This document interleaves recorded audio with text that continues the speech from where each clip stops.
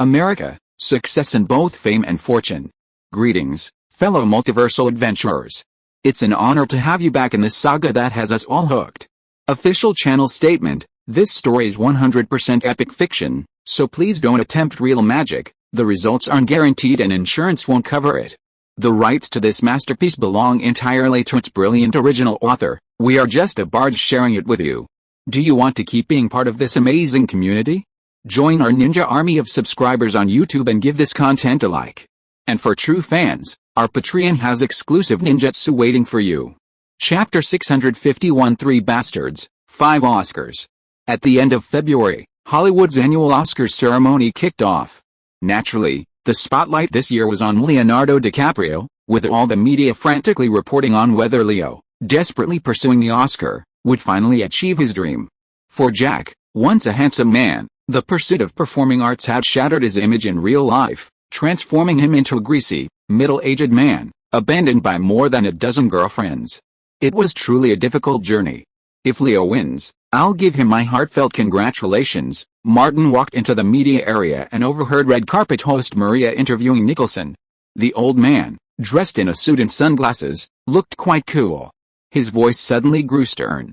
If Leo doesn't win, I'll set up a separate training session for him, a hellish one. Maria, alerted by the director, spotted Martin approaching and quickly pulled him over, asking, "Martin, if Leo wins, how will you three celebrate?" This question was clearly a tricky one. Martin certainly wouldn't pop champagne at halftime. He said seriously, "The results aren't in yet, and everything is still uncertain. I'll answer your question in 5 hours." Martin and Nicholson were both relatively low-key, helping their best friend build up their reputation. Suddenly, Bruce took 2 steps forward, blocking Martin's way. Martin reacted with remarkable speed, pulling Nicholson behind him without even thinking. Across the way, Christian Bale, who had just finished an interview with another red carpet host, Robin Roberts, turned and saw Martin. After filming The Dark Knight, he underwent psychotherapy, and all the painful memories were suppressed beneath his newly built mental defenses. Seeing Martin brought back memories of his divorced wife, his broken family, and his torn corpus cavernosum. At that moment, Martin's appearance suddenly changed before his eyes. His face was automatically covered in white paint, his blood-red mouth pulled up to his ears. Belle's voice unconsciously became deep, like Bruce Wayne with a voice changer. "There's something called justice." Martin shoved his hands into his pockets and stared at Belle silently. Belle walked towards him. "It can make me shine, or it can make me burn." Everyone around him stopped moving, their eyes turning to Belle, all thinking he was mad. Martin said nothing, did nothing, waiting for Belle to strike. If Belle attacked him here, it would be like disowning the Oscars and the Academy. Michael Caine squeezed out of the crowd and hugged Belle. The old man whispered, "Don't be crazy, come with me quickly." Kate Winslet came from the other side and pulled Martin to her side. Into the theater, Martin glanced at Nicholson and followed Kate. Nicholson had been planning to persuade Martin to leave at this critical moment. "Let's go. A fight wouldn't be good for you. After all, the Oscars are the face of the Academy." The 3 of them entered the Kodak Theater one after another. Kate said to Martin, "You're so belligerent." Martin said innocently, "I didn't do anything today. I just ran into him. He's got a problem." Kate pointed to her head.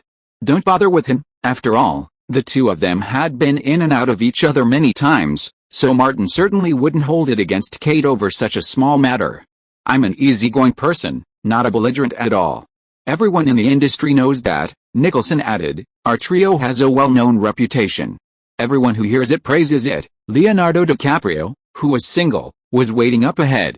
After the group joined up, they passed through the guest entrance and entered the main hall. The Oscars have always respected the elderly and the young. Nicholson's seat was in the front row, Leonardo's crew from Shutter Island was on the left, and the crews of Martin's 2 films were on the right. The 3 of them separated and found their seats.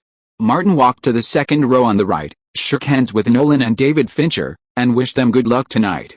That being said, they all knew it was impossible for them to win the Best Director trophy tonight. The Directors Guild's Best Director award went to David Russell, the director of The Fighter. Nolan, a director who became a legend with superhero films, still has a long way to go on the Oscar road. Gone Girl wasn't quite right, and David Fincher himself wasn't the type of director the Academy liked very much. Martin then greeted the other crew members one by one, and just as he sat down, Someone came up from behind and leaned on the back of the empty seat next to him. Saoirse Ronan had grown taller. "Teacher, long time no see." Martin turned to look at the troublemaker and asked, "Why has your face suddenly gotten bigger?" Saoirse rubbed her cheek. "It bothers me too. I started growing rapidly, and things are like this. Everything's growing like crazy." Martin looked at her. "You've grown quite a bit?" Saoirse suddenly looked off into the distance, her gaze thick with hatred. "At the British Academy Awards, and twice else, she always laughed at me, saying I'd grown into a defective product." "Who?" Martin asked, then remembered. He turned to look. Sure enough, it was Emma Watson. Saoirse said, "She said I was prematurely aged, a child star who had grown ugly. I looked like a woman in her 40s, Martin casually said. Growing ugly is the inevitable fate of child stars. This remark almost brought Saoirse to tears. Martin wasn't much of a joke either. Like Nicholson, he'd always been a troublemaker. He added, "Next time you see Emma Watson, make fun of her for having a shoehorn face." Saoirse didn't understand the latter part. Martin gestured with his hand, an ugly crescent face. This time, Saoirse understood. "I understand. Thanks for teaching me, teacher. I'll see if I can find a chance tonight." "I'm going to fight back," she specifically asked. "Teacher, do you have any firecrackers?" Martin asked. "What do you need them for?" Saoirse learned a lot from Martin. "I'll keep an eye on her, and when she goes to the bathroom, I'll go to the next stall and throw firecrackers at her." "Too bad the Oscars don't allow pets," she said, clearly a sworn enemy of Emma Watson. "How about borrowing someone else's pet feces, wrapping it in firecrackers, and throwing them to Emma to appease her?" Martin refused to join in the fun. "I don't have any here." "You'd better wait until next time." Charlize Theron arrived, her seat next to Martin's, and Saoirse Ronan quickly retreated. Glancing at Saoirse, Charlize sat down and whispered, "You have such a wide range of interests. Unlike Leonardo, who is so single-minded." Martin shook his head. "I'm very single-minded. I only like beautiful things." Charlize then asked, "You've been having your film projects snatched up one after another. Have you been feeling down lately? I remember Elizabeth is on a business trip. Come to my place tonight and I'll help you with your depression." Martin said, "It depends. If Leo can't win, I'll come find you." As the Kodak Theater filled up, the awards ceremony officially began. Despite the Academy's claims of comprehensive reform, the Oscars still had the same old tone and rhythm. Too much of the pre-award ceremony was nostalgic, and even actors born in the 1980s like Martin were drowsy. They were nostalgic for so many people and events they had no idea about, nor any interest in understanding. Furthermore, James Franco's performance as host was off-kilter, and Anne Hathaway seemed preoccupied, her performance a disaster. The two hosts had almost no chemistry. Charlize covered her mouth and whispered to Martin, "James Franco looks high." Martin felt the same way. Finally, someone came to remind Martin that it was time to go backstage to present the Best Actor award. Martin went into a side hallway just as Nicholson arrived, and they both headed backstage. Once there, the director handed Martin the script and the golden envelope, giving him a few more instructions. Martin glanced at the script, then took it in his hand. The previous host finished up, and Anne Hathaway returned backstage. She spotted Martin immediately, and since she didn't need to touch up her makeup, she came over. Nicholson reminded Martin, "Your old flame is here." Martin noticed. Anne approached Martin and said, "Long time no see." Martin, like a complete jerk, said, "Annie, are you okay?" "Not really," Anne said bluntly. "Can we talk sometime tonight?" Martin thought for a moment and said, "I'll go to the Oscars after party." From the stage up ahead, the announcement of the Best Actor award came. Martin took the lead. Before following, "That old jerk," Nicholson deliberately said, "If you want to win Martin back, get engaged or married to someone." Anne was stunned by these words. How could she possibly win Martin back after getting married or engaged? No wonder everyone called Jack Nicholson crazy. Martin and Nicholson stood at the microphone on the stage. The chatter was muted, because after the Screen Actors Guild Awards, the winners of all the major awards were essentially decided. Jack, you and I, and that other idiot, are known in Hollywood as the Iron Trio. Martin couldn't possibly call himself the asshole trio in such a formal setting.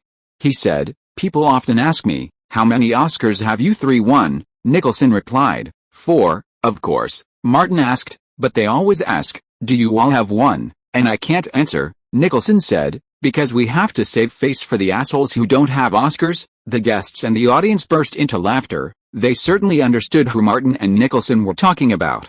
The main camera panned to Leonardo's side, capturing his close-up. Nicholson introduced the nominees and then opened the envelope for Martin to read. Martin read, "The winner for Best Actor is Leonardo DiCaprio. Chapter 652 I Don't Want Money." The result was exactly as the media had predicted, no surprises at all. Amidst rapturous applause, Leonardo strode proudly onto the podium, offering hugs to Martin and Nicholson. The latter took the Oscar statuette from the MC and handed it to Leo. Martin automatically stepped aside, and the star of the stage was now Oscar-winning actor Leonardo DiCaprio. The applause continued. "I'm so excited. I don't know how to describe my feelings right now.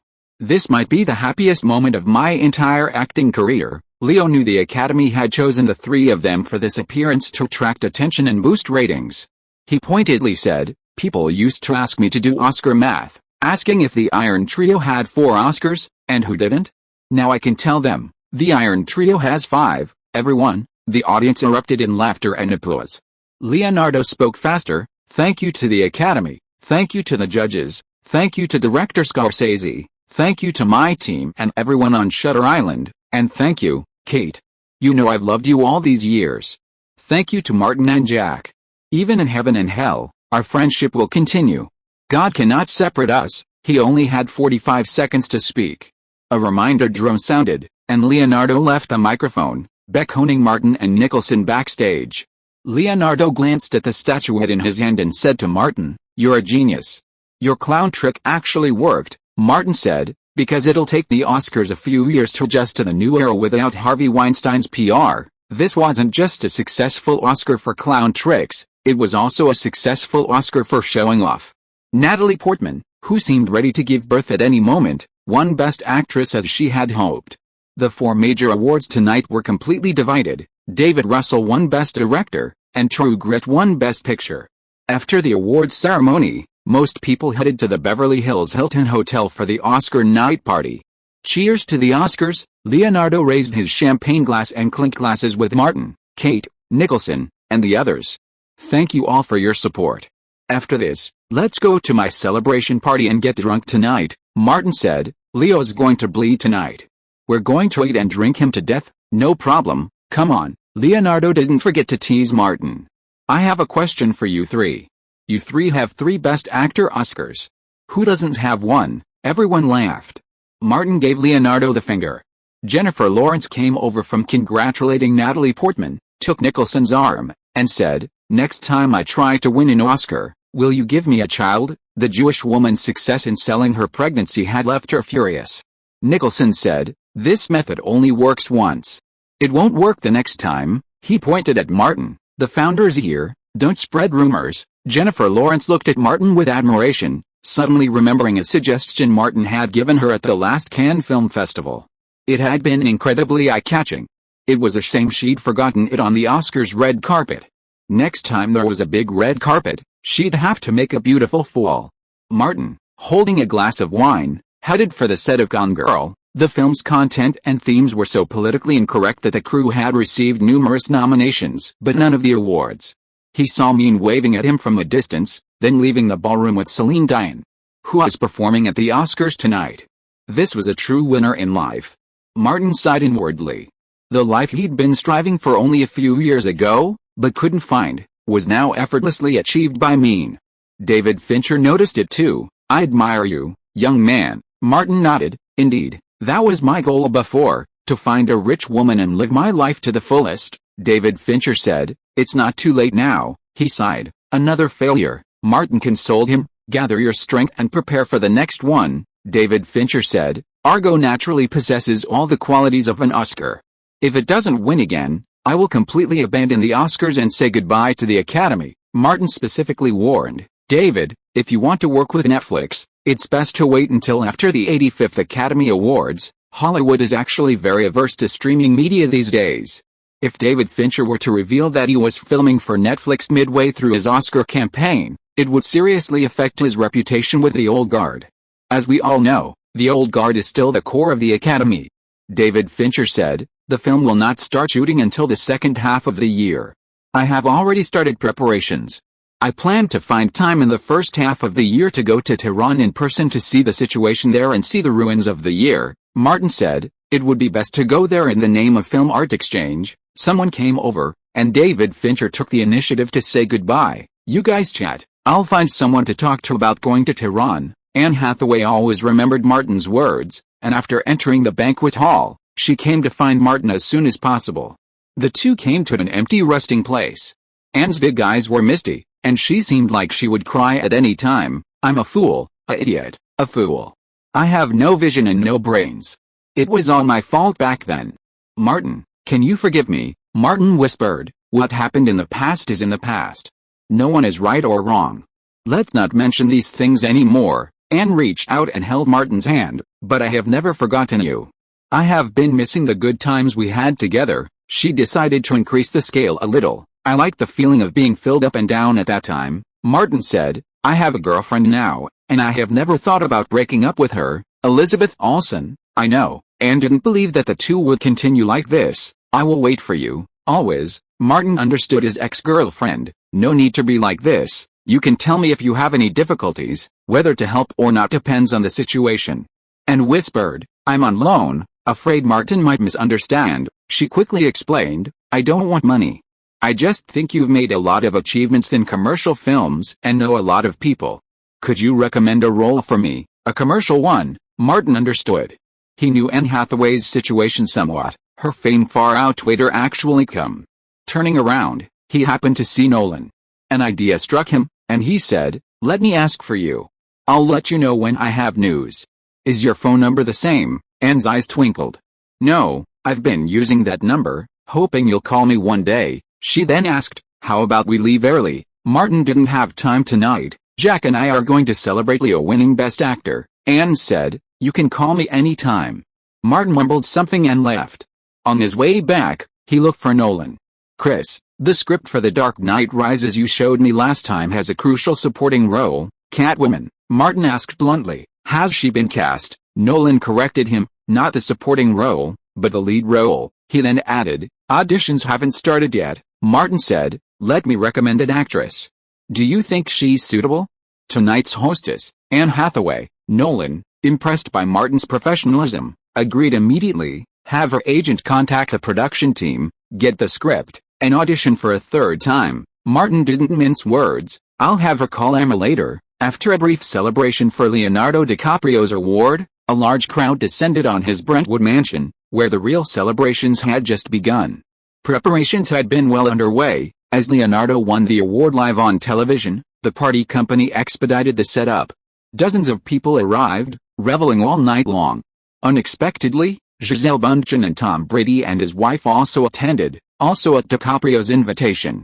Martin took a sip of wine and said to Nicholson next to him, Leo may have given all his true love to Gisele, and he has become a complete scumbag since then. Nicholson is a real bastard. It's a pity that we didn't attend Gisele's pre-wedding party. Forget it. Let's not talk about this, Martin said. After all, this is Leo's true love. Nicholson nodded. Now that the bastard Leo has won the Oscar for Best Actor, he said he would organize a big gathering of Asian actresses. Martin glanced at Leonardo, who was talking to Gisele Bündchen and Tom Brady and his wife. If he can't organize it, I will organize it. In the past 2 months, Thomas has been negotiating commercial endorsements with Samsung mobile phones. The two sides are almost done with the talks, and it is expected that the official contract will be signed at the beginning of next month. Leonardo came over with a bottle of wine, sat down on a chair, poured half a glass of wine, and said, I'll drink it first. He drank it all, then said to Martin, without you, I can't win the Best Actor this year. Nicholson agreed. According to my estimation, it may take you another 5 or 6 years to win the award, but Martin got rid of Harvey Weinstein first, and then came up with a strategy to make you look bad, so I want to thank Martin. Leonardo came over, put his arm around Martin's shoulders, and reminded him, among the three of us, you are the only one who doesn't have a Best Actor award. Hurry and get one back. Don't hold us back. If people tell others, Jack and I will be ashamed. Martin was not polite at all. Very good, very good. Since you said so, next year, cast all the votes you can mobilize and influence for me for Best Actor. Leonardo responded, no problem. Chapter 653 Ridley without the final editing rights. A giant poster hung in front of the Los Angeles Convention Center's main entrance, drawing the attention of the crowds entering and leaving. The poster depicted Martin, dressed in a suit and tie, clutching a Samsung S5830 smartphone. Inside, numerous reporters from the entertainment, social, and technology sectors gathered, their cameras and video cameras recording Martin signing a contract with Samsung representatives on the podium. Martin signed the symbolic contract, exchanged it with Samsung representatives, and stood before the cameras, shaking hands and posing for photos. Samsung executive Jason Lee, representing Martin, presented him with a generous gift, several custom-made phones inlaid with gold and diamonds. Both parties gave further interviews to reporters. Martin, known for his meticulous approach to accepting payments and doing things his way, not only switched to a Samsung phone in public but also boasted about it. Jason Lee also offered Martin a round of commercial praise. To capture a share of the increasingly important smartphone market, Samsung had invested heavily in Martin's endorsement deal, which ran until 2013 and cost him $16 million per year. In addition, Samsung will provide Martin and his family and friends with a certain number of new flagship phones every quarter. If Martin's schedule permits, they will also provide him with 2 high-value global tours, including a group tour. As for the list, Martin can choose from Korean entertainment newspapers, films, and TV series. The press conference concluded, and the group returned to the backstage. Jason Lee was about to return to Korea. Before leaving, he sought out Martin for a brief conversation. Mr. Davis, I'm wondering if your Coke cult is accepting Korean members. Martin smiled and said, of course, Mr. Lee can join at any time. Jason Lee pulled out a commemorative Coke token. Do we need to register on the website? Martin nodded. Yes, it's a simple process. I came to the United States originally intending to join the Coke cult and attend its gatherings. Jason Lee said with some regret, I have urgent matters in Korea, and I need to get back immediately. He invited him. I was not in Seoul the last time Mr. Davis was in Korea, so I didn't have the opportunity to host you. I hope Mr. Davis can find time to visit Korea again this year and give Samsung the opportunity to host you. Martin, of course, wouldn't refuse the offer. I have 2 new films coming out this year, and I think they'll be premiering in Korea. Jason Lee said, be sure to call me in advance. Samsung will handle the premieres and everything. After a short chat, his assistant came over to remind him it was time to leave. Jason Lee left the conference center and took a car directly to the airport. His deputy is his confidant and doesn't quite understand, boss. No matter how influential he is just a star in the entertainment industry. In South Korea, whether it is a girl group or an idol worshipped by thousands of people, in their eyes, there is no difference between them. He's not just a star, he's the owner of a film company. Jason Lee, undeterred by stereotypes about South Korea, saw things from afar. There are things you can't touch. Martin Davis is equally influential in American politics. He's convened numerous meetings of the Coca-Cola cult, attended not only by state legislators and senators, but also by the current Secretary of State and the President. The deputy was stunned. Is his approach so high-end? Jason Lee said, why did Samsung agree to a $16 million endorsement, and why did I deliberately befriend him? There's a reason for all of this, the deputy understood. I've heard he's quite horny. I'll immediately compile a list for him to choose from when I get back, Jason Lee urged. This must be done. Elsewhere, Martin got into the Escalade and took out a large tote bag containing a phone case. He pulled out 2 and handed them to Thomas. Take them and give them away. He then placed 2 on the passenger seat. For your sisters. Martin realized something was wrong and added, and your editor-in-chief, Joe. Bruce looked at the one Martin had unpacked and said, Samsung is more generous than Nokia, because the Finns are, at best, America's adopted sons, Martin said casually. The Koreans are America's adopted dogs, Thomas followed up. Actually, the key lies in the Coca-Cola cult. Bruce understood immediately. Martin quickly sorted through his phones and mailed one back to Atlanta for Elena. He also gave one to Lily, Elizabeth, Julie, Aniston, and others. Thomas put his phone away and said, by the way, Warner Brothers is holding a private screening for Gods and Kings today. Ridley's efficiency is incredible, Martin said, putting down his bag. I remember Green Lantern was also opening this summer, Thomas said. Green Lantern opens in June, and Gods and Kings opens the first weekend in May, a week before John Wick 2, Martin said. This summer season is very competitive, thanks to the box office and DVD success of the first film. Disney specifically scheduled John Wick 2 for a May 13th release. Coordinating this release date was a challenge. Kevin Feige even had a fight with Alan Horn because Disney had initially wanted to give the Marvel superhero film Thor this time. However, internal test screenings of Thor received poor reviews, and Disney had Kevin Feige re-edit the film and push it back to July. Martin had ended his partnership with Warner Brothers and was ineligible for Warner Bros.'s internal screenings, and the details of the situation were unknown. However, Ridley Scott's epic should be safe. In the largest screening room at Warner Brothers Studios, a group of Warner executives, led by Warner Brothers President John Berg and distribution director Daniel, were watching an internal preview of Pharaohs and Gods. Ridley Scott sat in the back row, brimming with confidence. This was the type of film he loved making, and despite numerous setbacks, he never gave up. Ridley Scott always believed he could once again create an epic film like Gladiator, a critical, box office, and award-winning success. The film reached the scene where Moses opened the sea. The special effects budget burned through every second, but the resulting effect and grandeur were truly astonishing, as if recreating a biblical story. Unrelated text follows. The scenes were grand, the special effects were outstanding, the momentum was overwhelming, mountains and seas were moving. This film lived up to its title of epic, a truly perfect visual representation of a biblical story. Finally, the preview screening concluded. John Berg nodded slightly, quite satisfied with the film itself, the only problem being its length.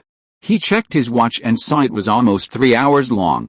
After watching it, Daniel felt a nagging feeling that something was wrong, but on reflection, it seemed to be just fine. The film was serious and well-paced, respecting the original biblical story while adhering to the 3-act structure that is key to Hollywood film success. It laid the groundwork where it should, twisted the plot where it should, and climaxed where it should. It was truly a meticulously crafted Hollywood film. Daniel asked John Berg directly, "How do you feel about it? Everything else is good, but the film is too long, nearly 3 hours, and the audience will be impatient." John Berg's consideration is not unreasonable. Hollywood has conducted many market surveys and found that most audiences can only concentrate for about 120 minutes. He also considered the business case. A film running over 3 hours will seriously impact the film's scheduling.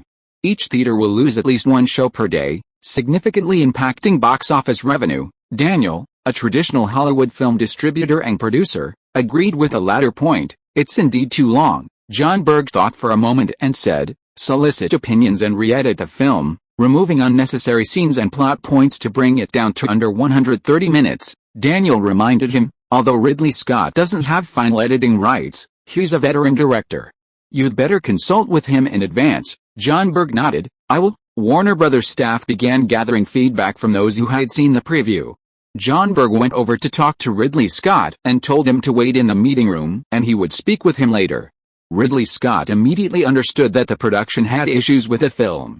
The number of Hollywood directors with final editing rights could be counted on one hand, and Ridley wasn't one of them. With no other options, he followed a staff member to the adjacent meeting room. After Ridley left, John Berg convened an internal meeting to discuss potential issues with Gods and Kings, aiming to refine the film. Without Alan Horn's control, many Warner Brothers executives had relentlessly pursued their own path. John Berg's opinion that the film was too long and needed to be shortened to under 130 minutes was widely shared. Some even suggested 110 minutes would suffice, allowing for 2 more screenings per day. Ridley didn't have to wait long before John Berg entered the meeting room. Pharaohs and Gods is a brilliant film, a truly epic masterpiece. John Berg praised it, then changed the subject, "But it's too long. I'd like to re-edit it to under 130 minutes. Ridley was somewhat displeased. The current version tells a complete story. Cutting out such a long scene would affect the flow of the story. John Berg had his reasons. The story can be streamlined. This is the Exodus and the parting of the sea. The specifics are very familiar to the audience. Cutting out some insignificant material won't affect the viewing experience. Besides, what do audiences focus on first when watching this story? The special effects and the spectacle." Technically, John Berg was absolutely right. Ridley compromised. "I agreed to cut it down to 150 minutes, but even shorter." John Berg overruled him. Ridley was frustrated, but there was nothing he could do. This was Hollywood, and he didn't have final editing authority. If you are listening to this novel on a channel other than Fanfic World, It means it was downloaded and re-uploaded without effort. We warmly invite you to visit our channel, Fanfic World. There you will find the original version of this story and many other novels of various genres. We look forward to seeing you dive into a world of incredible novels. Chapter 654, Magneto wins easily. What? Warner Brothers isn't happy with Ridley's cut. Martin wasn't too surprised to hear Thomas's news.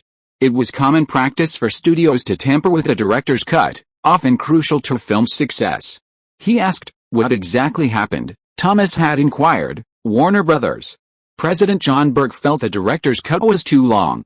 Nearly 3 hours wouldn't be convenient for scheduling, so he brought in the crew editor to personally take charge, aiming to trim it down to under 130 minutes. This reminded Martin of Kingdom of Heaven. He also knew that similar situations occurred constantly in Hollywood. Kingdom of Heaven and Gods were just a few of the hundreds of director's cuts that were revised each year. Ridley's epics and science fiction films were like two directors of completely different skill levels. The latter was at ease with the material, while the former always needed a long runtime to tell a good story. To avoid this, Martin specifically called producer Louise and asked her to find an opportune time to discuss with Ridley ahead of time the director's cut of The Martian, aiming it to stay under 130 minutes. Excluding subtitles, the film should ideally stay around 120 minutes. Green Lantern would hold previews in May, and Martin had already been keeping tabs on the situation. Ryan Reynolds would once again be the lead actor, and it was rumored that most of the scenes were shot on a studio set, using extensive green screen. He had heard from an old friend at Warner Brothers that even Ryan Reynolds' suit was CGI generated. Such extensive use of special effects must have cost an unimaginable amount of money, putting the film's production cost at a staggering $200 million. Martin then met with Ridley at the studio to discuss the production's preparations. Martin pretended to be completely unaware of the situation surrounding pharaohs and gods, refusing to even inquire. The preparations for The Martian also encountered numerous setbacks. First, real-life space suits are incredibly large and cumbersome, making filming walking scenes difficult and unsightly. Ridley pushed back, requesting the costume design team redesign the space suits to make them more aesthetically pleasing and easier for the actors to wear. Ridley initially considered filming in Australia, which offers both studios and desert terrain. However, it's unclear what the Australian government thought, perhaps due to Martin's long-standing feud with the Australian government, as the local government refused to approve the filming, citing environmental concerns. Alternatives included a studio in Morocco and the Rose Desert in Jordan. However, the Middle East has been volatile recently, especially with Jordan's proximity to Israel. Security costs are high and safety is uncertain. The crew had to settle on the final option, filming in California. All interiors were built at Disney Studios. Ridley's plan required only 20 sets, far fewer than for a typical film. Exterior locations were chosen throughout California, encompassing the Gobi Desert, the desert, and the wasteland. Regardless of location, the exteriors would be constructed using green screen technology and CGI. According to Ridley's plan, $120 million was more than enough to make this film. This veteran director, despite having botched so many big-budget films, has consistently taken on major A-list productions, constantly rejuvenating his epic legacy with science fiction. Unlike some directors who frequently demand additional budgets, he strives to utilize every penny wisely within the available budget. The crew subsequently held auditions for various roles. With Martin's recommendation, Jessica Chastain, unsurprisingly, made it through the third round of auditions and landed the role of the spacecraft commander. Mene will also play a key supporting role on the ground.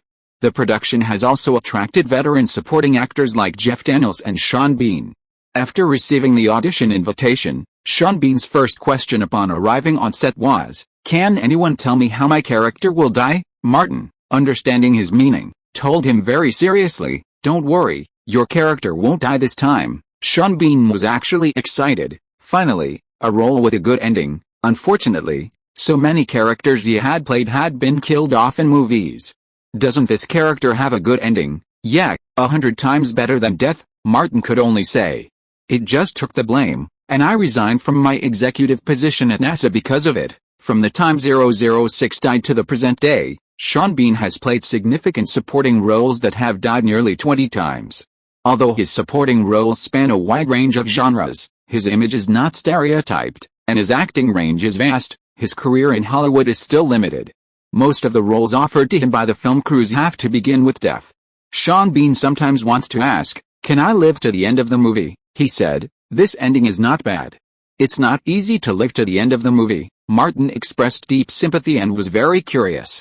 He asked, "Which character's death is most memorable to you?" 006. "No, not 006, it's Boromir," Sean Bean said seriously. "I think Boromir's death is heroic and inspiring. He's a hero," he sighed. "There is no need to say anything else." After signing the contract, Jessica Chastain and her agent came out of the studio and met Martin in the lobby. The agent stepped forward to shake Martin's hand. "Thank you for giving Jess the opportunity," Martin said. "I only recommended Jess, but she was good enough to audition." Jessica Chastain said, "If you hadn't helped me out that day, I'd be in a lot of trouble. Megan Ellison is so overbearing. Later, I don't know how she got my number, and she called me several times to tell me not to work with you. God, how could someone like that exist?" Martin said. "Just ignore her." Perhaps it was her nature. Jessica Chastain's skin color was very similar to Nicole Kidman's. With her red hair, she looked like Nicole Kidman back then, with her radiant whiteness. She added, "The next few times Megan Ellison called me, I just hung up." Martin warned, "Don't mess with her, I'll try to stay away from her." Jessica slapped the fitness tips provided by the crew in her hand. "I've made an appointment with a professional fitness trainer. We'll talk another day." Martin watched her leave, still waiting in the lobby. A few minutes later, the person she was waiting for finally arrived. Alan Horn accompanied Robert Iger into the studio. Martin went to meet him, waited for Horn to introduce him, shook hands with Iger, and showed them around. Robert Iger said, "I attended a private screening of John Wick 2 at Disney. The film was fantastic, and it fills a void in Disney's genre." Martin thanked Alan Horn specifically, saying, "Alan helped me when I was struggling and gave me the opportunity to work with Disney." The three of them entered the studio's design area, where the props team, art director, and technicians dispatched by NASA collaborated to create numerous designs and concept drawings, as well as models of the Mars rover and barracks. Hollywood's major production crews consistently strive for perfection in this area, ensuring that all the models are incredibly realistic. Potatoes were already being planted in a nearby soundstage where the set was being constructed. Alan Horn was very optimistic about Martin's project and said, "This film will show a solitary individual struggling to survive on Mars with limited resources. If it's well received, can we create a new attraction at Disneyland? A Martian experience?" Robert Iger said, "That's a great idea. We can do some market research after the film's release." This was just a proposal at the moment, no firm decision was made. Martin gestured to the newly designed space suits and said, "These could be used to make toys and action figures. They'd be different from traditional astronauts and more distinctive." The suits were primarily orange and beige, unlike the bulky, real-life spacesuits. Robert Iger examined them carefully and said, "We need to develop other peripherals as well. The tax rate for human-related items is much higher than other types." Martin was somewhat aware that the tax rate for human-related toys was 12%, while the tax rate for other items was only 6.8%. Alan Horn said, "Marvel and I have been trying to figure out how to get around this. Disney's next Marvel film and related merchandise will feature a significant number of human toys." Martin suddenly recalled news he'd read in his previous life, unsure whether it was true or not. "I do have an idea, but I'm not familiar with the laws in this area, so I'm not sure if it's feasible." Robert Iger had heard Martin was full of ideas and always came up with unique and creative marketing strategies. He looked at Martin and said, "Don't worry, tell me about it." Martin gathered his thoughts and said, "Take Thor, the character coming out this year. He's not human, he's a god. How can he be classified as a human toy? Similarly, superheroes who have been exposed to cosmic rays, bitten by insects, or hit by cars should also fall outside the human category. And the X-Men shouldn't be considered human, right?" Alan Horn saw that this approach seemed feasible. Robert Iger was inspired. While Martin's words were one-sided, the idea was sound. "No wonder so many people say you're a genius," he said. "Martin, you've opened my mind." Martin smiled and said, "I can only say that whether it's feasible or not still needs to be verified by Disney. Sorry, I need to make a call first." Robert Iger couldn't wait any longer and took out his phone to call his assistant. After the call was connected, he said directly, "Call the heads of the legal department immediately. I want to see them in the small conference room in an hour." Disney's legal department is very powerful. Martin had a saying in his previous life, How do you escape if you're stranded on a desert island? Draw Mickey Mouse on the ground. Suddenly, an idea popped into his head. If Disney really did it, would it ruin Professor X's life's work and let Magneto win easily? Chapter 655, Advanced Aesthetics and Advanced Face. Bruce drove a four-wheeled electric scooter, carrying Martin and Nicholson, toward Paramount Studios. Arriving in front of a newly established film studio, Nicholson jumped out first and declared, "I'm going to settle accounts with Leo. He's won the Oscar for Best Actor, and he's abandoned us. He hasn't delivered on a single promise." He turned to Martin, who had followed him, and said, "Don't drag me along. I'm going to cause a scene at Leo's new studio today." Martin refused to dissuade him and instead took the opportunity to fan the flames. "We've been waiting for his Asian beauty for over a month, and we haven't even seen a hair of her. This abhorrent behavior is absolutely unforgivable." The two men stormed into the studio. The newly established studio for The Wolf of Wall Street had Leonardo DiCaprio's Open Road Pictures as its largest shareholder. Everyone there knew the relationship between the asshole trio, and no one dared to stop Martin and Nicholson. They crossed the hall, asked the front desk, and then headed straight to the conference room. Seeing the door open, Nicholson barged in. Martin followed, then dashed out. Just a few meters ahead, the girl with long golden hair came in front of Leo, suddenly raised her arm, and was about to slap Leo in the face. Leonardo seemed stunned.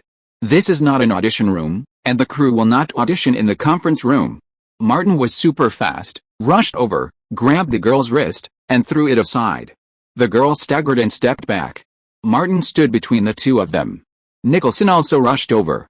The two of them wanted to mess with Leonardo today, but they could mess with Leonardo, but not outsiders. The girl raised her head and looked at Martin and Nicholson with confusion and puzzlement in her eyes. Martin found that he knew this woman. He had seen many of her movies in his previous life, and the one that left the deepest impression on him was Harley Quinn. Leonardo quickly said, "You mistakenly thought this was Margot Robbie, the actress auditioning. I was just discussing a role with her, and I asked her to hit me." Martin saw clearly that the blow didn't seem fake at all. He immediately exchanged glances with Nicholson, reading the same message. Leo had masochistic tendencies. "Sorry," Martin said to Margot Robbie.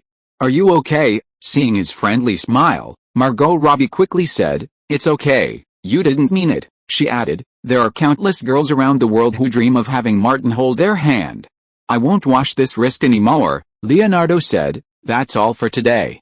I'll have someone call you for the audition, thank you." Margot Robbie passed by Martin, suddenly pulled out a card, slipped it into his hand, and quickly left. Although only 21, she had already appeared in numerous films and television shows. She was well versed in the entertainment industry and knew the ropes of how to get to the top. How many female celebrities didn't sleep their way to the top? Sleepwear is the most convincing. Leonardo had the conference room door closed, pulled out a chair, and sat down. He said to Martin, "Why, are you interested in her? I remember she has neither a husband nor a fiancé. When it comes to being unkind, all three bastards are the same."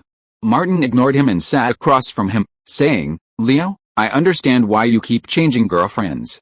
It's not you, it's the women." Leonardo was surprised that Martin actually spoke human language. He sighed, "It wasn't me who dumped them, it was clearly me who was dumped." Martin began to dig holes. "You think I'm right, too, right?" Leonardo nodded repeatedly. "You're absolutely right this time. Leo's ex-girlfriends didn't grasp Leo's deepest needs." Martin said seriously, "Jack, you saw what happened just now. Leo has a tendency to be masochistic deep down, so when faced with a slap from Margot Robbie, not only did he not want to dodge it, he was willing to take it." He made a well-reasoned analysis. Leo's ex-girlfriends were all very submissive to him, with Gisele Bündchen being the only exception. Think carefully about all the gossip and scandals about Leo over the years. Gisele had public arguments with Leo many times. It seems she even smashed Leo's house and even pointed at Leo's nose and broke up with him. Leo gave in again and again, and finally got engaged to Gisele. Nicholson sighed, "It's a pity I didn't attend Gisele's bachelor party before Leo's engagement." Leonardo's eyes widened, and he thrust two middle fingers in front of Nicholson. To get him, this bastard had thrown away even his brotherly loyalty. Martin continued, "Gisele, who treated Leo like a dog, was not only once engaged to Leo, but he still yearns for her. Meanwhile, those women who submitted to Leo are nothing more than fleeting clouds in his eyes." Nicholson nodded. "You have a point. It seemed so. Leonardo actually felt a certain truth in that. Giselle, the one who had treated him so harshly and fiercely, was the only one who could reach his heart. Martin said, "Admit it, Leo, you are an M, and only an S can make you fall in true love. Are there any similar training classes in the industry?" Nicholson saw Leonardo fall into the pit, and quickly threw stones into it. "I asked Lorraine to sign up today to learn how to be an S." Leonardo grabbed Nicholson's collar. "Not only did you plot against me, but you also plotted against my property." Nicholson slapped his hand away. "Martin and I almost risked our lives for you to win the Oscar for Best Actor, but what about you? Where is the Asian beauty party you promised?" Martin moved his wrist, looking ready to take action. "You can't blame me entirely for the unexpected situations we encountered." Leonardo pointed at Martin and said, "It's all to satisfy that bastard." Martin was surprised. "What does this have to do with me?" Leonardo explained, "Your hobbies are too unique. I specifically found Asian partners to look for beautiful female celebrities who are not too old, married or engaged, but with these restrictions, it's not easy to find suitable candidates." He took out his phone and made a call. Someone sent over a file bag. He opened the file bag and took out a large stack of photos, placing them in front of Martin and Nicholson. "And I'm very dissatisfied with the people they selected." "What kind of beauty are they?" Martin looked through the photos. The women in them were extremely similar in some aspects: round faces, small eyes, high cheekbones, flat noses, and stars all over their faces. Nicholson glanced through it briefly, tossing it aside. "Is your partner deliberately trying to trick you?" "No," Leonardo said, feeling frustrated. His staff all chose people based on the high-class Asian looks lauded in European and American newspapers, and this is what happened. He held up a photo and said, "I'm sure I can't do that, and I'm sure you can't do that either. So we've had to put it on hold." Nicholson said, "Those newspapers are full of nonsense. Whose beautiful woman looks like this? If that's the case, forget it." Martin had been in Hollywood for so long that he was certain that there were indeed some differences in aesthetics between the two sides, but they were definitely not so extreme. Needless to say, many people in the mainstream media in Europe and the United States understood what was going on. Leonardo slammed his hand on the table. "You're my best brothers. You helped me so much at the Oscars. I can't repay you with this. Isn't that ungrateful?" "So, the party's been postponed for now." Martin thought for a moment and said, "In a while, Samsung will have some of their celebrities come to Los Angeles to shoot a Samsung phone commercial with me. There might be a lot of people coming. I'll organize a party then, and you guys can come." He emphasized, "Unlike Leo's, this party has to be consensual, but it won't be until May." Nicholson pointed to the photos. "If that's the case, forget it. You don't have to believe the aesthetics promoted by European and American media, nor do you have to believe the so-called high-end aesthetics promoted in Asia." Martin believed there would be no deviation in this matter. "You must believe in the aesthetics of Korean chaebols.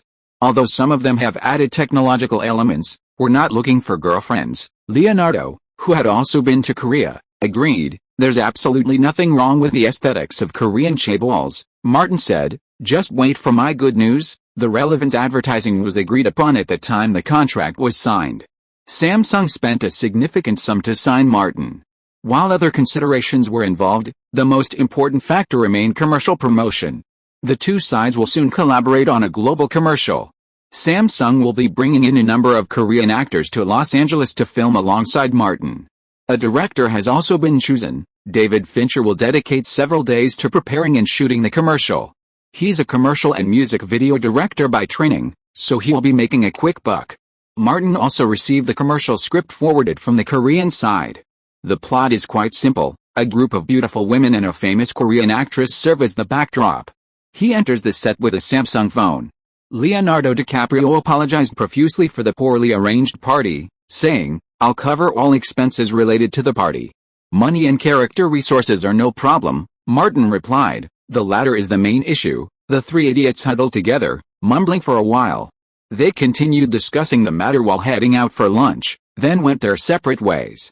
That afternoon, Martin visited the Walt Disney Studios and the soundstage where the crew of The Martian was filming. He noticed that several large sound stages across from him were all open, with trucks constantly coming in and out, delivering various goods. He asked someone at his own studio, whose crew is renting so many sound stages at once to set up their sets. The person replied, "Jerry Bruckheimer's The Lone Ranger crew started moving in across from them yesterday afternoon." Martin paused to watch. The atmosphere was impressive, with trucks coming and going in a long line. Jerry Bruckheimer had worked with Disney for many years and was most familiar with the studio.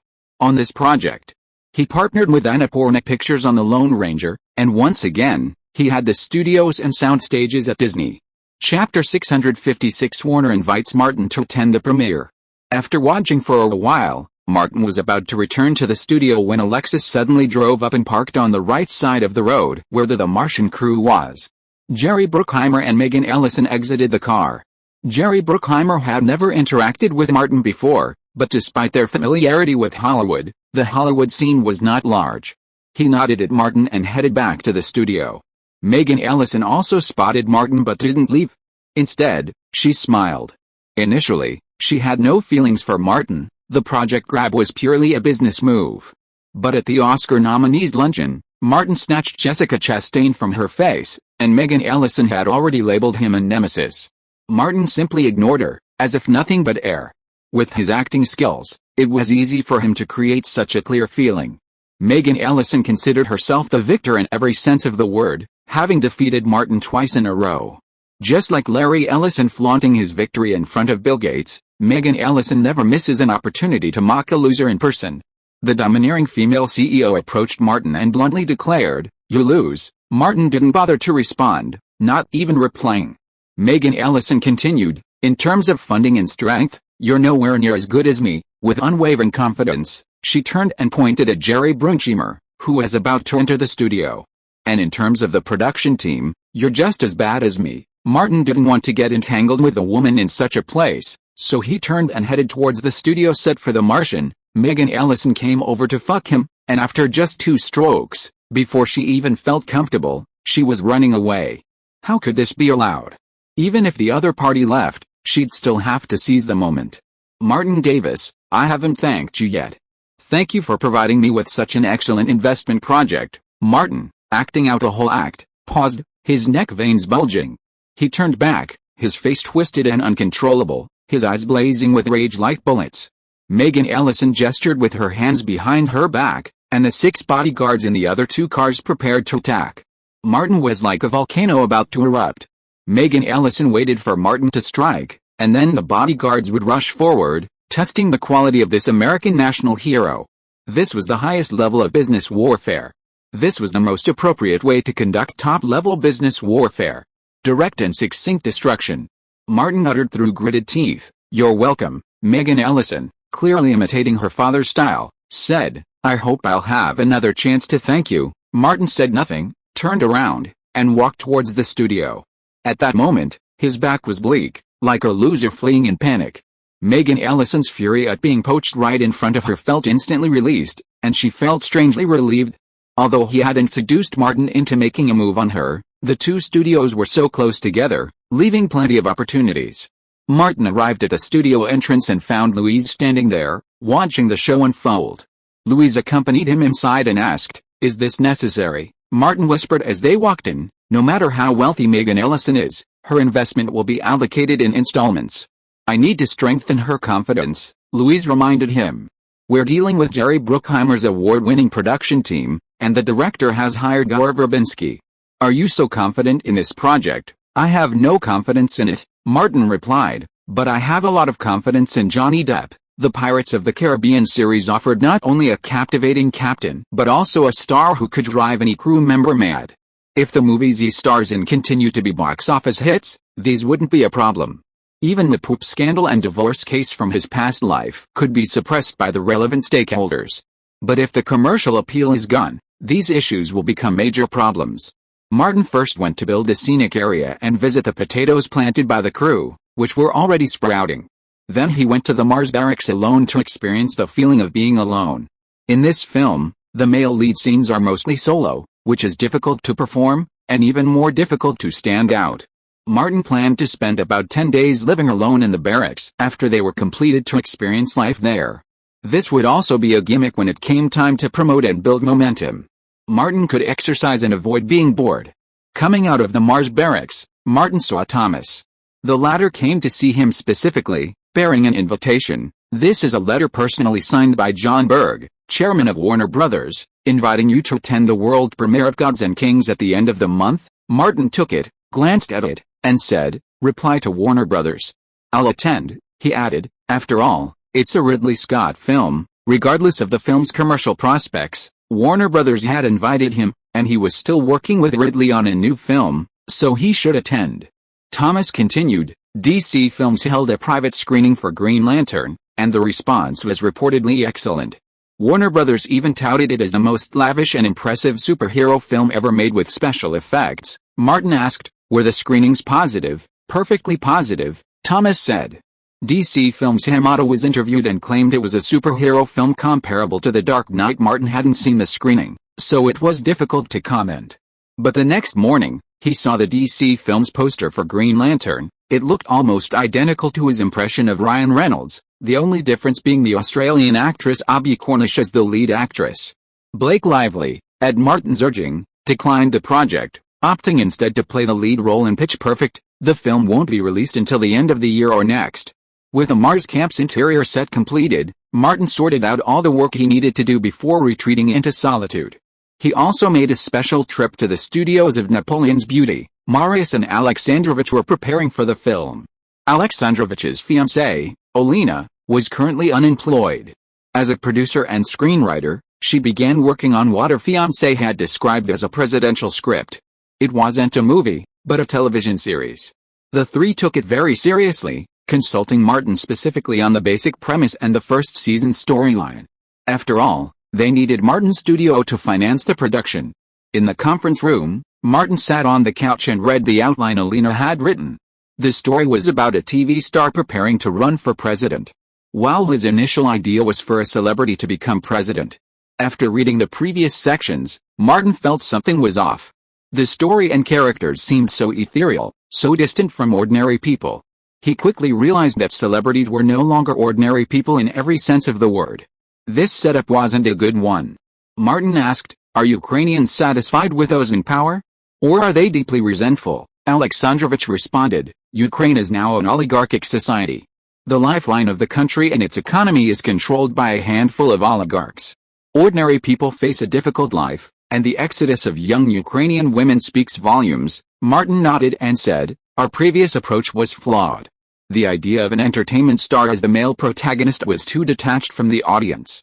Now, let me explain my approach.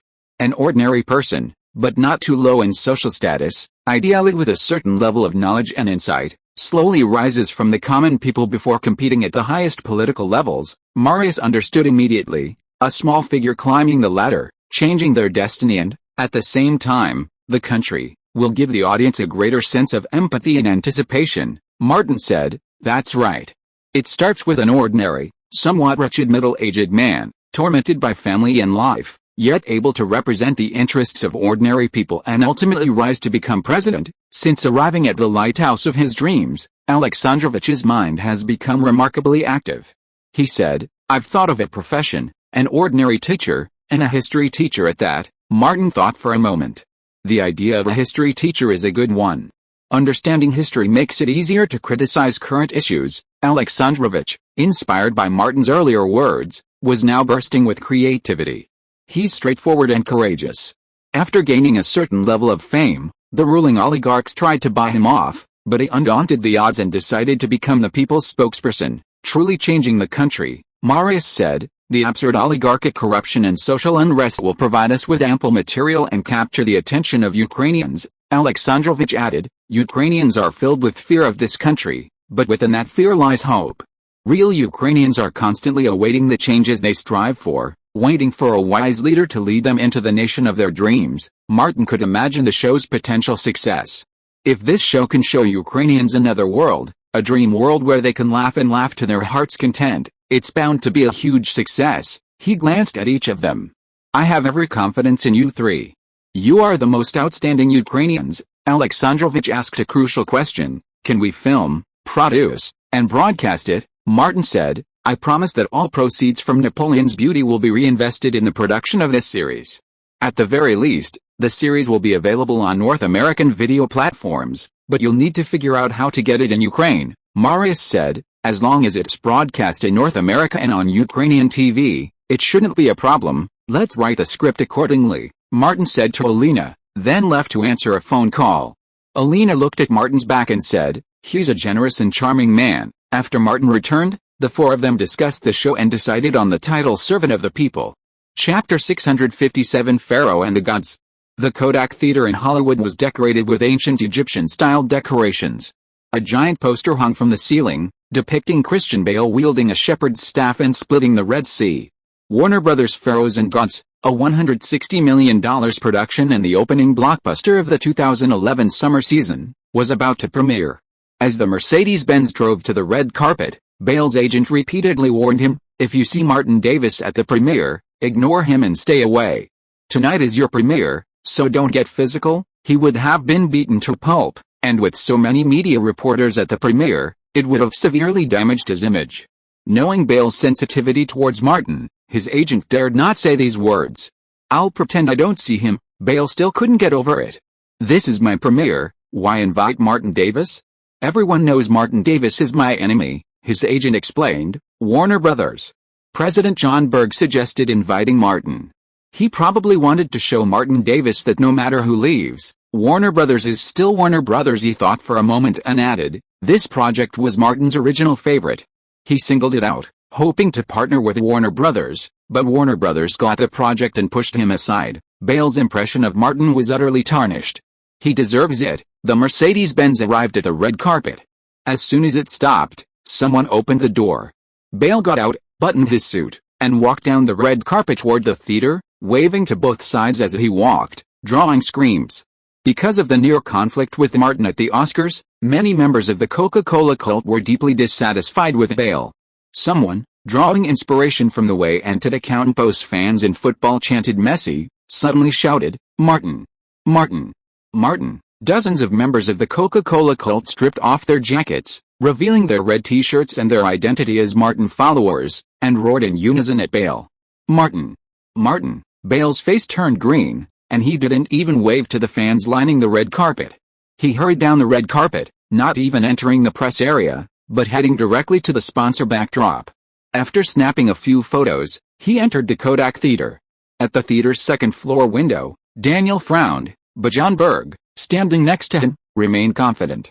As a veteran of Warner Brothers management, he could clearly sense the shift in the studio's overall atmosphere. Perhaps Warner Bros.'s performance over the past decade had been too strong, and now, from top to bottom, the management was confident in the company and its projects. John Berg patted Daniel on the shoulder. "Don't be so smug. It's just that the test reviews weren't good. What's the big deal? A few people can't represent the opinions of the general public." Daniel, however, was mired in self-doubt.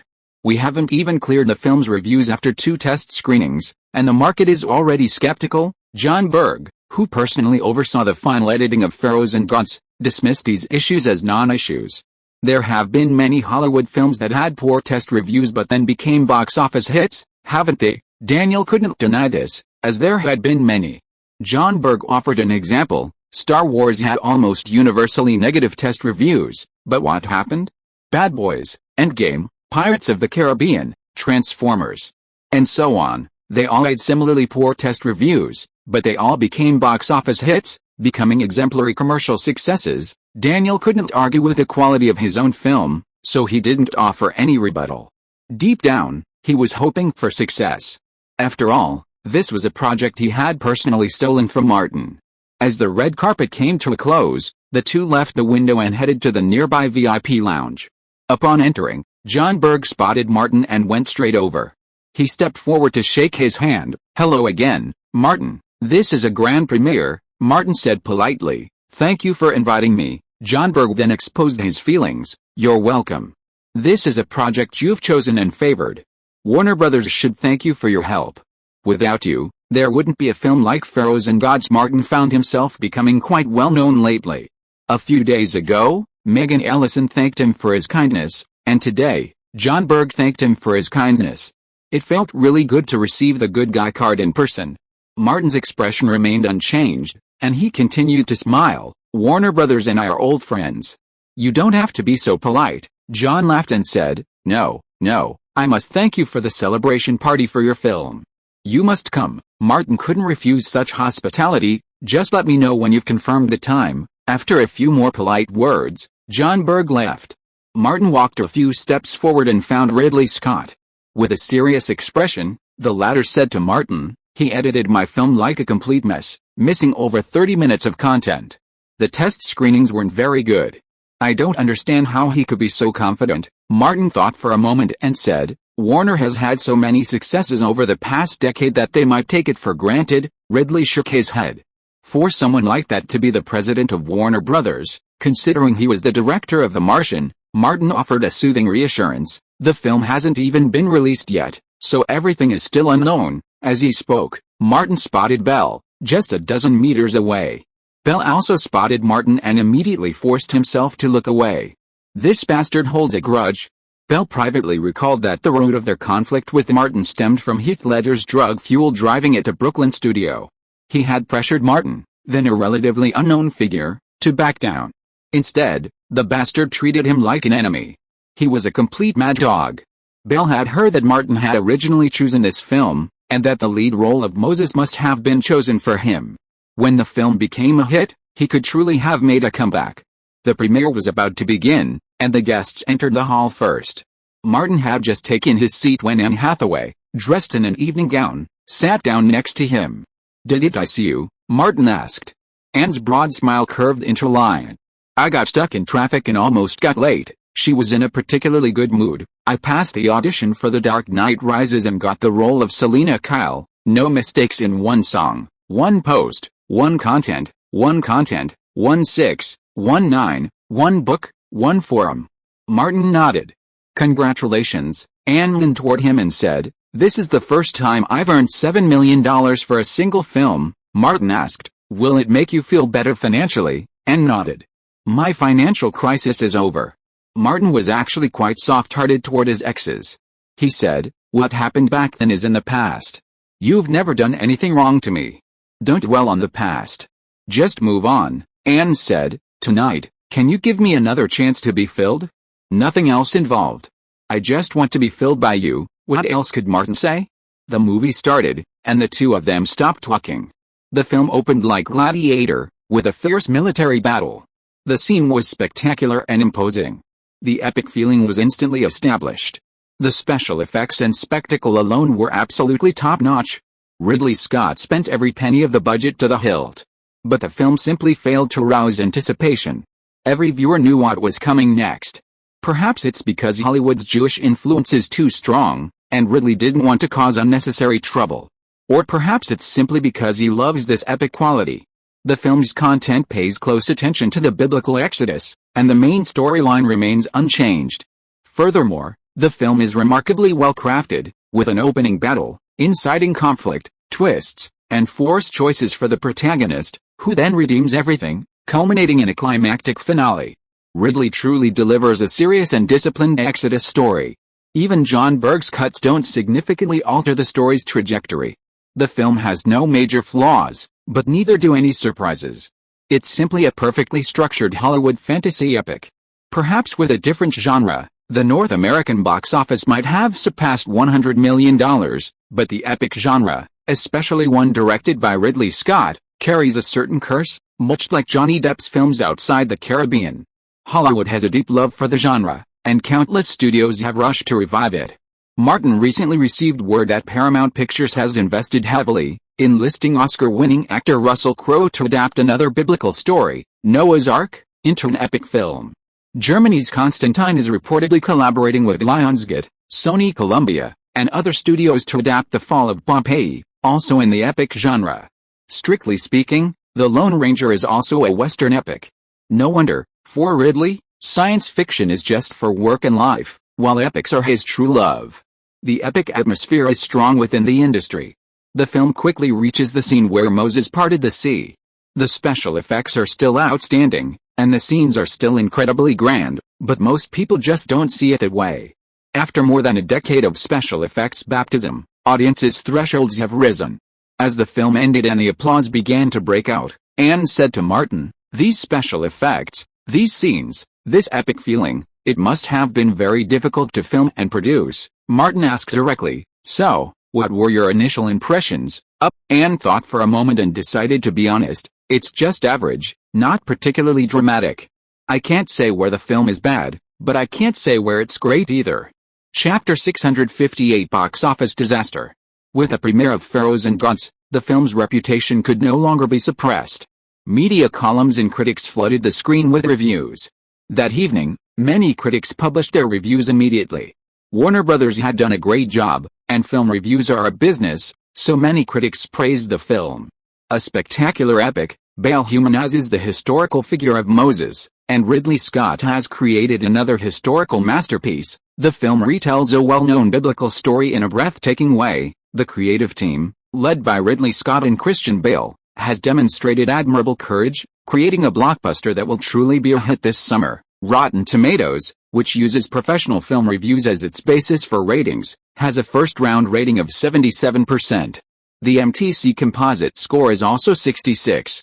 IMDb, which attracts more casual moviegoers, did not provide a rating due to the lack of premiere audiences. For a summer blockbuster, the reviews seem quite good. However, with the rise of social media, the game of controlling film ratings has gradually changed. Many ordinary audience members who attended the premiere posted numerous tweets on social media, especially Twitter. The film's story is biblical, all formulaic. I wouldn't say it's bad, but I wouldn't say it's great either.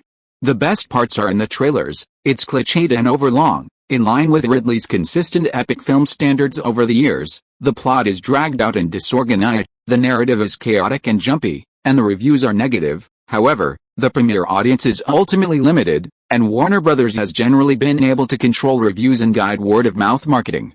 Pre-sales for Pharaohs and Gods in North America smoothly exceeded $10 million on its opening weekend. After that, it hasn't risen much. However, not many films these days can earn $20 to $30 million in pre-sales. Warner Brothers is still diligently promoting and marketing the film. For a film of this scale, investing half of the production budget in marketing and promotion is standard practice, and over $100 million is considered normal. On the first weekend of May, Pharaohs and Gods opened on time in over 3,800 theaters across North America, grossing $12.15 million on its first day. These figures weren't great, but they weren't terrible either.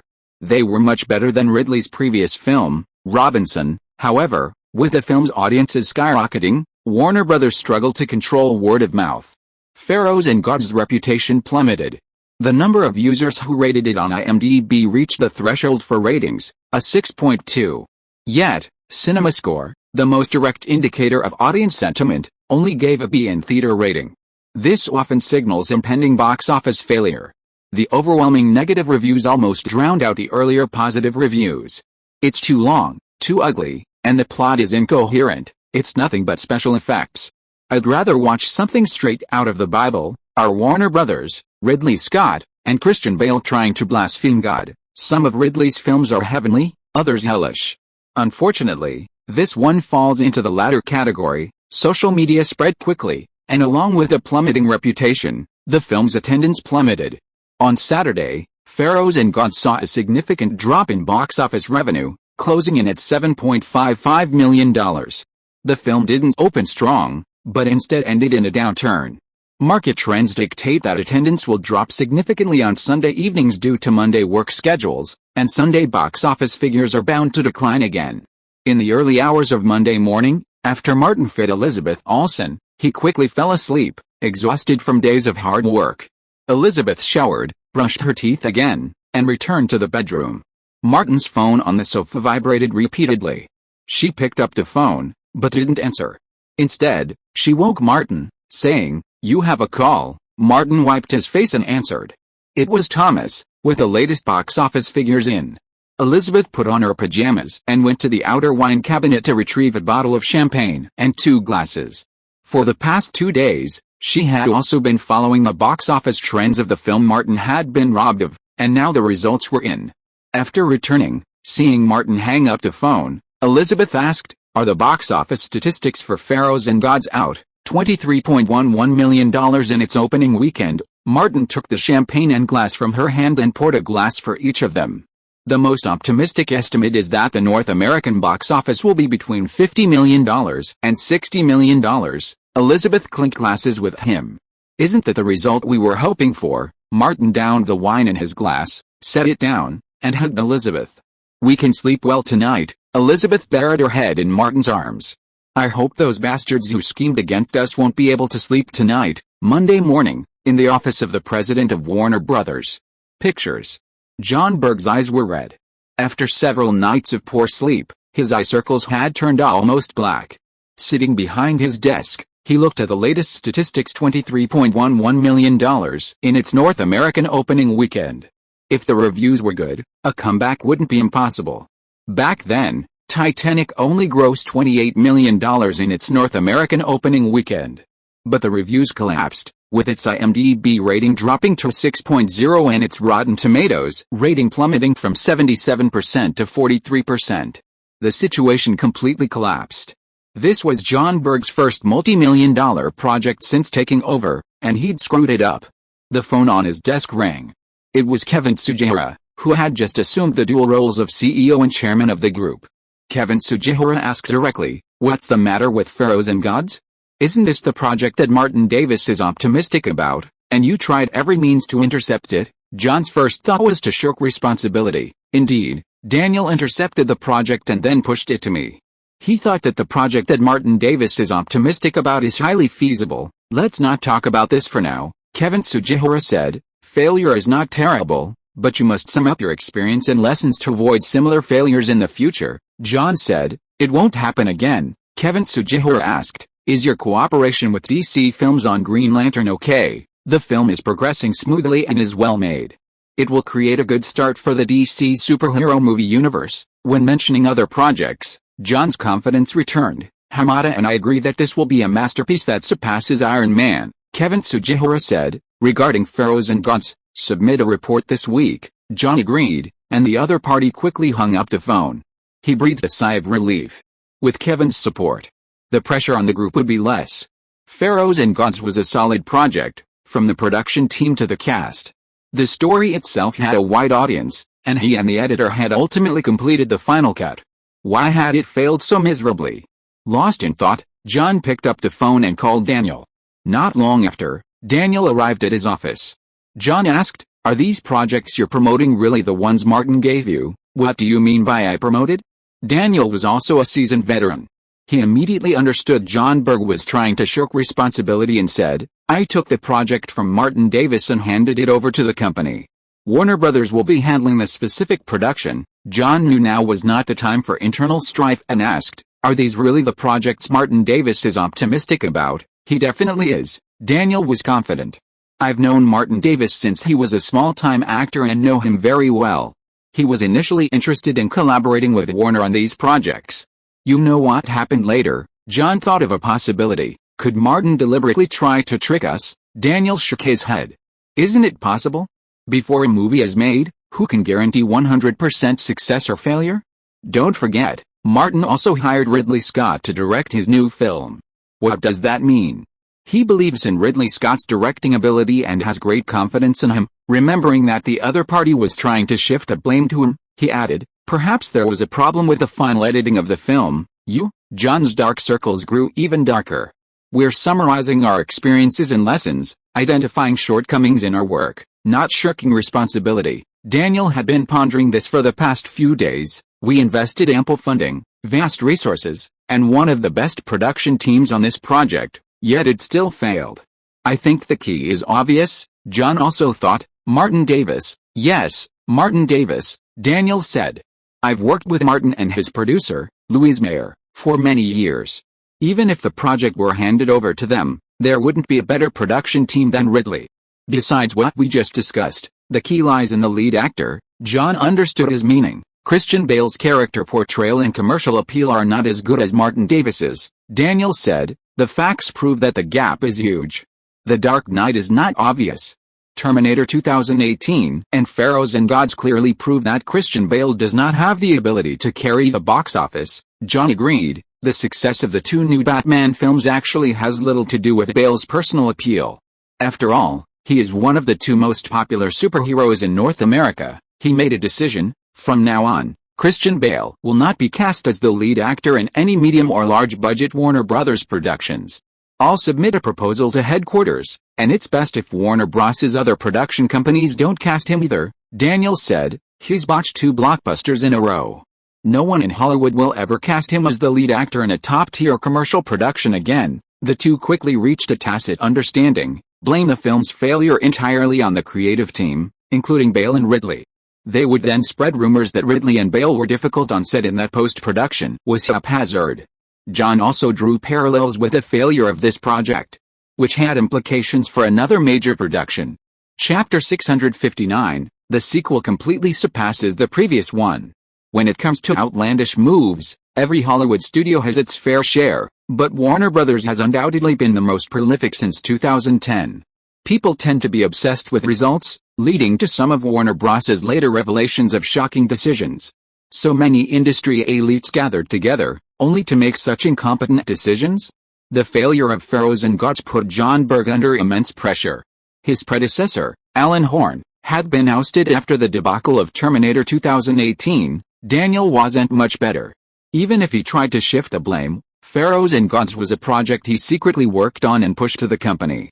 John Berg, feeling a bit more composed, thought about another film project that had already begun filming, the one he'd seen in Martin Davis' office, Jack the Giant Slayer. This fantasy epic, based on a classic fairy tale, had a whopping $200 million budget and couldn't afford to fail. If it went awry, even if he was Kevin Tsujiho's brother-in-law, he'd be out. John asked Daniel, "What do you think of the Jack the Giant Slayer project?" Daniel didn't want to get involved, saying, "I have something urgent to deal with. Let's talk another day." After Daniel left, John pondered for a moment, and the more he thought about it, the more worried he became about the Jack the Giant Slayer project. He simply called his trusted assistant, McDonald, and asked him to come in. He said, "I have a very important job for you. Filming on Jack the Giant Slayer has already begun, and I'm a little worried about it. You'll go to the set on my behalf and oversee the work." McDonald replied, "Yes, President." John had personally invested heavily in this project, and it couldn't be stopped. The sunk costs were too high. He urged, "Make sure the crew completes the filming with guaranteed quality and quantity." McDonald, sensing his boss's attention, said, "I'll be with the crew throughout filming and production until the project is complete." John waved his hand. "I'll be there today." McDonald quickly went back to pack his bags and headed for the Atlanta set. John felt a sense of relief.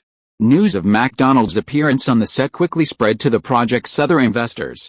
Investors like Castle Rock, Legendary Pictures, and Relativity Entertainment followed suit.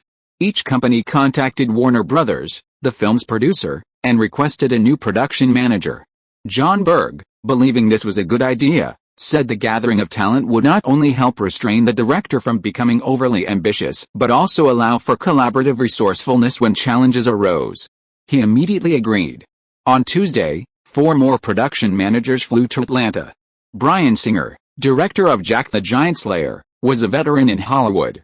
He had previously served as a producer on the film, essentially making the final call from pre-production to filming. But his good times came to an abrupt end. Suddenly, he had 5 more bosses, each with their own opinions. The day the 5 gathered, a heated argument erupted on the set. Despite his frustration with the financial heavyweights, Bryan Singer was powerless to offer any solutions. He could only consider their opinions after they reached a compromise. The previously quiet Jack the Giant Slayer crew became bustling, comparable to the Alien 3 crew when David Fincher first debuted. When 20th Century Fox filmed Alien 3, they tapped David Fincher, a veteran of music videos and commercials and a complete newcomer to the film industry, to direct. Fox and its investors were skeptical of the director and brought in over a dozen people with the titles of producer and production manager to guide Fincher through the filming. The intensity of the situation can be imagined. David Fincher was tortured beyond recognition, suffering a mental breakdown. After filming, he vowed never to touch film again and returned to music videos and commercials for 3 years before finally healing his wounds and taking up the director's chair for the famous 7. As we all know, David Fincher denied any involvement in Alien 3 in any setting or in any conversation. Pharaohs and Gods received a dismal response in North America, and news of its box office failure spread like wildfire around the world. Although the film hasn't yet been released overseas, negative effects are already evident, with projected screenings in major film markets significantly reduced. This is partly due to the film's own poor box office and critical acclaim, but also due to the fact that new films were released simultaneously in over 40 countries and regions worldwide during the second weekend of May. The sequel to the hit film John Wick held a grand premiere in North America. The man who said, "You kill me, I kill you" is back. At the El Capitan Theater in Hollywood, Los Angeles. Martin, dressed in a sharp black suit, walked the red carpet hand in hand with Elizabeth. After his usual drink of a can of Coke, he went to the press area for photos before entering the theater. Louise came over and asked, "The person you invited didn't come," Martin said. "John Berg is so rude. I attended his premiere, but he didn't accept my invitation." Uncle Mean came over and said, "When our film is fully released and the first week box office comes out, I will let my friends bring electronic loudspeakers to the vicinity of Warner Studios and broadcast the box office figures every day." Elizabeth was also infected. "Lily has an extra-large Power 1. Should I ask her to send it to you?" Mean said. "I'll contact Lily to get it myself." Chad, Marcus, Chen Hu and others came over one after another.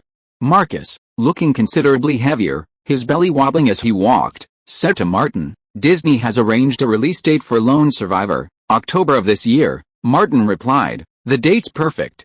I saw the first test cut, and it's quite good." "I have an idea," Marcus said. "Invite some veterans, along with the Afghans we found who rescued me, to the premiere." Martin nodded slightly. "Okay, you do it." He turned to Jessica and said, "Talk to Disney." Elizabeth then reminded him, "Alan and Robert Iger are here." Martin nodded to Marcus and the others, then turned to Alan Horn and Robert Iger, shaking their hands warmly. Robert Iger said, "I saw the preview, and it was fantastic." Alan Horn replied, "The preview was incredibly popular, even better than the first film." Martin added politely, "Disney is doing a great job." Although John Wick 2 only premiered today, 3 consecutive previews with media, audiences, critics, and theater managers have already been released, and word of mouth has already been released. This demonstrates the film's strong confidence. On Rotten Tomatoes, it has a 95% freshness rating, the MTC average score is 78 points, and the IMDb audience score is currently 8.5. Most importantly, as of the premiere day, John Wick 2 has grossed over $30 million in North American pre-sales. The group headed to the theater lobby. Chad lagged behind, saying to Martin as they walked, "Brad and I have discussed the plot for the third film several times, and it's basically finalized." Martin said, "I've read the script outline Brad sent me. Let's go with your ideas." Chad added, "After the promotion for this film is over, Tiger, Marcus, and I will begin designing the action scenes for the third film. There will probably be more close combat." Martin expressed confidence in their action design skills. "Don't worry about me maintaining basic training." Chad thought to himself that it was thanks to actors like Martin that the action they designed could be presented in the film with near-perfect perfection. As the main cast and crew entered the theater together, the audience erupted in applause. The success of the first film had spawned a large number of fans. In the past 2 years, the DVD sales of John Wick have been phenomenal, consistently ranking in the top 10 DVD sales and rentals in North America. The crew didn't organize any special events, they were as clean and tidy as the film's protagonist, Jonathan, who took their seats in the front row when the applause died down. The premiere began. From the very first shot, the film captivates the audience. There's no wasted dialogue or verbosity, and Martin's lead actor doesn't even have a single unnecessary line. He solves problems with his gun, never wasting words. The entire story is composed entirely of simple dramatic text, woven together by intense action sequences. Like the Sacred Valley scene, the action unfolds with unrestrained abandon. The action is unparalleled. The film effortlessly captures the audience's emotions, drawing them along on the protagonist's adventure. After over an hour of bloodshed, the protagonist fires the film's final shot, continuing the original film's tradition of not letting the villain finish his words. As the villain gloats and rambles on, Jonathan fires a clean, decisive shot into the head. The audience's emotions are fully unleashed, the exhilarating feeling stimulating both adrenaline and dopamine levels. The film's visuals are cold and sharp, without any profound moralizing. It remains the story of a legendary killer carving out a bloody path for revenge, making it effortless and incredibly satisfying. The premiere was followed by another round of enthusiastic applause. Robert Iger stood up and applauded, then asked Alan Horn next to him, "What do you think of this compared to the first film?" "It's even better than the first." Alan was certain of this. "The sequel completely surpasses the original." and it's sure to do more at the box office than the first. Robert Iger sighed. It's a shame he doesn't want to star in a Marvel superhero movie. Alan Horn smiled and said, for a star of Martin's caliber, it's fine for Marvel to pay him a high price to play a temporary role in a single film, but it's impossible for him to continue to play the same role.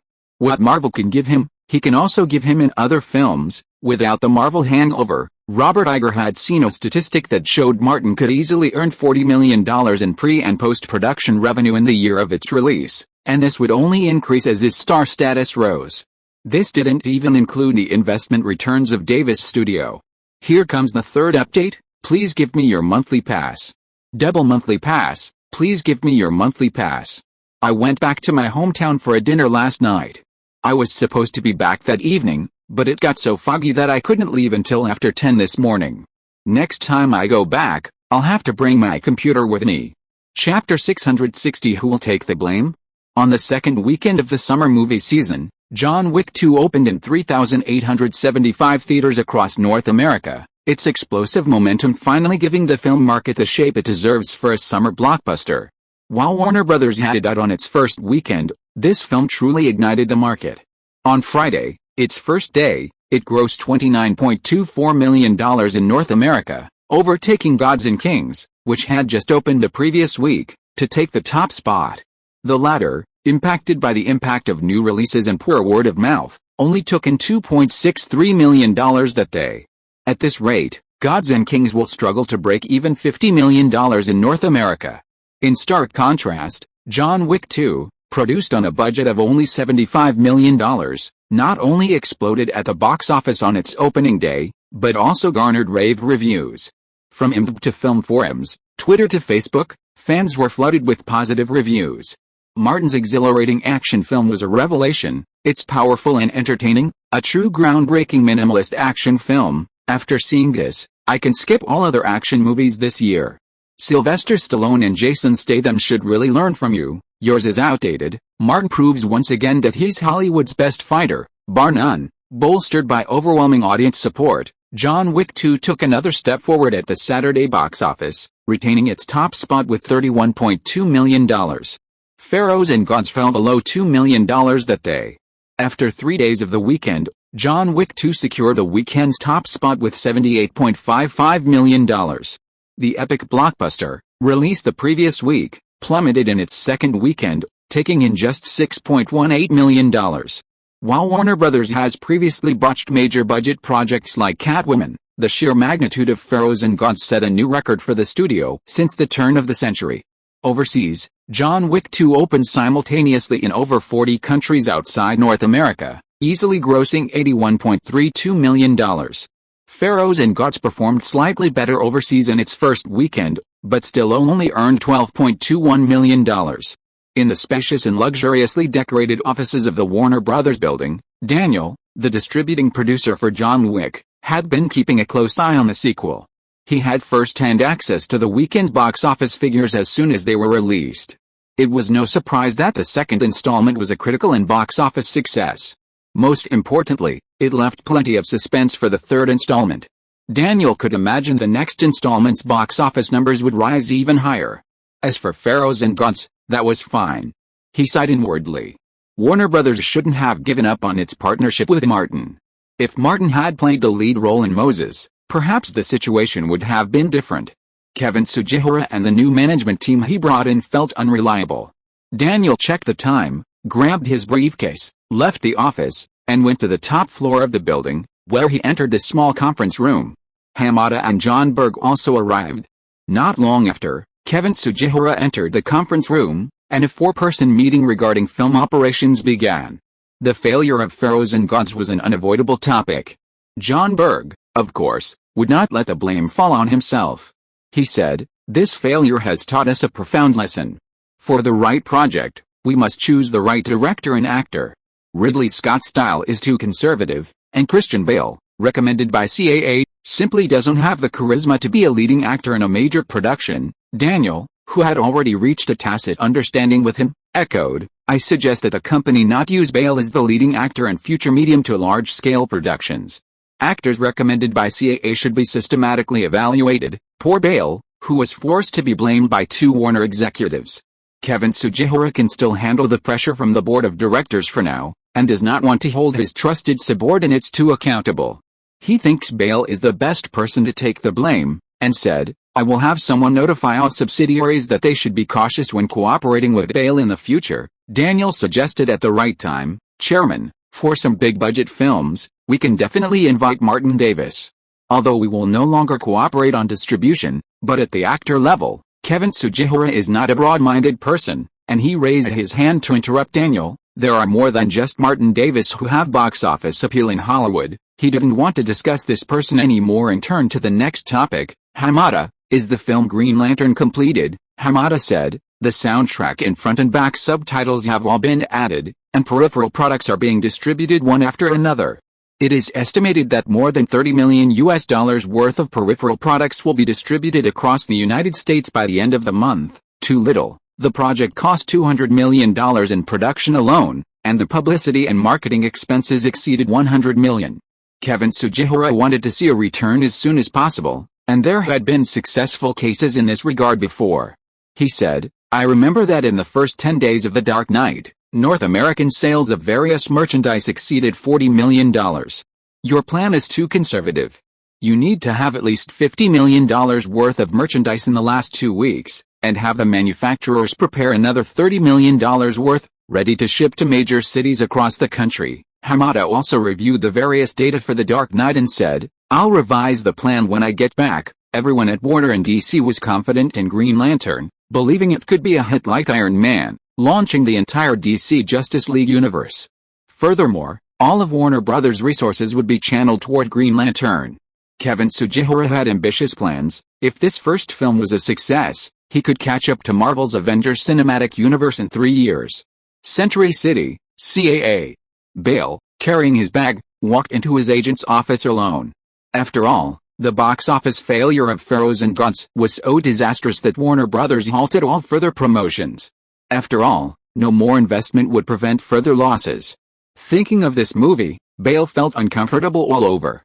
If he really counted it, he had messed up 2 big-name productions in a row. Fortunately, there's Batman to make up for it. The assistant told Bale that his agent had gone to a meeting and asked him to wait for a while. Bale sat on the sofa and found a newspaper on the low table on the left. He didn't know who had read it and didn't take it away. It was a very famous newspaper in the circle, The Hollywood Reporter. Bale was bored, picked up the newspaper and read it, and found that there was content related to him. The news headline correctly viewed the appeal of Christian Bale. Although he knew that he might feel uncomfortable after reading it, Bale still couldn't help but read the specific content. In recent years, Hollywood's hottest male stars, alongside traditional stars like the two Toms, Will Smith, and Johnny Depp, have also included emerging forces like Christian Bale and Martin Davis. Christian Bale, thanks to the massive success of his 2 Batman films, particularly The Dark Knight, has garnered widespread fan support and is poised for superstardom. However, achieving superstardom requires not artificial fame but genuine market success. The 2 Batman films appear to have laid a solid foundation for Bale's stardom, but in reality, this foundation is as elusive as a cloud in the sky, beautiful yet easily shattered. After leaving the Batman franchise, Bale starred in 2 major productions, Terminator 2018 and Pharaohs and Gods. The former, with a production budget of $200 million, grossed just over $100 million in North America, while the latter, with a budget of $160 million, could hardly have exceeded $50 million in North America, both true box office failures. These 2 films proved one thing: after leaving Batman, Bale's appeal was mediocre.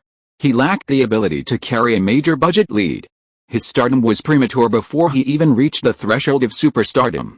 During the heyday of The Dark Knight, Bale's fans and Martin Davis's fans engaged in a heated online debate over which of the 2 actors contributed more to the film's box office. The former argued that Bale was the lead, while Martin Davis played a supporting role. This debate continues to this day, and now the clear answer is that Martin Davis's appeal far outshines Bale's 2 blockbusters. Not only are he in the billions of dollars invested in Inception, but even mid-range projects like Gone Girl and John Wick have garnered far more acclaim than Bale's 2 blockbusters. I sincerely advise Bale to avoid major budget productions again. That's not his field. He couldn't bear to read the rest of the story, so he closed the newspaper and tossed it aside. When he took on the role of Moses, he knew that Pharaohs and Gods was originally a project favored by Martin Davis. He took the role to prove that his appeal to blockbuster movies was no less than that bastard. The idea was beautiful, but the result was extremely tragic. Bale knew very well that the failure of Pharaohs and Gods basically cut off his path to becoming a Hollywood star. It would be difficult for companies and crews to ask him to play the leading role in a top-tier production in the future. The most important point, and the one that Bale found most difficult to accept, was that he was not as good as Martin Davis. Thinking of this, Bale's psychological defenses showed signs of loosening again, and he quickly adjusted his thoughts and stopped thinking about it. Martin, that bastard, had become Bale's nightmare. The door opened from the outside, and the agent came in. Seeing that Bale's face looked a little off, he quickly asked, "Do you want me to take you to see a psychiatrist?" Bale waved his hand. No, as long as I don't see that bastard Martin Davis, I will recover soon." The agent understood Bale's psychological problems and said, "Let the past be the past." Bale glanced at the newspaper next to him and asked, "Do I still have the possibility of becoming a superstar?" "Yes, but I have to plan it slowly." The agent first comforted him, and then told the truth. "There may be some troubles in the short term, those first-line projects with the highest pay," Bale said. "After finishing filming The Dark Knight Rises, I want to leave Los Angeles, leave North America, and have some quiet time." The agent picked up a document from the desk. "It just so happens that I have a film project from the East. Why don't you go and take a look?" If you are listening to this novel on a channel other than Fanfic World, it means it was downloaded and re-uploaded without effort. We warmly invite you to visit our channel, Fanfic World. There you will find the original version of this story and many other novels of various genres. We look forward to seeing you dive into a world of incredible novels. Chapter 661, Divine Operation. Guys, on this special day, let's toast to Chad. In the Angel Club's entertainment hall, Martin raised a glass of champagne and shouted, "Cheers, Chad, Mean, Marcus, Chen-Hu, Brad, Kane," and the others all toasted and drank together. Martin didn't let Chad off the hook, saying, "You're the director and producer, come out and say something." Marcus encouraged him, "You usually talk too much, but don't be silent now." Chad stepped forward and said seriously, "Guys, we're taking a 2-month break before we start preparing for the third film. If the third one goes well, we'll make more money. Money brings a good life, and money brings countless beautiful women." "Wow," Mean exclaimed, "that really gives me motivation." Chen, who exposed him, "You have Celine Dion. Have some loyalty and don't compete with us." Everyone burst into laughter. Boss Kane's eyes widened. He asked Martin, "Can I have a cameo role in the next film?" "The requirements aren't high. Just a few shots of me dying at your gunpoint, no problem." Martin wouldn't refuse such a small thing. "Go to Chad and Tiger and have them design a killer character for you." Chad heard him and said, "Don't worry. You're quite skilled. Design a mini-boss and let you really shine." Facing off against Martin, Kane replied, "Okay. No matter where your crew is, I'll fly over to join in the filming." Martin called out, Quick, write this down. This is real footage. We can use it in the promotion for the third film." At that moment, he felt as if Nolan was possessed. Martin and Chad's longtime friend flew across the Atlantic or Pacific to get to the set just to shoot a scene. After filming just a few minutes, he flew back to Los Angeles the same day. Mean said, "Boss, you've been infected by director Nolan." Martin shrugged. "Nolan is a master at publicity and marketing." "He's a master." Chad seemed to be inspired by Kane, and suddenly he had a burst of inspiration. He called Marcus and Chen-Hu to discuss Kane's character and action design, and even had Kane perform a quick-fire shooting scene. Mean checked his watch several times. Martin said, "Go and do what you have to do first." Mean scratched his head embarrassedly. "Celine arranged a plane to pick me up and go to Las Vegas to attend their wedding anniversary with Rennie." "Wait," Martin was confused. Why did this matter suddenly become chaotic? "Celine Dion's husband, Rennie Angel." Mean nodded. "Yes." Martin was surprised. "Renee knows you and Celine. Celine took me to meet Rennie." Mean didn't think there was a problem. "Renee's cancer relapsed and it has entered the late stage.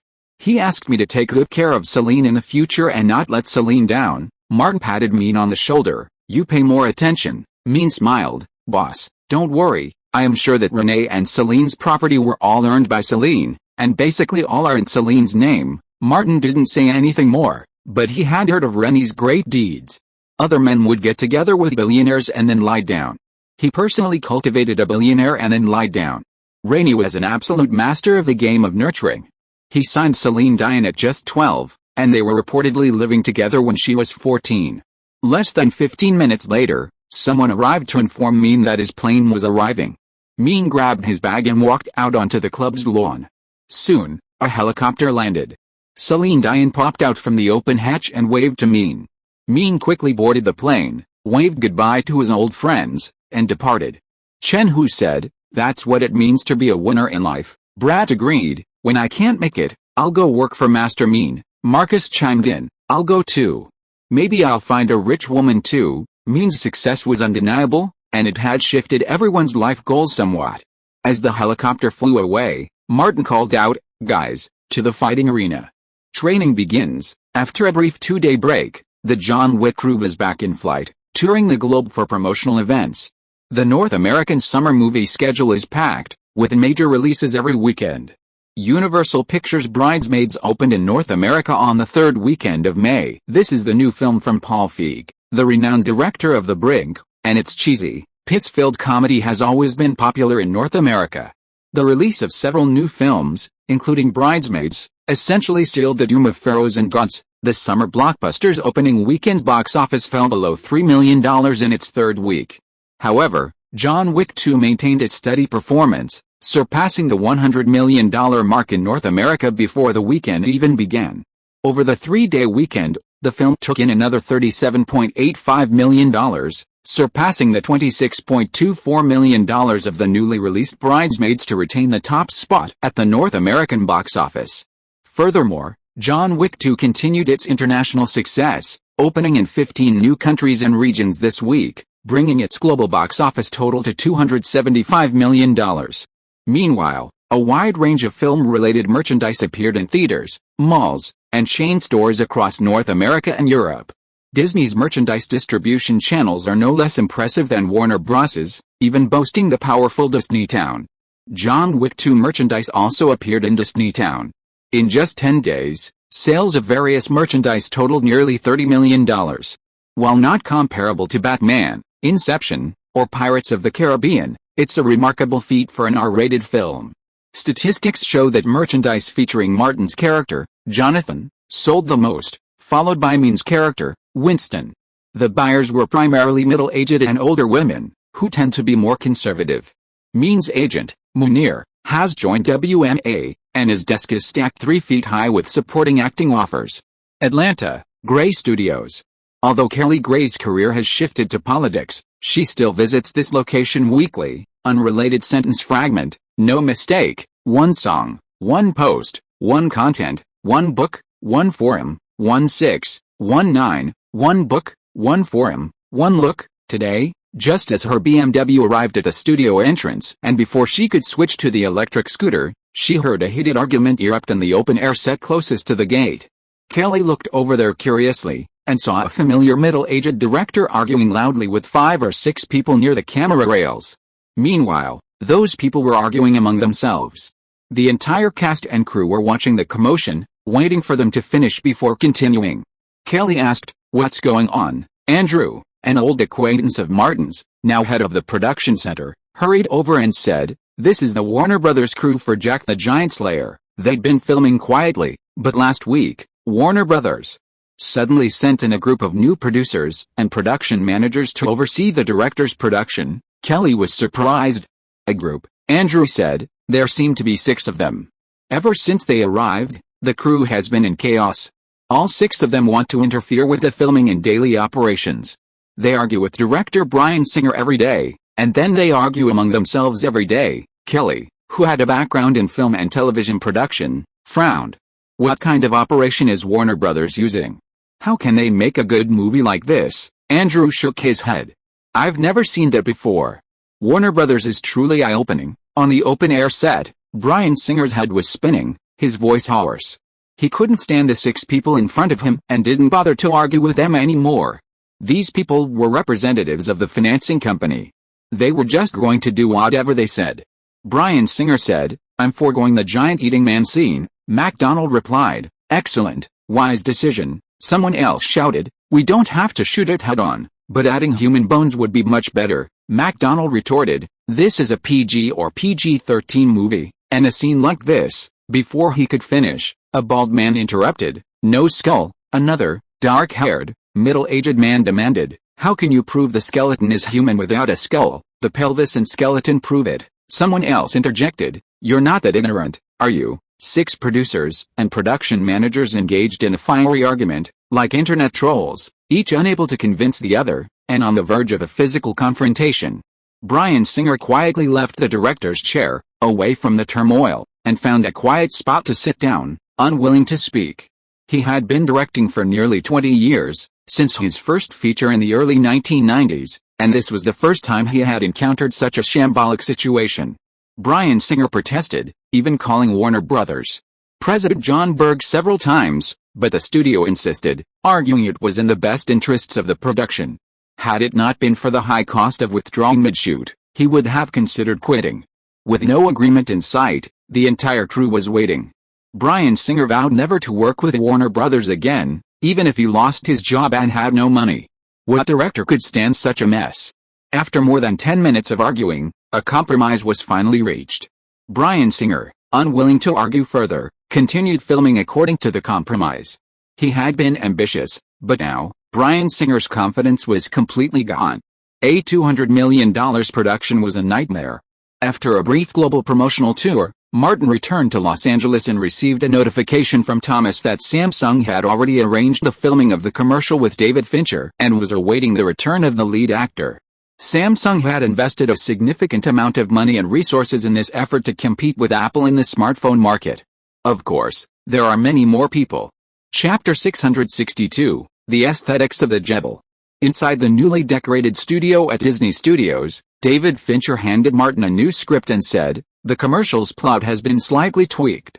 You should familiarize yourself with it." Martin had received a script email from Samsung during his promotional tour in Europe, and this version had been adjusted based on David Fincher's input. David Fincher was an expert at filming commercials. Martin, with relatively limited knowledge, simply followed the instructions.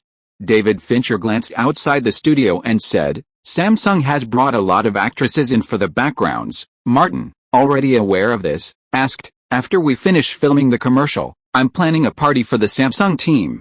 David, are you coming?" David Fincher waved his hand. "You know, I'm not interested in that." As they were talking, a man of mixed Asian descent entered the studio and approached Martin and David Fincher.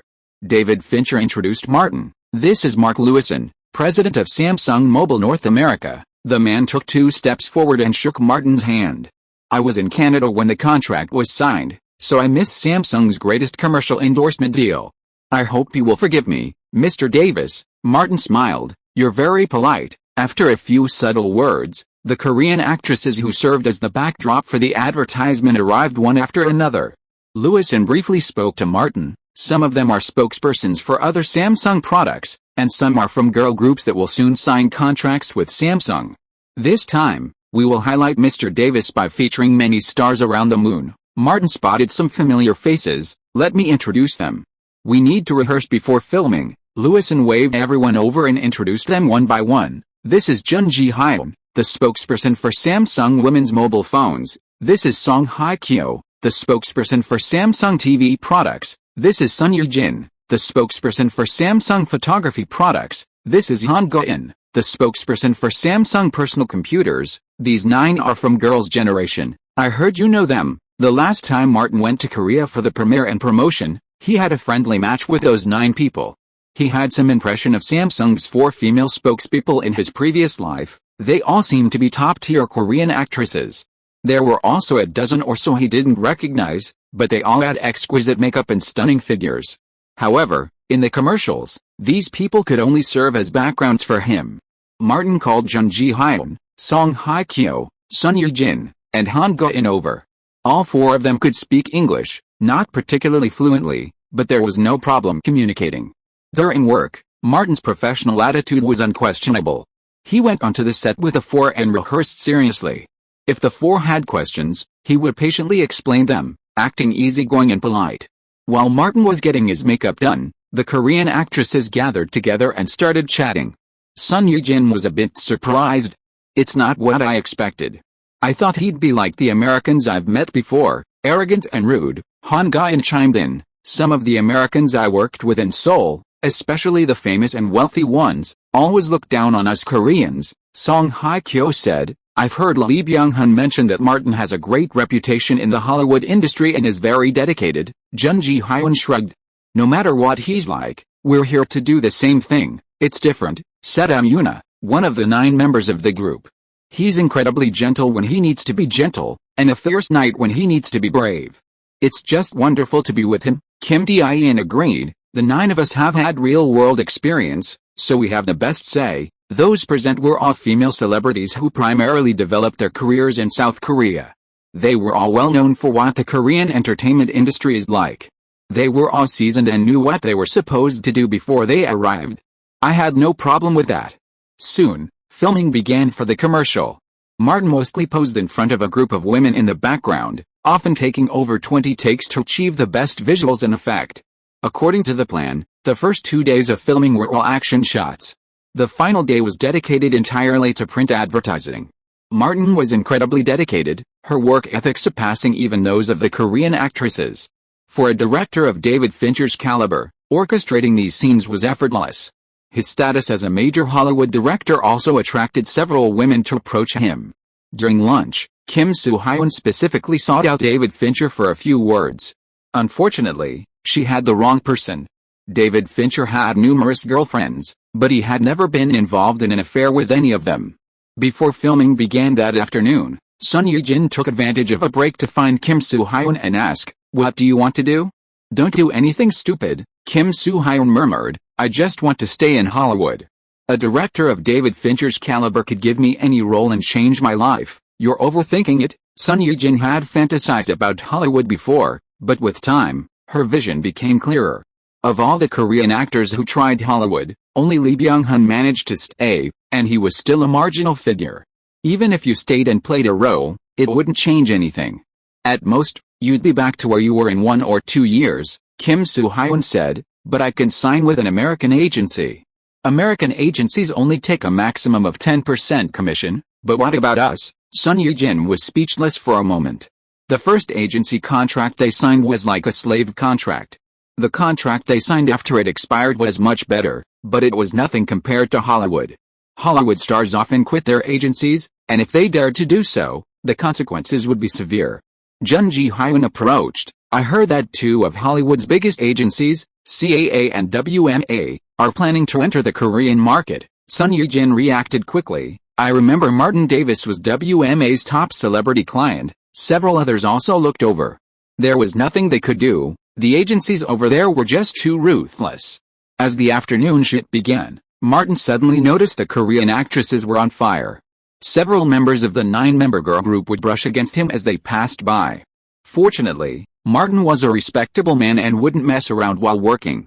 At the end of the day, Martin invited all the crew and actors to a buffet on South Bowie Avenue. Everyone naturally accepted. Martin was so loyal that he called DiCaprio and Nicholson before removing his makeup. Leonardo said, "Wait for me." Nicholson immediately got in his Lincoln limousine and headed straight for Burbank. The entire commercial crew, dozens of people, except for David Fincher, who showed no interest in women, all arrived at the cafeteria. Martin chose the largest long table. The beautiful Korean women were incredibly down-to-earth, each carrying their plates and sitting at the table. When Leonardo and Nicholson entered, they saw Martin sitting alone among a sea of Asian beauties, making the women laugh with delightful, ringing laughter. "That bastard wants to take it all for himself," Leonardo whispered, calling to his old friend, "Jack, it's our turn." Nicholson pushed up his sunglasses, straightened his suit, and trotted over to the table like the coolest old man in the world. All the girls ignored him, their eyes turning to Leonardo. Amuna covered her mouth and exclaimed, "Wow, it's Jack." Martin stood up and introduced them. "This is 3-time Oscar winner Jack Nicholson, widely recognized as Hollywood's top actor. And this is Leonardo. I invited them to come with you to dinner." "That's so cool," Kim Soo-hyun exclaimed. "Martin, you're the best." Son Ye-jin, who had grabbed a seat to Martin's left, naturally took his arm. "It might be a buffet, but this is the most amazing dinner I've ever had." Martin smiled and clapped his hands. "Girls, where should Leo and Jack sit?" He showed them great respect. They're here to keep you company. You decide where they sit. Yuna ran over and pulled Leonardo over to her side. Even Nicholson was welcome. While the asshole trio might be assholes, they weren't always willing to help each other. The meal was a thoroughly enjoyable one for both parties. Jun Ji-hyun and Song Hye-kyo suggested they go for a drink together. Nicholson said, "You guys still have to shoot tomorrow, and drinking too late will affect your form. I'm afraid Martin and David Fincher might kill someone. Let's wait until you finish filming the commercial." Leonardo took the initiative and said, "It's not easy for you to come to Los Angeles. After you finish filming this commercial, I'll have a rave party at my house. If you'd like to join me, please contact me." Martin found such a large group, and Leonardo fulfilled his promise, covering all expenses for the party and other related matters. Sun Yujin looked at Martin. "Will you come too?" Martin pointed at Leonardo and then at Nicholson. "The three of us are the best connected trio in Hollywood. We always work together." "Of course, Jack and I will attend Leo's party," Sun Yujin said bluntly. I'll go. Me too." Everyone present said they would attend Leonardo's rave. Martin and the other two personally escorted them back to the hotel. Leaving the hotel and getting into Nicholson's stretched Lincoln, Leonardo said, "This is what a normal beautiful woman looks like." The three of them didn't really care whether or not someone had plastic surgery. Most Hollywood actresses have, and the amount of plastic surgery gets more and more intense as time goes by. 10 years from now, Hollywood will have an assembly line approach, with most young actresses sporting sharp, monkey-like features. Nicholson said, "The Korean chaebols have quite a good eye." Martin said, "Some things need to be discussed in advance. Leave it to me." Leonardo knew Martin was referring to things like medical and security checks. "I'll discuss them individually. Those who disagree won't participate." Chapter 663 Water Gun again. In the luxury residential area near the hills of Malibu, 4 commercial vehicles slowly pulled into a large villa. The doors opened, and one by one, the actresses alighted and approached the main entrance, guarded by Bruce. As planned, Sun Yujin was the first to remove her phone and bag, shoving them into the bag Bruce handed her, then zipping it shut. Jun Ji-hyun and Song Hye-kyo soon followed suit.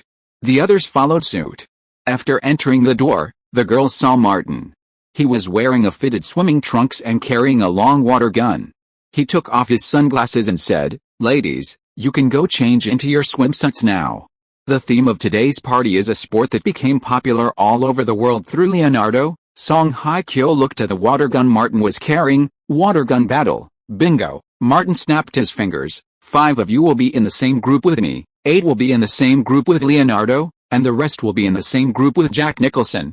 Han Ga-in jumped up and raised her hand. "I want to be in the same group with Martin." Martin said very seriously, "It's not too late to make a decision after you listen to me.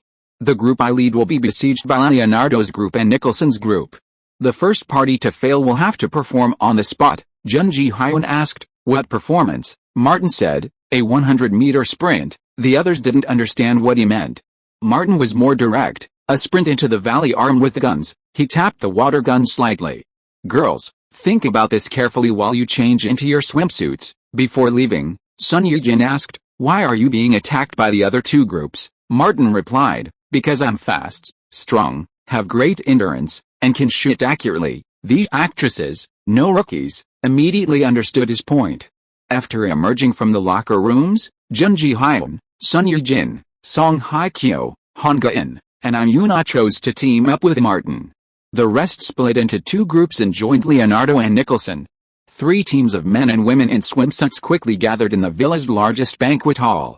Leonardo held up a delicate little water gun and explained the rules. The entire first floor of the villa served as the battlefield. The players were divided into 3 groups, red, yellow, and blue, based on the color of the water gun bullets. Those hit would be left with a corresponding color.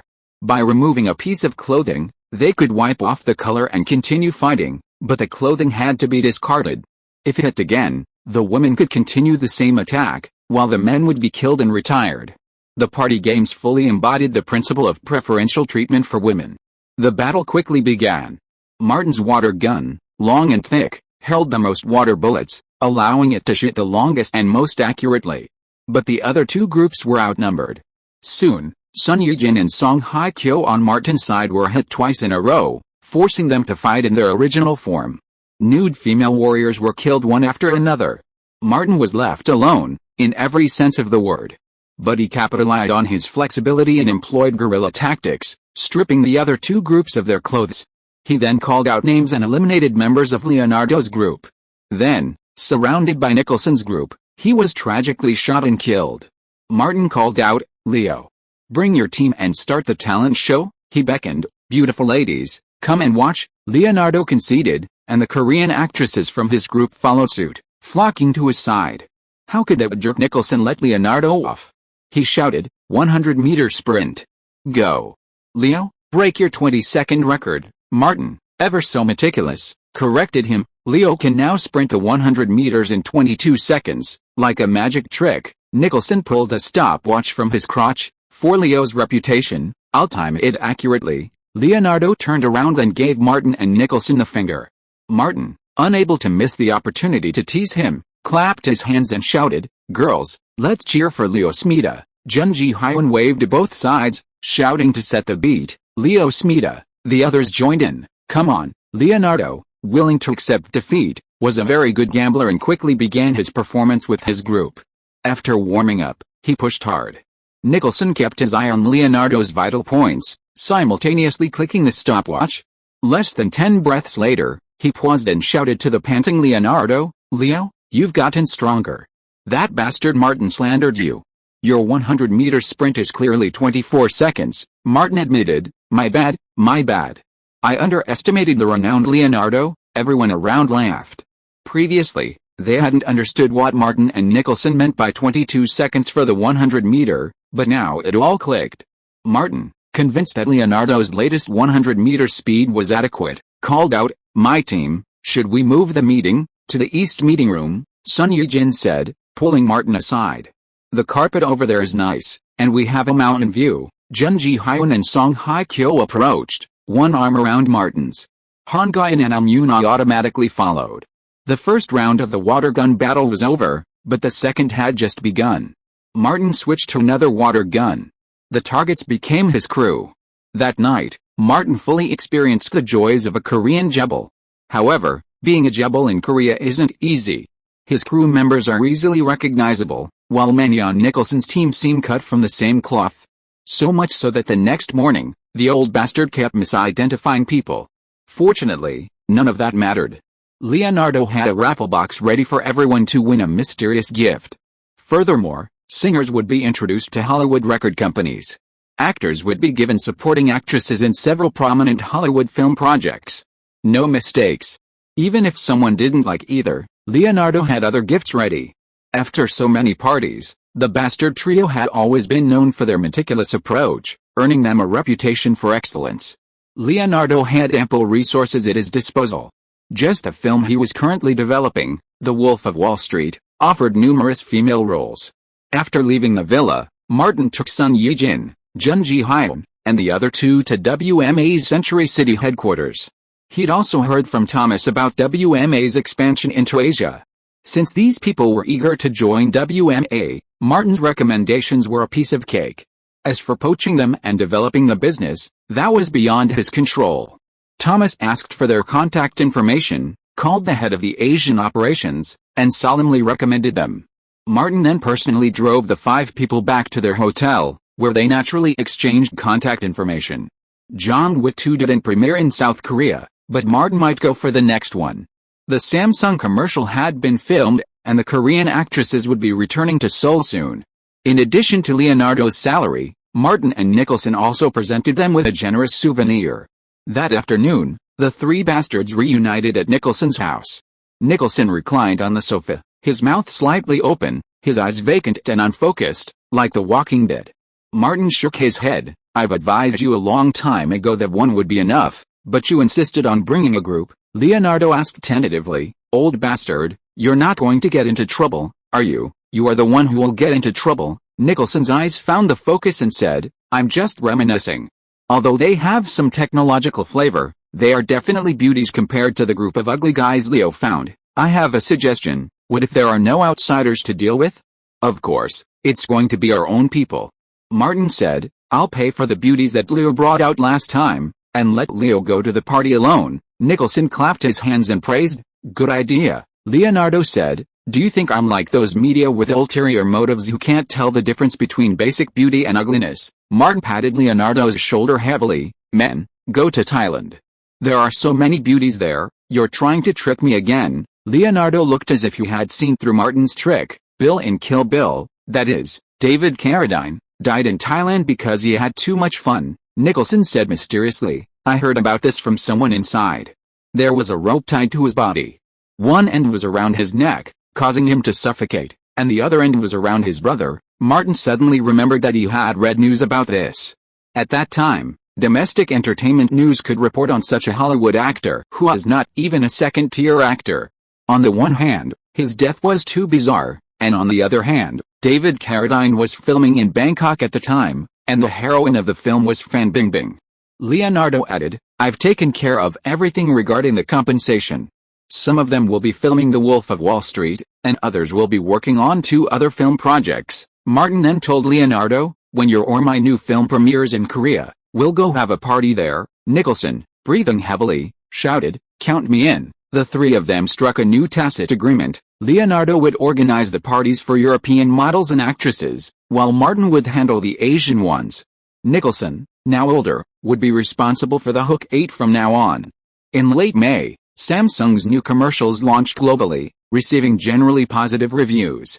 News came back from Korea. Some Korean newspapers were seriously discussing Martin Davis's Korean ancestry and were even planning to send someone to interview him. Martin called Samsung, and the Jebel immediately gave these idiotic media outlets and so-called academics a lesson. By the end of May, preparations for The Martian were complete, and filming began at Disney Studios. Before joining the filming, Martin attended a celebration party hosted by Walt Disney Studios for John Wick 2. After 4 weeks of release, the film surpassed $200 million at the North American box office, reaching a cumulative total of $211 million.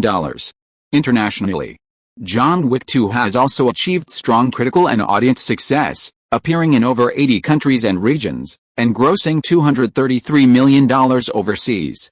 Chapter 664 The most difficult actor in Hollywood. At Disney Studios, on the set of The Martian, Martin, dressed in a gray uniform, arrived at this oil-filled grow barn, ready to become a Martian farmer. Ridley Scott approached and reminded him, you'll need to use primitive farming methods. Martin nodded, don't worry, I'm ready. Growing vegetables was something he'd mastered in his previous life, having come from a rural area. Back then, his hometown was a nationally renowned vegetable-producing province. On this planet, few people were better at growing vegetables than his. A prop master arrived with a bag filled with sealed bags. Martin took one and squeezed it. Ridley told him, for filming purposes, this is all real human feces. Martin put the bag back and clapped his hands. No problem. With all the crew members in place, Ridley returned to the director's monitor. As the script supervisor clapped the clapboard, filming began. Martin, transformed into farmer, leveled the soil and dug ridges with simple tools. He spoke into his selfie camera, his lines flowing like wildfire. Self-deprecation is essential for a compelling monologue. Filming had just begun, and things weren't going smoothly. Martin was finding his groove, and so was Ridley. Having experienced the disastrous failure of Pharaohs and Gods, the veteran director knew that another major production with a multi-million-dollar budget would be disastrous for the future. Therefore, from the outset of filming for The Martian, he set high standards for everyone involved, including himself and Martin. After nearly 2 hours, the crew had only filmed 4 takes. During this time, Ridley left the director's chair several times to coordinate filming. Compared to the crew, he wasn't as demanding of Martin, as Martin always made timely adjustments to achieve the desired effect. The final scene began before noon. With his nose blocked, Martin opened a bag of feces and placed it in the soil. It had likely been wrapped for some time, and the California weather in late May was a bit hot, so the fermented smell, even with a blocked nose, still permeated his head. Martin had been living a life of luxury in recent years, and while the smell was pungent and nauseating, he could tolerate it.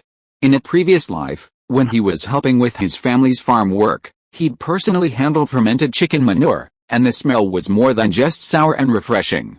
Martin deftly handled bag after bag of manure, following Ridley Scott's instructions, preparing for potato planting. According to his experience, farmyard manure shouldn't be used this way, especially if it's buried deep within the roots. Back then, Collected cow and sheep manure and other materials were piled together to ferment naturally, never used directly. He remembered the advice of his elders: fresh manure can easily burn roots. But Martin didn't say much. The film wasn't what real life was. Ridley shot the scene where the 5 male protagonists used manure to plant potatoes, back and forth for nearly an hour before giving it the green light. As a result, Martin couldn't eat anything at lunch. Everything he ate reeked of feces. For the afternoon shoot, Martin finally escaped the manure and moved to another identically decorated studio, showing off his potato patch for the camera. Ridley had planted potatoes on the studio long beforehand for this scene, and they were now nearly fully grown. Although the crew initially filmed demanding monologues, Ridley and Martin quickly settled in after a brief adjustment period. Ridley, a seasoned director, was able to quickly resolve any unexpected issues. Martin's professionalism and integrity are undeniable. No director who has worked with him has ever given him a bad rap. Hollywood has proven over the years that as long as the financing doesn't mess around and the big-name actors don't cause trouble, filming usually goes smoothly. Over 80% of the filming took place on the Walt Disney Studios soundstage. The crew of The Martian came and went daily, operating in an orderly fashion. Across the main road from the studio, on the opposite soundstage, sat the crew of The Lone Ranger. After months of preparation, filming officially began in June. That morning, an electric scooter pulled up and stopped at the soundstage entrance. Megan Ellison jumped out, but didn't enter the Lone Ranger studio. Instead, she stood by the roadside, looking across the street. She'd had a blast teasing Martin the previous time, and after the first pleasure, she naturally wanted a second. She'd been busy lately and hadn't run into Martin yet. Today, she came to watch the crew filming and to see if she could run into him again. Megan looked for a moment. The door to the studio across the street was closed, with several security guards guarding the entrance. It was clear that filming was underway, and no one was allowed in or out.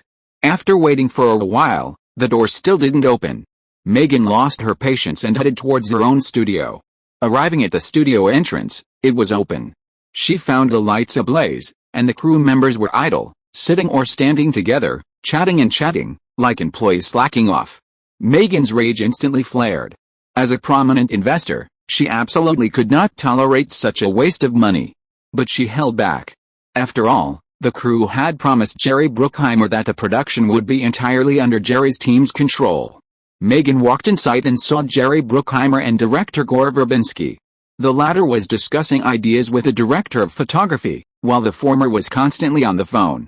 Both men's faces were filled with anger, yet also a touch of resignation. Looking at the cast, they were all sitting in the dugout. Megan frowned slightly because she hadn't seen lead actor Johnny Depp. Yesterday, she had asked her assistant to confirm that Depp had scenes that morning before visiting the set. Megan waited a while longer, until producer Jerry finished his call, but still no sign of Depp. Furthermore, after so long, the crew still showed no sign of starting filming, remaining in their usual idle state. Every minute and every second was a waste of Megan Ellison's investment. Jerry spotted Megan Ellison and hurried over to say hello. He was outwardly respectful of this wealthy female investor. Megan asked directly, "Jerry, why haven't you started filming yet? The crew doesn't need to take this long of a break, right?" Deep down, Jerry looked down on this outsider and replied, "We'll start filming in a moment." Megan wasn't one to be fooled. She asked, "Where's Johnny Depp? I've seen the crew's filming schedule for today. There are several scenes with the lead actor this morning. Why isn't he here?" Hearing Depp's name gave Jerry a headache. The veins on his forehead bulged, and it seemed as if the blood vessels in his brain would burst at any moment. Megan knew something must be wrong with Depp, so she asked again, "Where's Johnny Depp? Where's my leading man?" The Annapurna Pictures CFO was among the crew, and if they inquired carefully, the truth would be revealed. Jerry gritted his teeth and said, "Johnny is late. He hasn't arrived on set yet. The crew is ready to shoot and is waiting for him." Late? Megan was surprised at first, then checked her watch. It was almost 11 o'clock in the morning. She laughed angrily, pointing to the dial and saying, "Do you think you're late?" Jerry was equally annoyed, but this was his crew, and he didn't want the financing to interfere too much. "I'll discuss these minor issues with Johnny Depp." He was speaking when 7 or 8 people rushed in from the studio entrance, 2 of them with dogs. Johnny Depp, walking in the middle, had sunken eyes and dark circles under his eyes, like Captain Sparrow in the real world, and even staggered as he walked. Before Megan Ellison could say anything, director Gore Verbinski exploded. "I told you, no dogs on set. Take them off the set, now." Immediately, a hungover Depp burped, "My baby, leave, I'm leaving." He waved his hand, signaling his staff to leave. Verbinski's face darkened with anger. Jerry quickly intervened, saying, "John, have someone take the dogs to the office break room. There's so much people and equipment here, it would be terrible if they got hurt." Depp listened, and after a few words to his staff, they led the dogs off to a separate break room. While Depp's temper had been erratic during their first Pirates of the Caribbean collaboration, it was still within Gore Verbinski's tolerance.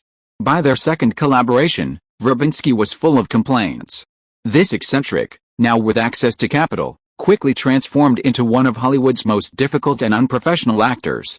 But Captain Sparrow was so popular, Disney reluctantly agreed to work with Depp, and Verbinski did the same. No one would resist a huge payday. Verbinski glanced at Depp and said, "We can't shoot this morning. We don't even have enough time for styling." The lead actor's makeup was quite a hassle.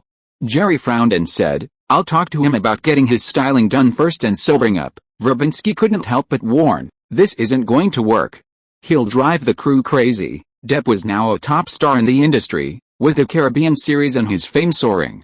Even a top producer like Jerry had to negotiate with him. Jerry approached Depp and started talking. From Jerry's expression, Verbinski could easily tell the conversation wasn't going smoothly. The drunken Depp seemed unable to understand what was being said.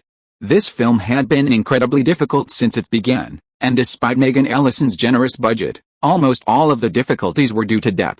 Verbinski vowed that this would be his last collaboration with Depp, unless someone offered him a $30 million director's fee.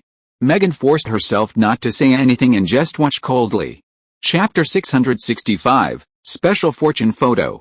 During lunch, Johnny Depp ordered a bottle of wine, which infuriated Jerry, who smashed it. Jerry, after all, was one of the industry's top producers, and his outburst temporarily calmed Depp. At least during makeup and lunch, the star, known for his many erratic behaviors, remained calm. Megan Ellison went out for a walk at noon, hoping to run into Martin and have some fun again, but she didn't find him. Returning to the studio that afternoon, she observed the filming. After just 2 scenes, the producer felt the urge to shoot and kill. It was still Depp. On set, even after a period of intoxication, Depp's performance was still brilliant, and the character he played was a complete eccentric, complementing his own personality. But when it came time to speak, the performance faltered. Depp only managed to say "I'm Tonto" before he faltered.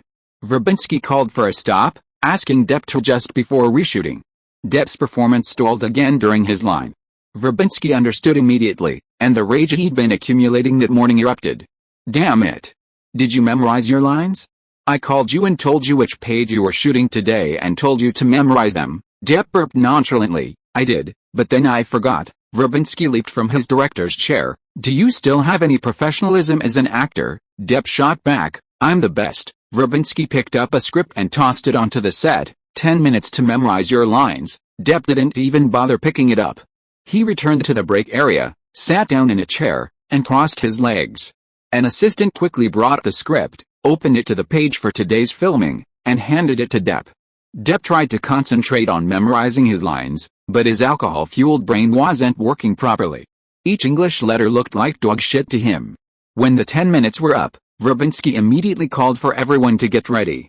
Depp returned to the stage, and when filming began, he got stuck again, barely finishing his line. Megan watched the scene as if she were watching countless dollars burning. Finally, she couldn't help herself and wanted to take the stage herself. Jerry Bruckheimer, who had rushed over, stopped her and said, "Leave it to me." Megan raged, her voice lowered. "The laziest employee at Annapurna Pictures is 100 times more dedicated," Jerry said. "This is Depp's old problem. He needs coaxing." "I can coax him," Megan snapped, "but he needs to demonstrate his worth." The captain has been incredibly popular in recent years. There's no more captivating film character in the world. Jerry believed Depp had that value. Don't forget, he's Johnny Depp, the man fans all over the world adore. The stronger the business atmosphere, the more people believe that those who succeed will continue to succeed, and Jack Bruckheimer is no exception. Megan nodded. "Okay, I'll leave it to you." Jerry entered the set and intervened between the arguing Verbinski and Johnny Depp. He first persuaded Verbinski to return to the director's chair, then patiently engaged Depp in a conversation. Through a combination of coaxing and pressure, Jerry finally managed to sober Depp up a bit. However, Depp's memory had been severely impaired by the long-term use of alcohol and drugs, and he woke up hungover almost every day. It was extremely difficult to get him to memorize long lines. Jerry quickly came up with a solution, slightly altering Depp's character's look, letting his hair hang down slightly to cover his ears. Depp then wore embedded wireless headphones and had another person act as a teleprompter. Over the next few days, Megan continued to visit the Disney studios to observe filming. Not only on The Lone Ranger, but also on another set, Seventh Son. Perhaps Jerry Bruckheimer had warned Depp, and he stopped showing up so late. However, being late was normal. Depp wouldn't be a good captain if he wasn't late. As for Depp reeking of alcohol, even God couldn't fix it. Megan endured it, considering Depp was one of the most commercially influential figures in Hollywood. But she also took steps to protect her investment. That evening, the Lone Ranger crew was working overtime, and Megan met with Depp's girlfriend, Amber Heard, at a cafe outside the studio. Megan glanced at the gorgeous, flamboyant woman across from her and said, "Is Depp completely obsessed with you?" Amber laughed. "Not bad, he proposed to me, but I said no." Megan, understanding these little tricks, said, "Great. I need you to do one thing, keep a close eye on Depp during the filming of The Lone Ranger, keep him off the alcohol and drugs, and don't be late." She knew the last part was unrealistic. Try not to be late, and keep the filming going smoothly. Got it, Amber nodded. I understand. I'll try to keep him in check, but he's a lazy person. I can only try my best, not completely stop him. Megan's face was serious. Go for it. Amber looked at her. Megan took out a check and pushed it towards Amber. If you do a good job, I'll give you a reward. Okay. Amber glanced at the number on it and happily put the check away. Depp was at the peak of his infatuation with her right now. As long as the money was right, she could make him behave like a puppy. Megan left the cafe first. Amber packed her things, then left the cafe and entered the Disney studios, heading deeper into the soundstage area. Perhaps she hadn't enjoyed dinner well enough, and after a glass of cold coffee, her stomach was rumbling. A strong urge to defecate washed over her. There was a public restroom at the studio, not far ahead, but Amber didn't quicken her pace. Instead, she looked around. It was already after get-off work, and aside from a few studios, the rest of the studio was pitch black, with no one in sight. The people the weirdos were looking for were often also possessed by erratic minds. Instead of rushing to the restroom, Amber paused. An incredibly strong urge washed over her, not to go to the restroom, but to do it right there. Following her impulse, Amber avoided the dark, unlit area and headed towards a lighted wall. This novel sensation made her tremble with excitement. Unrelated sentence fragment, a perfect poem, a single post, a single content, a single book, a single forum. On the set of The Martian, Martin finished his overtime shoot and came out to take off his makeup. He met up with Nicholson and Leonardo, who were waiting for him, and they were going to have a late-night snack together. Nicholson brought his daughter, Lorraine, with him. With a camera hanging around her neck, she complained, "I wanted to take some inside pictures so I could sell them for pocket money, but director Ridley Scott disagrees." Martin casually said, "When there's a need for publicity, I'll notify you and ask you to come over and take as many pictures as you want." Leonardo asked Lorraine, "Are you done being an actor? Are you planning to switch to being a paparazzi? Acting is my profession, and being a paparazzi is my hobby." Lorraine followed the three people out of the studio and said, "I have income from a trust fund, and I don't expect to make a living as an actor.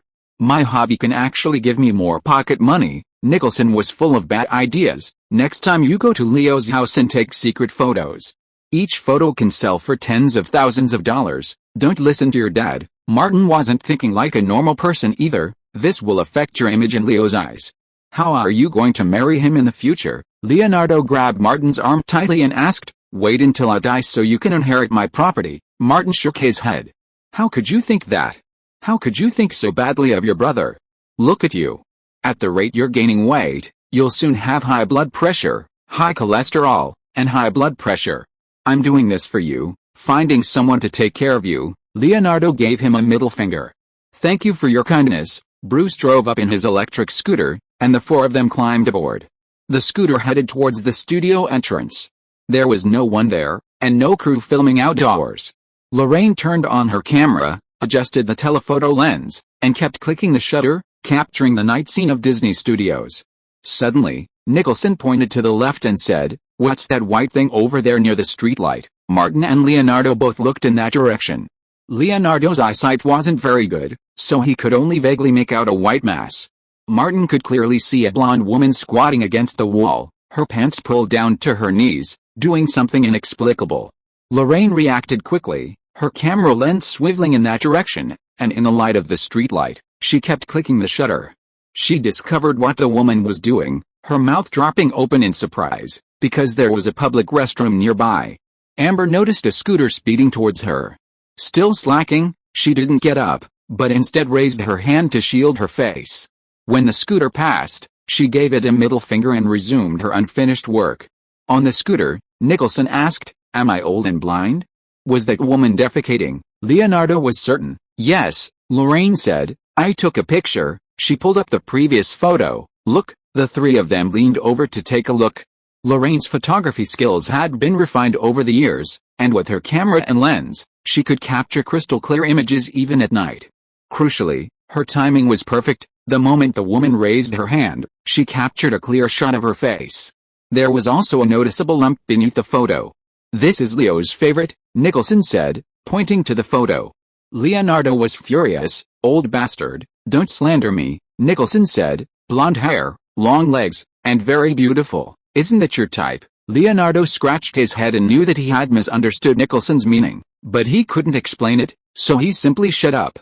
Martin looked at it again and said, "This woman looks familiar. I seem to have seen her before." Lorraine nodded in agreement. "I have seen her too, but I can't remember where she is at the moment." Martin said, "This is Amber Heard, Depp's girlfriend." Nicholson reacted. "It is said that Depp proposed to her and was rejected." "It's made. It's made." Lorraine looked like a money grubber and shouted excitedly, "No one can buy this photo from me without tens of thousands of dollars." Chapter 666, Shucking Heaven and Earth, Stinky Ghosts and Gods. "Stop, this one's done." 10-minute break. The studio lights flicked on.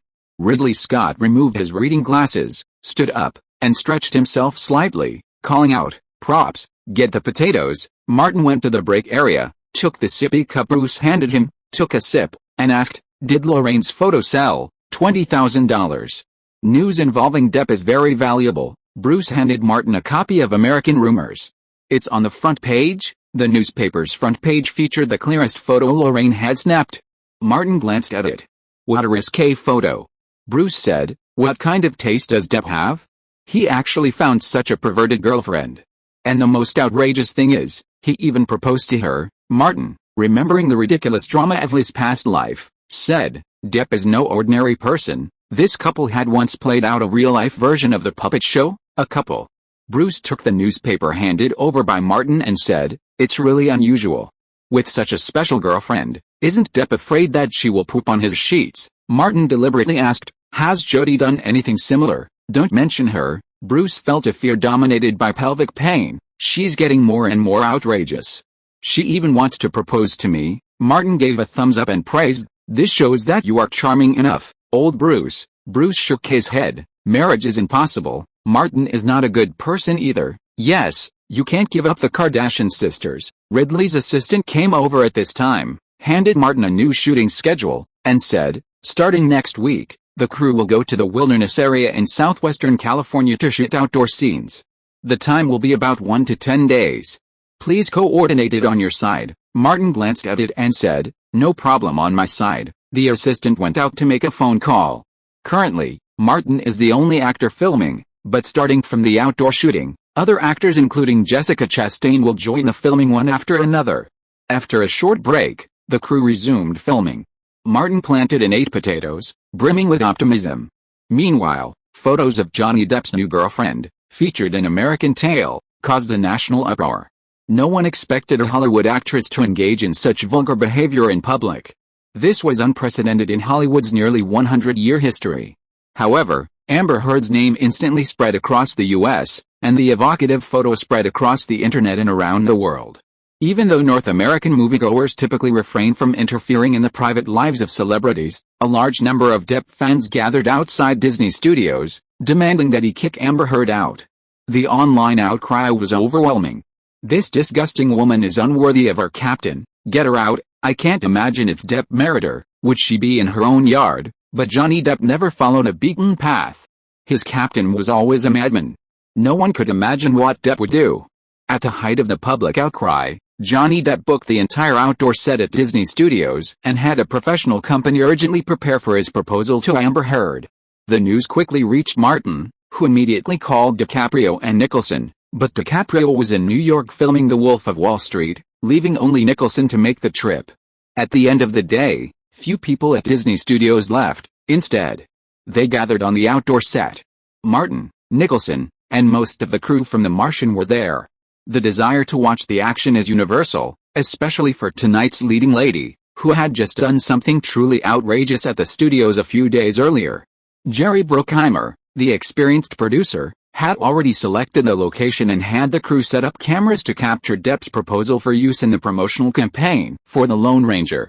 As darkness fell and the lights came on, a romantic atmosphere permeated the entire venue. Amber Heard was wheeled to the center of the set by Depp's entourage. Depp, wearing a suit and a gentleman's hat, slowly walked over. Martin, standing on a high platform on the open-air set, said, "The princess and prince will live happily ever after." Nicholson said, "Two people like that, when things are going well, they'll be envied to death, but when they're not, they'll blow up the earth." Martin was curious, "How do you understand that?" Nicholson said coldly, "Because I've had a similar experience." "Yes," Martin nodded slowly. "You were even more of a jerk than Depp when you were young?" Lorraine hurried over and saw Depp kneeling in front of Amber Heard. She said, "How romantic." Nicholson held out his hand. "Did you bring anything?" Lorraine opened her black briefcase, pulled out a megaphone, and handed it to her father. Nicholson flipped it on, raised the megaphone, and shouted at the top of his voice, "Shit, come on. Shit, come on." At that moment, the entire audience fell silent, and hundreds of people looked towards the platform. Even Martin's cheekiness couldn't hold up. The moment Nicholson raised his megaphone, he shouted, "Lorraine, you're defeated." This should have been a deeply romantic moment, but Nicholson's voice was the only one in the room. "Shit, keep going," the old bastard shouted, waving his arms, gesturing for those around him to join in the chant. The onlookers, never one to be trifled with, began to join in the chant. Soon, the open-air studio set was a unified voice. "Shit, keep going." Amber Heard's face was grimacing. Just as she was about to turn and leave, Depp reached out and grabbed her. The super romantic, Hollywood's most romantic, said affectionately, "No matter what anyone says or does, I will marry you. I will definitely marry you." At that moment, Amber was genuinely moved and said, "I did such a shameful thing." Depp's mind worked differently than most people's. He declared, "Even if you poop in my bed, I'll still marry you." He grabbed Amber's hand and held out an oversized pigeon egg. "Marry me." The enormous pigeon egg gleamed in the light, and Amber was dazzled and genuinely moved. She slowly nodded, "I do." Depp's friends lit fireworks to create a festive atmosphere. But nothing could compare to the ultra-romantic atmosphere sparkled by Nicholson. Nicholson led the audience of hundreds in a thunderous rejoicing, leaving a strangely romantic atmosphere lingering over the set. Depp and Amber left. With the main characters gone, the onlookers gradually dispersed. Nicholson handed the megaphone to Lorraine, looking unsatisfied. As they walked, he said to Martin, "I didn't expect them to be so resilient under pressure." They actually proposed to each other amidst the roars of the crowd. Martin gave him a thumbs up. "I didn't expect you to make such a big fuss either." Nicholson patted Martin on the shoulder. "As a veteran in the industry and a formidable actor, I'm doing a good deed, saving Johnny Depp.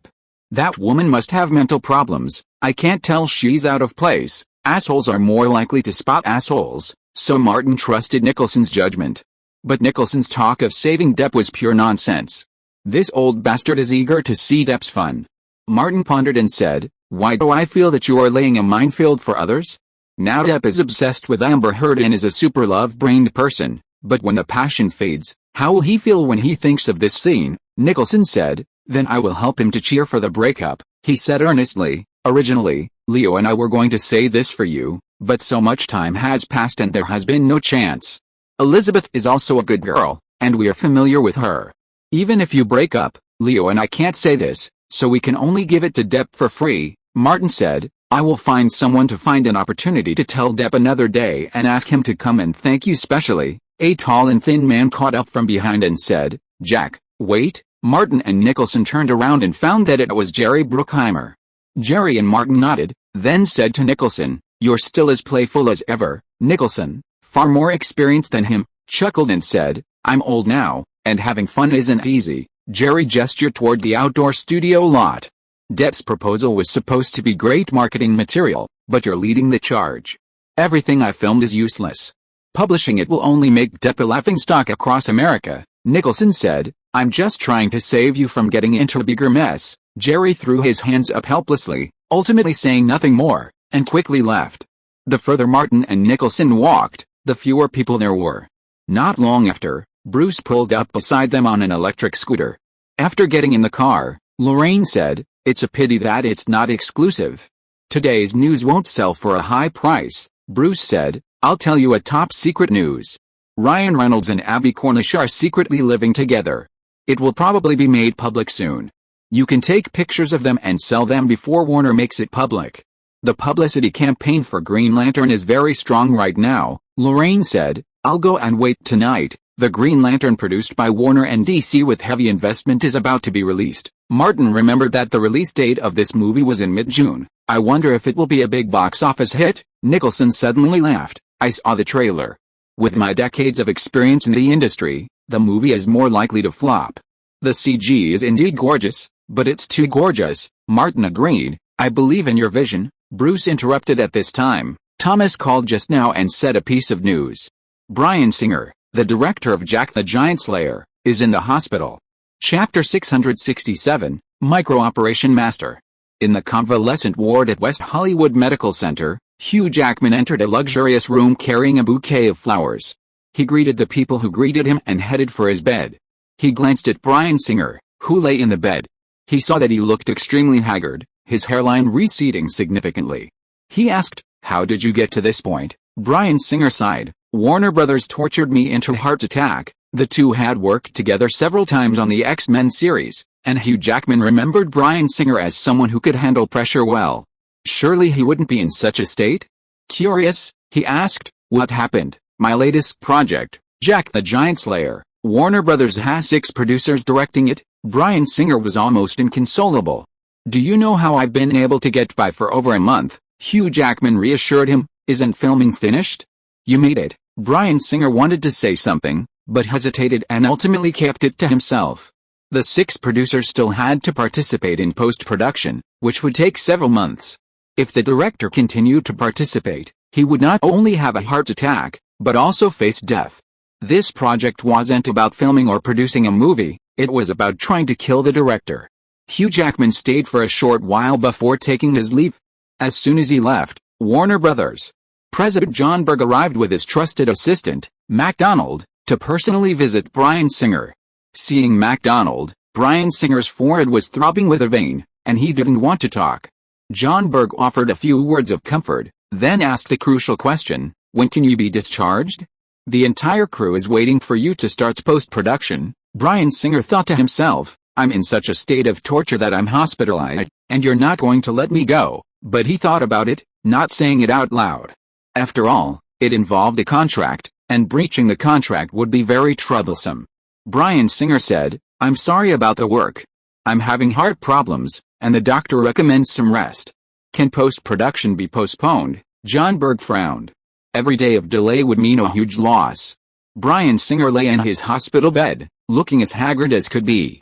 While some of it was fake, he'd indeed experienced heart problems during the final filming of Jack the Giant Slayer. The 6 producers had tortured him to death.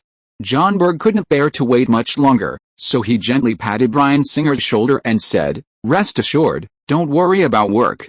Let Warner Brothers handle the post-production. Hearing this, Bryan Singer felt a sudden sense of relief, as if a huge rock had been weighing on his heart. He no longer wanted to participate in the Jack the Giant Slayer project, and even less wanted to meet those 6 people again. Bryan Singer said, I'm sorry, John, I've been delayed. John Berg graciously waved his hand. It's okay. Recover. I'll come visit you another day, even without Bryan Singer. He still had 6 producers available. Besides, on many Hollywood projects, the director was merely the overall director of filming, with no role in post-production. In John Berg's eyes, Bryan Singer's absence from post-production wasn't a big deal. He watched the 2 Warner Brothers employees leave, and once the hospital door closed, the haggard look on Bryan Singer's face faded somewhat, a rare sense of relief in 2 months. Freedom at last. Freedom from Warner Bros.'s torment at last. John Bourne got in the car, contemplating post-production on Jack the Giant Slayer. MacDonald asked the driver to drive, glanced at his boss, and didn't speak rashly. John Berg recalled his previous big production, Pharaohs and Gods, which had essentially closed its global run just over a month after its release, grossing a measly $48.75 million in North America and barely exceeding $100 million worldwide. DVD sales, already released in North America, were dismal, practically negligible. Huge losses were inevitable, but fortunately, his boss, Kevin Tsujihara, remained supportive and, through clever maneuvering, worked with Daniel from the distribution company to shift the blame onto Christian Bale. John Berg, a CEO who learned from experience, considered the poor market response to Pharaohs and Gods, for which he personally oversaw the final cut, and felt he had to proceed with caution on this one. A further botch would be embarrassing. One person's power is limited, so what if the wisdom of many could be combined? Every hit Hollywood film isn't the result of a single individual, but rather the collaborative effort of a team. Therefore, he never considered Martin Davis to be particularly important. John Berg came up with a brilliant idea and said to MacDonald, "Inform the crew to make multiple copies of all the footage shot by Bryan Singer. Each of the producers, including you and David Dakin, will edit a version of the film." MacDonald, having tasted the sweetness of the crew's power in Atlanta and eager to participate in post-production, quickly agreed, "Yes, President, I'll inform them right away." John Berg also instructed, "The main storyline and basic plot must not be changed." Although confused about his boss's intentions, MacDonald replied, "Okay, I'll tell them." John Berg's idea was simple: have the experienced producers create several different cuts. He would then hold multiple test screenings, select the well-received segments, and eliminate the widely criticized ones.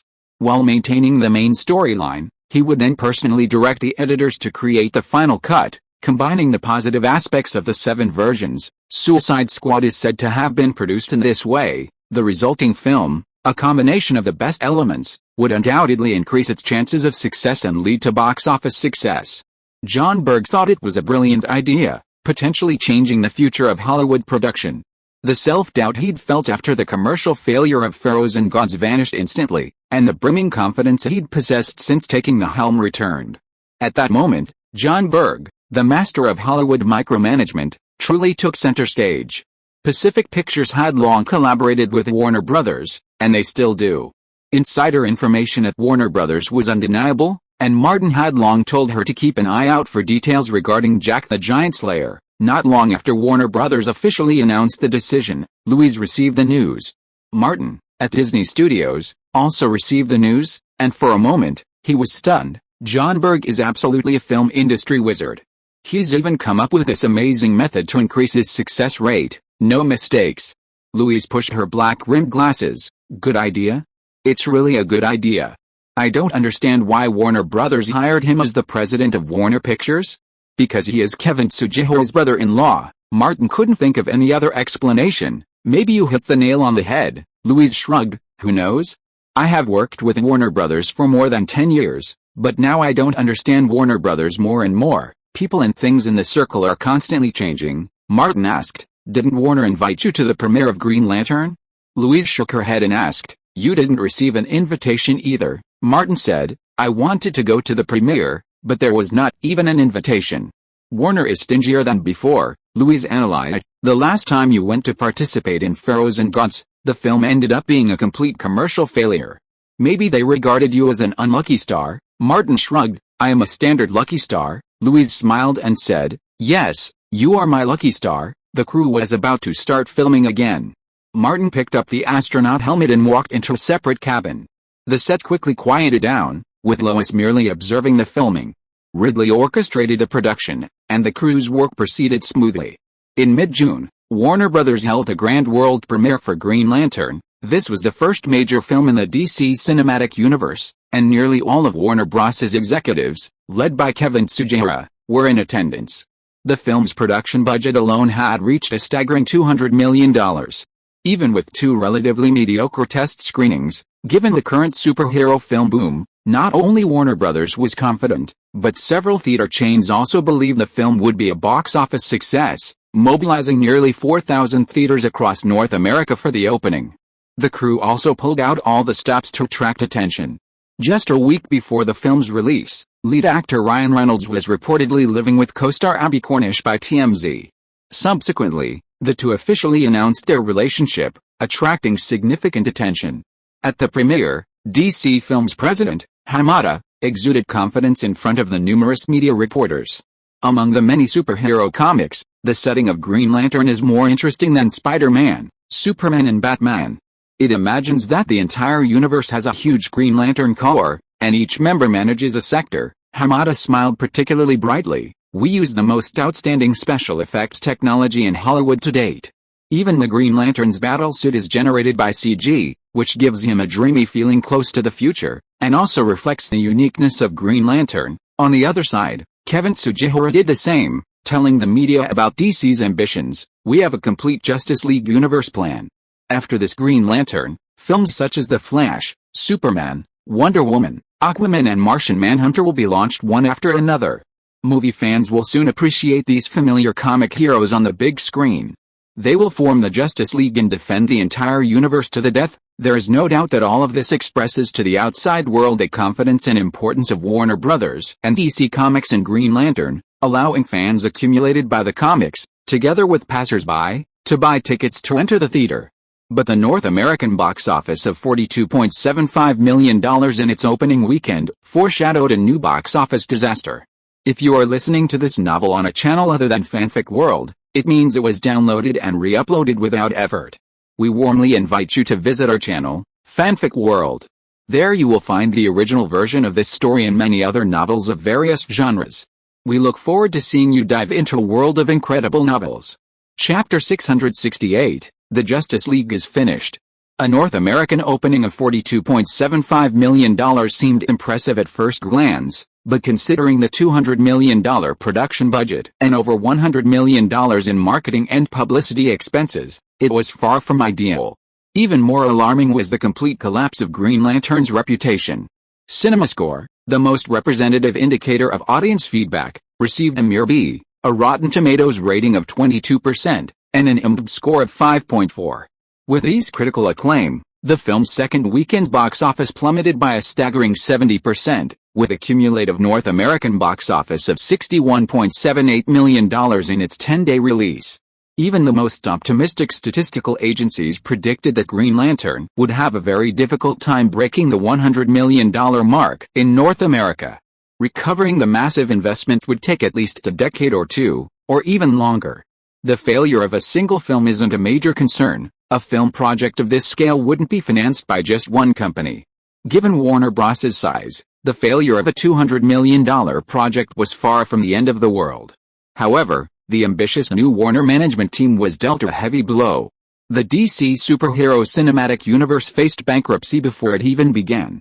In the conference room at the Warner Bros. Headquarters building, executives, including Hamada and John Berg, sat on either side of the long conference table. Their faces were grave, their mouths tightly shut. What's the problem? Over the past month or so, our film business has suffered two devastating failures, Kevin Tsujihara, standing at the head of the table, said. Green Lantern, the film that should have failed, has failed. He looked at Hamada. The entire DC Cinematic Universe project will be halted because of this. Hamada stood up and gave a perfect 90-degree bow. I'm sorry. I apologize for this failure. Everyone else turned their gazes, expecting Hamada to resign. Hamada straightened up and bowed again. I'm sorry. His apology was sincere, but there was no mention of responsibility or resignation. Kevin Tsujihara glanced at Hamada but didn't force him to resign. He was, after all, a trusted aide. But he also couldn't abandon the DC superhero cinematic universe. It had been one of his key initiatives since taking over Warner Bros. Kevin Tsujihara told Hamada, let's abandon the plan starting with Green Lantern and quickly develop a new cinematic universe. This time, we must ensure success. Time is running out for us to catch up to the Marvel Cinematic Universe, Hamada vowed. I will work as quickly as possible to develop a new plan and ensure we can catch up. The failure of Green Lantern seemed a thing of the past. Both Kevin Tsujihara and Hamada emphasized the importance of speed. Kevin Tsujihara thought for a moment and then said, "Everyone, please feel free to offer your suggestions for the DC Cinematic Universe." Many remained silent, wondering what the consequences would be if their suggestions were adopted and the film flopped like Green Lantern. From the commercial failures of Pharaohs and Gods in Green Lantern, it was clear to them that Kevin Tsujihara was extremely protective of his trusted team. If they offered any unwarranted suggestions, they might end up being blamed for the failure, just like Christian Bale, and be fired by Warner Brothers. Compared to the others, Daniel, a holdover from the old Warner Brothers management, seemed more reliable. He pondered for a moment, then said, "The success of the Marvel Cinematic Universe's films is directly related to Disney's hiring of Kevin Feige to oversee production. I believe the DC Universe should also hire a director-producer with experience in superhero films to oversee our superhero cinematic universe." Hamada's face sank. Did that mean he was incompetent? He certainly played a role in the failure of Green Lantern, but he even bowed and apologized. Kevin Tsujihara didn't dwell on it, instead finding it quite logical. He asked, "Who do you think would be suitable, Christopher Nolan and Emma Thomas?" Daniel suggested a heavyweight. "Among our current collaborators, no one is more suitable. They understand DC superheroes, have directed 2 incredibly successful Batman films, and are currently filming a third." Once this choice was proposed, even Hamada was powerless to argue. Daniel then asked, "If we leave the DC universe to Nolan's, will it be as successful as The Dark Knight?" John Berg, who shared a tacit understanding with Daniel, replied, "That's a great idea. Nolan has taken superhero movies to unprecedented heights." Kevin Tsujihara nodded slowly. "Nolan is indeed a good fit. Hamada, you should talk to Nolan in person and ask him what he thinks." Hamada's annoyance faded. His immediate superior had given him the responsibility of liaising with Nolan, making it clear that even if Nolan joined the DC Universe project, he would still work under his leadership. The meeting ended, and Kevin Tsujihara summoned his closest associates for another meeting in the small conference room. Nolan had worked with Warner Brothers for many years, so it was natural that someone had tipped him off to what had just happened. Beverly Hills, Century City. Bruce's Escalade pulled up in front of a cafe. Martin stepped out of the car, and before his feet had even touched the ground, flashing lights flashed nearby. Several paparazzi were filming him relentlessly. Martin, accustomed to this, ignored it and went straight into the cafe. After a brief observation, he spotted Nolan and walked over. Nolan waited until he sat down and asked, "How was filming the space film?" Martin answered honestly, "Like a farmer. Besides shoveling the dirt, I was fertilizing, watering, and planting potatoes. It's good to gain more farming experience," Nolan said, clearly serious. "Don't forget, the leading actor in my next film is also a farmer," Martin nodded. "Don't worry about those who grow corn. I've done it before." In his previous life, when he was growing corn, it wasn't mechanized. He had to dig holes in the wheat fields with a hoe and plant the seeds by hand. Harvesting was also a manual process, breaking off the cobs, filling them with cement or fertilizer bags, and carrying them to the edge of the field. Unlike later, when combine harvesters swept the fields and finished the job.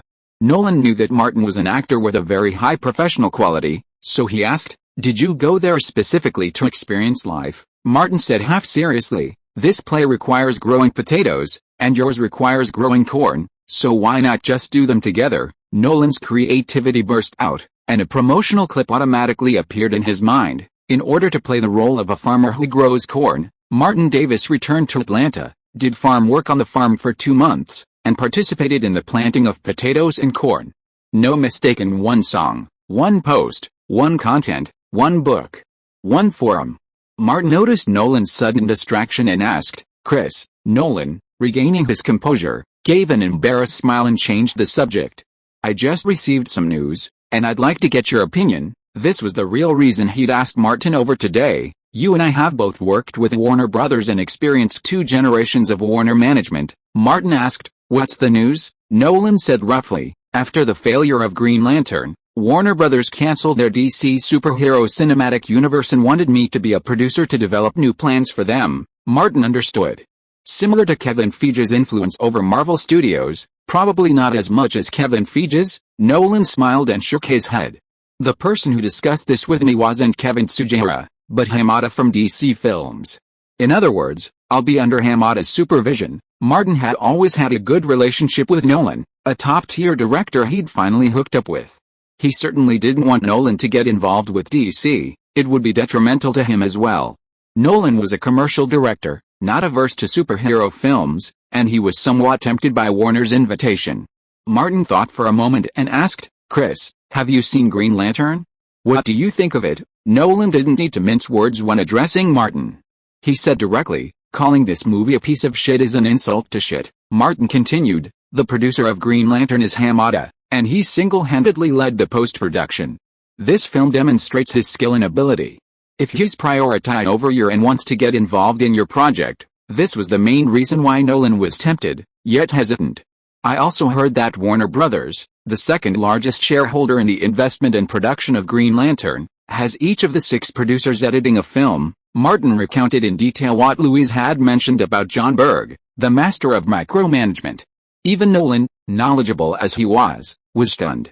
The head of Warner Brothers truly pioneered the industry and would undoubtedly go down in Hollywood history.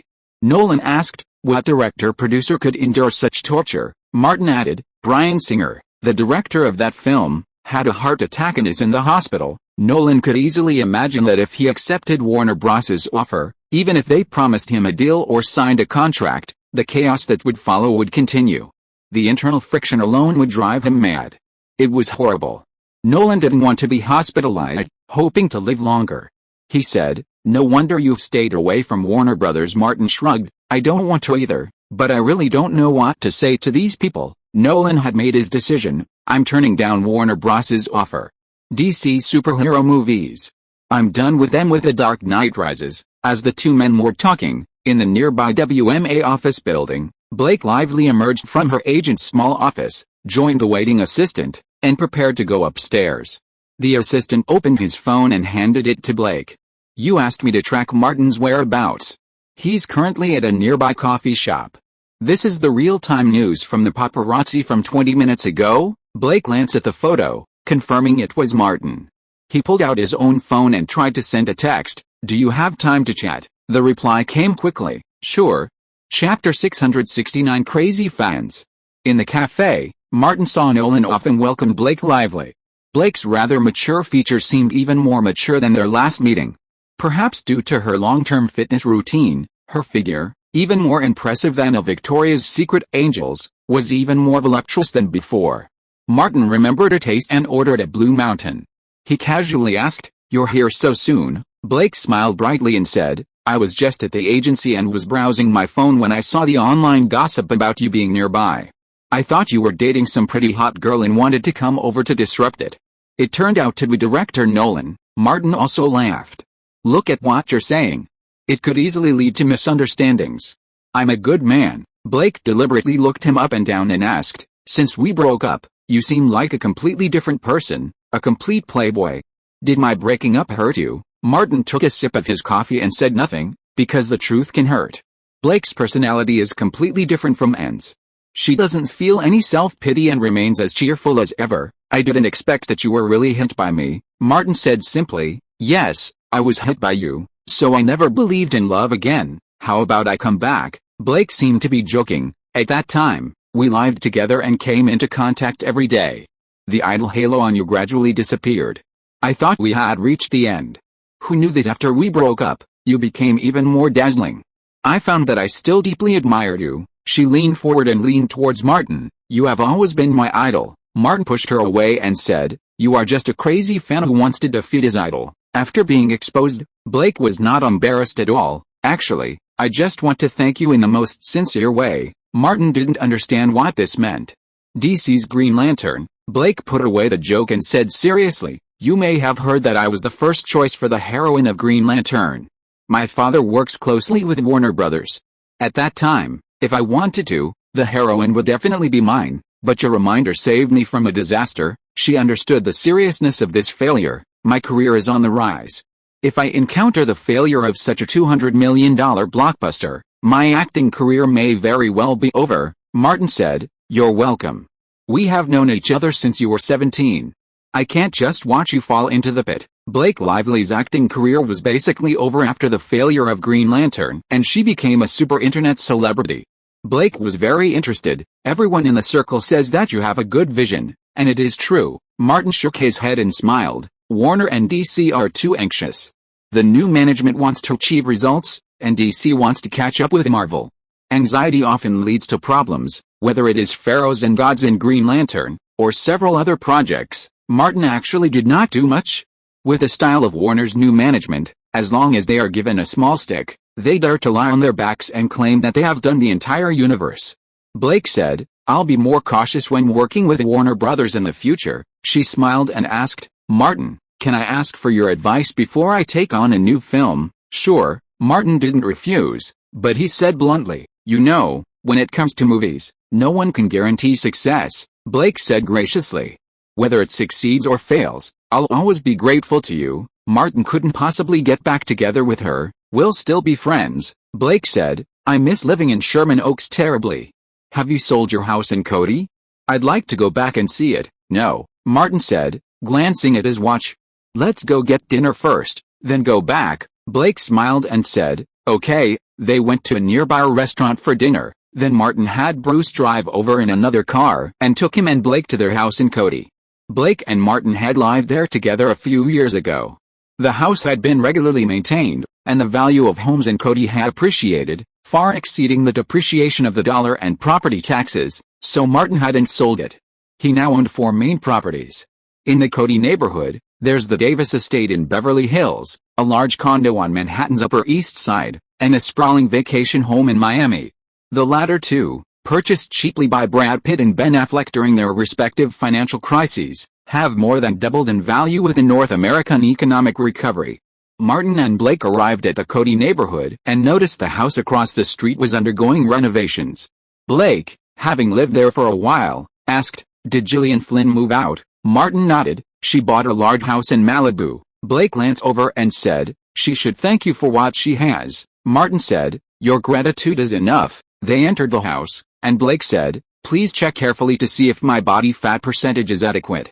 I don't want to overtrain and become all muscle. Martin personally examined her, ensuring the softness was there and the size was there. Frankly, there aren't many actors with a physique as good as Blake Lively's, but Alexandra Daddario is definitely one of them. Martin's recommendation also saw this purely cosmetic actor audition and join the cast of The Martian, playing spacecraft systems operator Beth Johnson. Martin spent a long time examining Blake Lively. After dark, the two were about to leave when they ran into Mr. Jones from next door. Hi, Martin, Blake. Mr. Jones waved. Long time no see. Seeing an old neighbor was a rare sight. Martin parked his car, got out, and said, I come back occasionally. I saw your lights were off, so I didn't bother you. Mr. Jones replied, I went to the community board and dropped off a gift. A thought struck him, and he quickly opened his bag, pulling out a beautifully wrapped CD. He handed it to Martin. I was planning to mail it to you in a few days, but since you've met me, I won't. Martin took it. As expected, it was a Sacred Valley art film. The cover featured the lead actor and actress prominently. The female lead was, of course, Mr. Jones's daughter, Jenna, while the male lead was Brad Pitt, who was currently thriving in the Sacred Valley.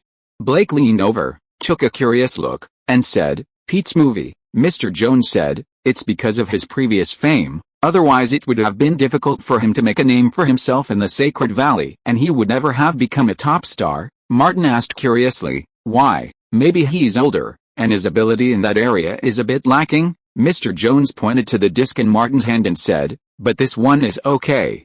I was on the scene watching the filming of the scenes where Pete and Jenna appeared together. Before each filming, I would find Pete and tell him to be harder, more fierce, and push forward. Don't be soft like a sissy. No mistake, just look at the content of one song, one release, one book, and one forum. He continued, you can't let Jenna take the initiative in every scene, right? That would be exhausting for her.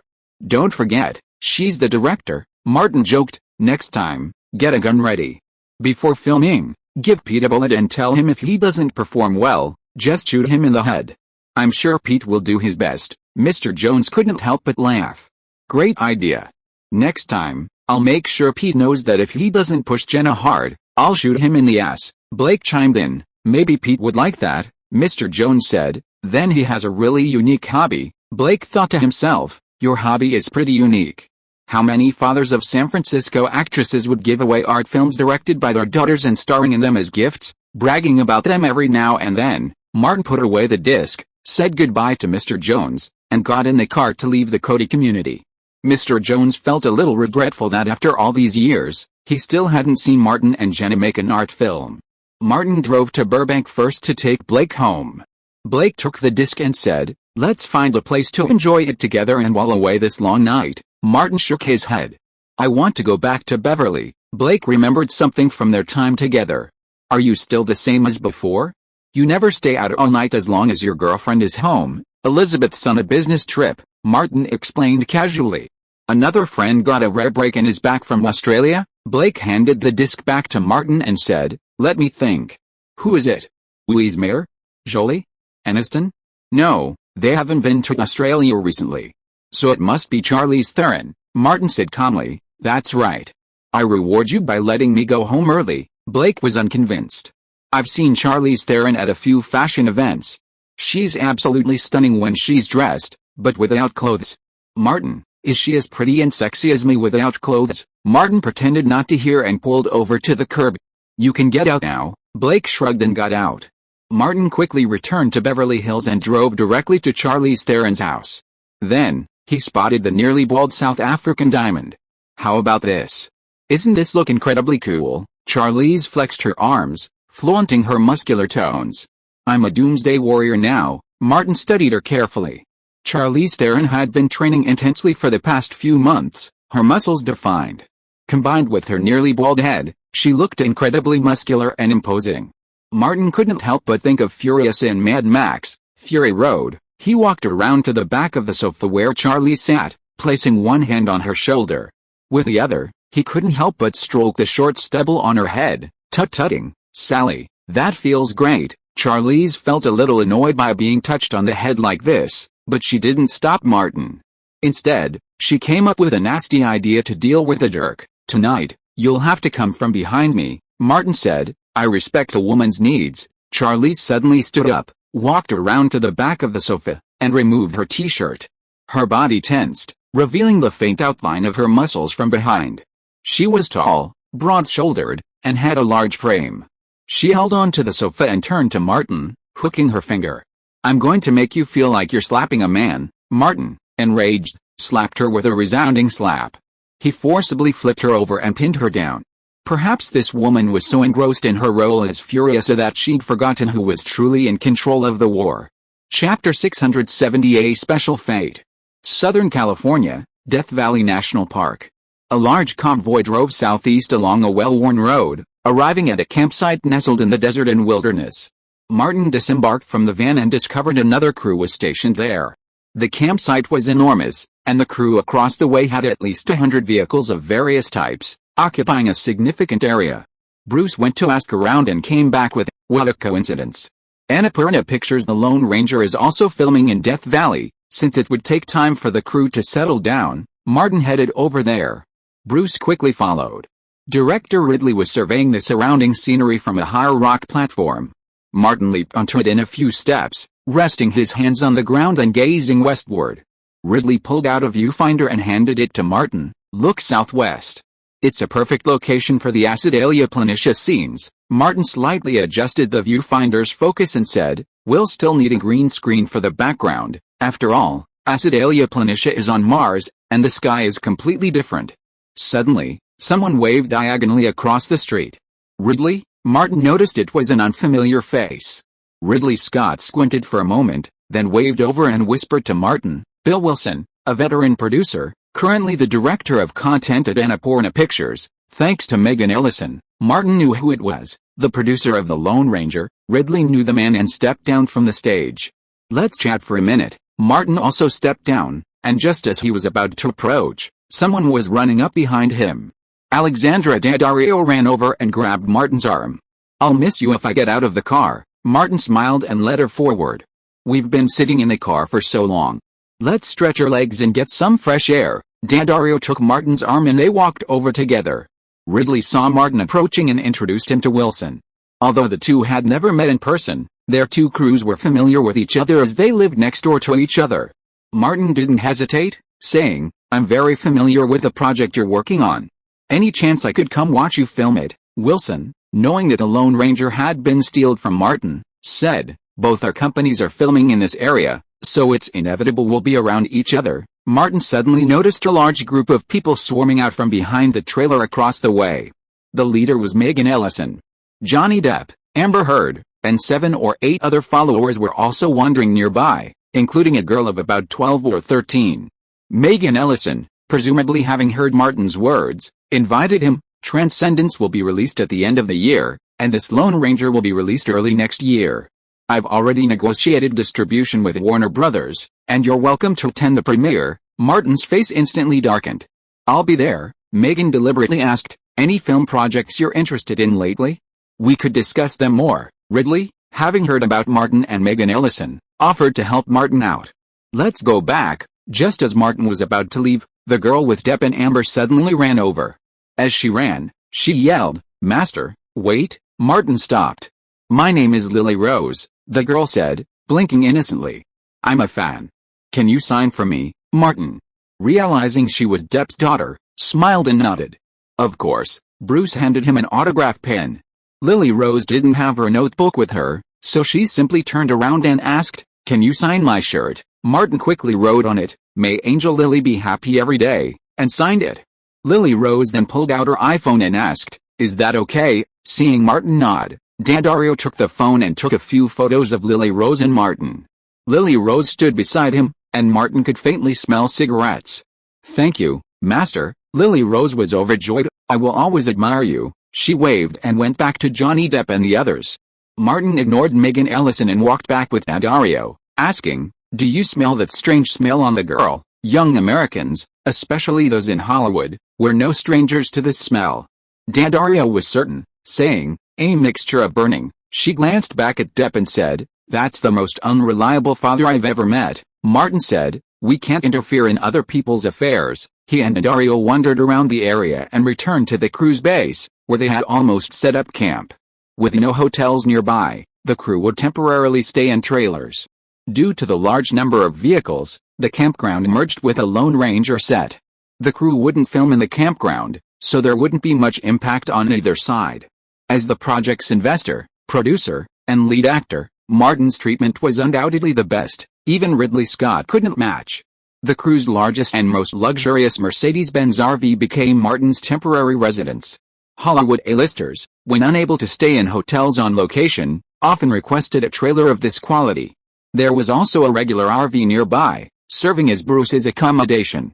Originally, Bruce had planned to sleep on the Mercedes RV's large sofa, which was more than comfortable enough. But when he saw Daddario's name on the list of new cast members, he simply requested the RV. "I'm only shooting the exterior scenes for 3 days, Daddario said as Martin got into the RV. "Even though I'm leaving in 3 days, my room is a bit tight," she said pitifully. "You know, cramped quarters don't sit well with me," Martin offered. "I have more space here, why don't you stay with me?" Daddario offered. "Martin, can I stay with you?" Being a good man, Martin wouldn't refuse. Of course, it was time for dinner, and Martin invited Daddario to join him in the dining car. While picking up his food, he ran into Jessica Chastain. The latter whispered, "I've asked a few other actors, including Ridley, to have a drink after dinner?" Martin asked. "Ridley agrees." Jessica Chastain gave a playful smile. "Only one." Martin nodded. "Then one. We need to go to bed early tonight and get up early tomorrow." Jessica Chastain glanced at Daddario, who had returned to the table, and jokingly drew them closer. "Are you sure you can go to bed early tonight?" Martin replied, "I'm in good health, so it won't affect my work tomorrow." The exterior scenes shot on Death Valley mostly required wearing spacesuits. It took nearly 2 hours from makeup to getting into costume, and the main cast, including Martin, would be up at 6 o'clock tomorrow to prepare. After dinner, everyone had a small drink. Young actors like Martin, Daddario, Jessica Chastain, and Rick Martinez climbed to the top of a rocky hill behind the camp to gaze at the stars. Surrounded by wilderness, with no clouds blocking the sky, the stars shone brightly. Martin stood at the highest point, overlooking the entire camp. The two massive film crews, along with a smaller fleet of tourists, formed a vast expanse stretching several miles in radius. Jessica Chastain approached and said, "What a coincidence. They were right across from us when we were at the studio, and they're still there now." Martin replied, "Maybe it's fate." The Lone Ranger crew also had a super luxurious Mercedes-Benz RV in their camp. This was Captain Johnny Depp's temporary residence. However, this RV was even more luxurious than Martin's, boasting 2 bedrooms. The smaller one temporarily housed Lily Rose. The larger bedroom was naturally Depp and Amber's temporary love nest. After dinner, Amber met with Megan Ellison. Megan was an investor who loved to be intimate with the crew, while Amber was her hand in Depp's secret control. Although Depp was still late, hungover, high on drugs, and couldn't remember his lines, Jerry Bruckheimer insisted that he was a talented actor with immense marketability. For the sake of future commercial profits, Megan, despite her fury, could only temporarily endure it. Amber returned to the actors' quarters and boarded the Mercedes-Benz RV. Depp was showering in the bathroom. His friends hadn't arrived yet. However, a number of items lay on the low table in front of the sofa in the RV's small living room. Several bottles of golden whiskey, one of which was filled to the brim with 2 glasses.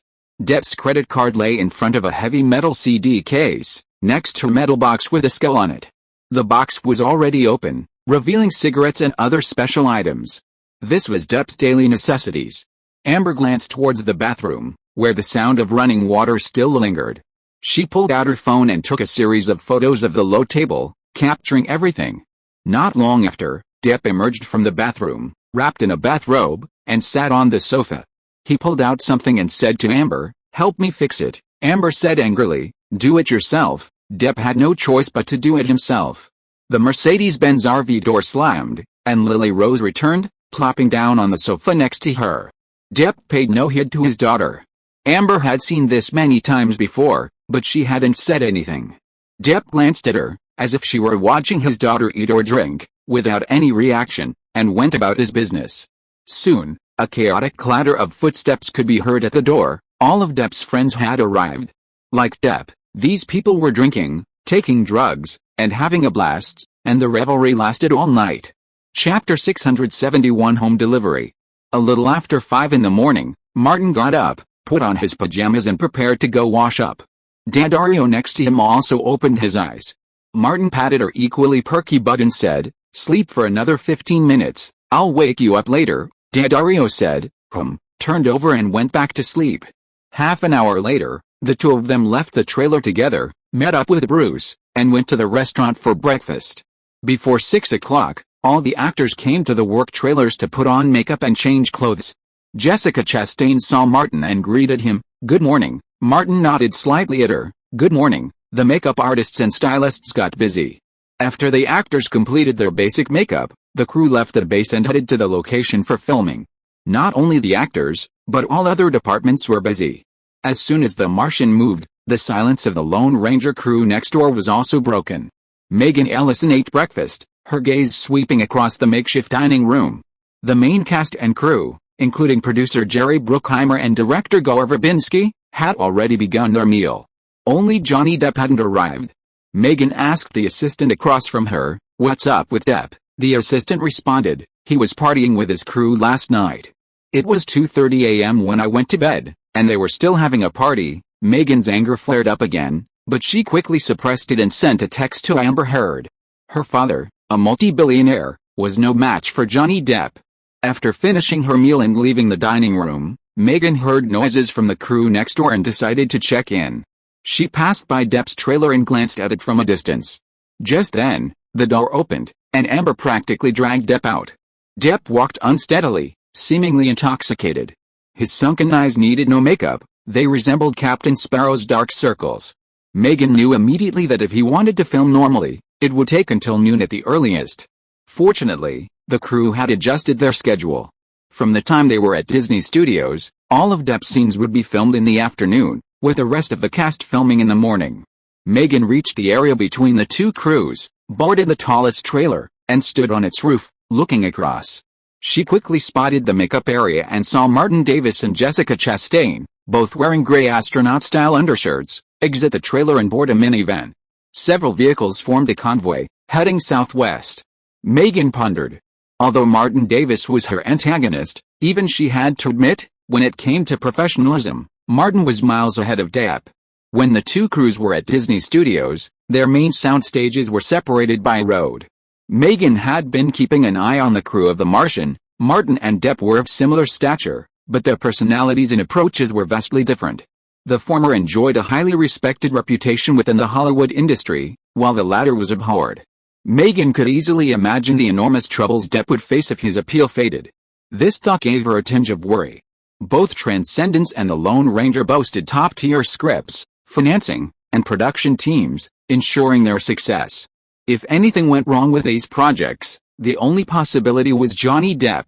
Megan was already furious with Depp, like the She-Hulk before his outburst. Not long after, some of the Lone Ranger crew went out to film. As the afternoon approached, Depp finally arrived at the makeshift outdoor set. The June sun was blazing in the sky, and the unshaded desert was scorching. Even standing there was sweating, let alone moving in costume. Depp, citing the heat, refused to film, insisting on waiting for cooler weather. He and his friends then climbed into the air-conditioned van, refusing to leave. Having skipped breakfast and refusing lunch, Depp opted for alcohol. "Boss, there's something important," a playmate warned Depp. Depp barely opened his eyes. "What's going on?" The playmate, named Hodgson, said, "We had a blast last night, and we're running low on flour. There's nowhere to buy it here." Depp waved his hand casually. "Have them deliver it as soon as possible, right to your door, and give them a premium." Hodgson nodded. "I'll call right away." He pushed open the car door, got out, and called the supplier, demanding they deliver it by midnight tonight. The goods must be top quality, and money is no object. They agreed immediately, guaranteeing it would be delivered before midnight. Southwest of Death Valley, the crew of The Martian was busy filming. Two cranes erected a massive green screen, blocking out the sun in the sky. Using the green screen as a backdrop, the crew filmed the outdoor scenes on Mars. The weather was so hot that Martin, clad in his spacesuit, felt drenched in sweat after shooting a few shots. "Stop, this take's done." Ridley called a halt to filming, looked up at the sun, and said, "Take a half-hour break." Martin removed his helmet, and a makeup artist rushed over to wipe his sweat. Arriving at the rest area, he removed his spacesuit with the help of two assistants. He took a sip of water from Bruce's hand. Nearby, Daddario and Jessica Chastain, also removing their spacesuits, were drenched in sweat, their clothes clinging to their bodies. Martin handed them two fans and said, "Let's get to the air-conditioned car." The three of them boarded the same van. Martin initially turned the air conditioning down slightly, then turned it up again once the sweat subsided. Since there was no one else in the car, Daddario simply pulled up his undershirt, removed it, and tossed it aside. He then wiped his sweat with a tissue. The scale of his action caught Jessica Chastain's eye. Martin pulled 2 bottles of mineral water from the mini fridge, inserted straws, and handed them to Daddario and Jessica Chastain.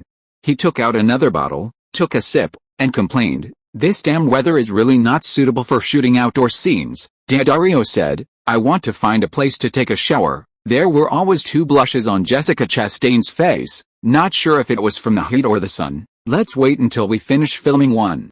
I'm going crazy just thinking about staying here for another week," Martin said. "Didn't you film 6 movies last year?" Jessica Chastain smiled and said, "But this is the first time I'm wearing such thick clothes to shoot an outdoor scene in the desert during the hottest season of summer." Martin said, "When we go back at night, I'll treat you to cold beer." Daddario said, "I want a commemorative Coke." "No problem. During the daytime shooting, you can't drink too much of this stuff, as it's easy to burp."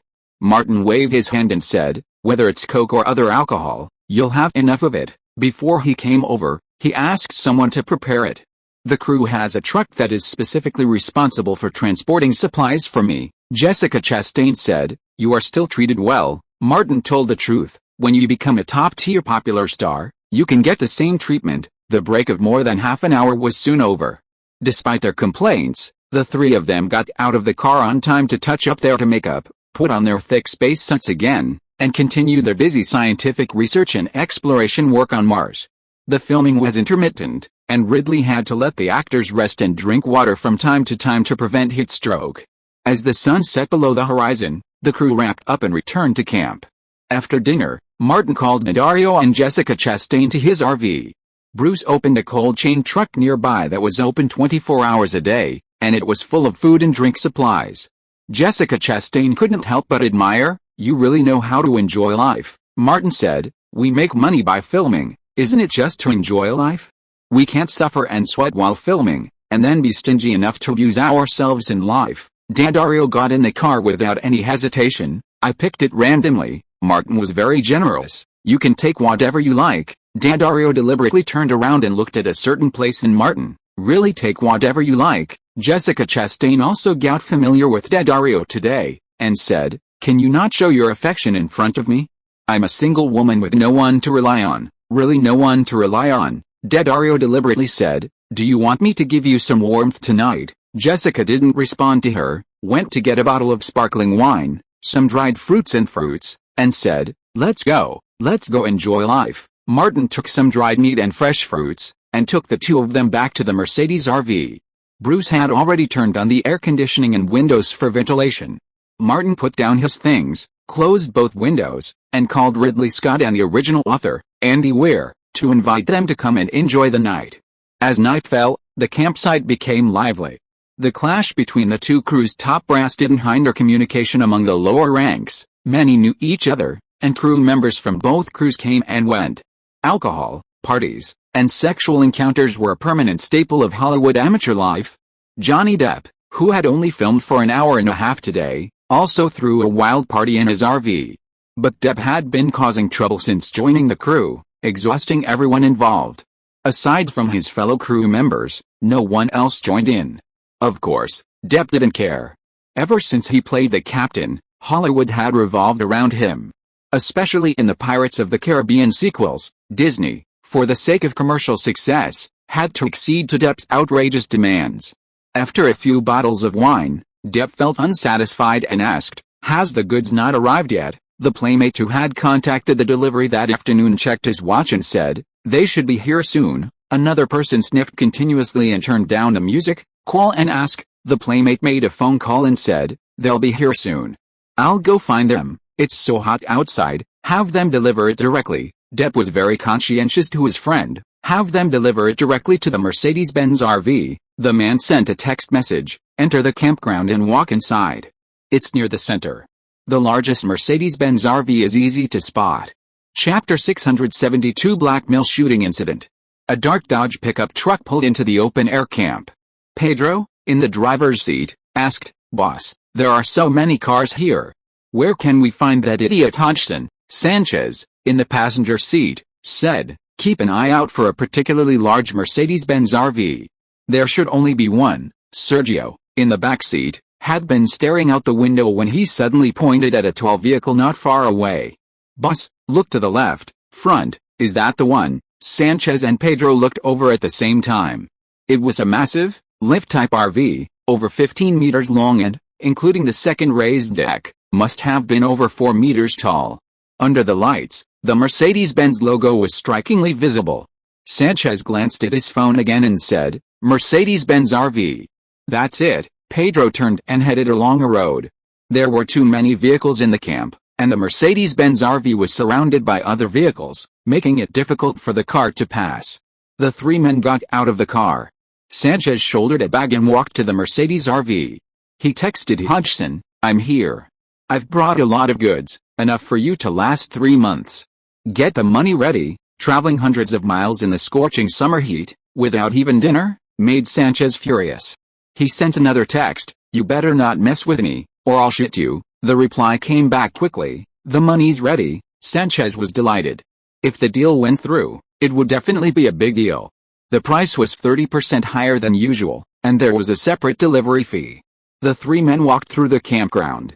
There were many people coming and going. Some had light bonfires in the open space, drinking and barbecuing. "Be careful." Sanchez touched the pistol under his coat and warned his two men, "Be careful of bandits." Southern California was not peaceful.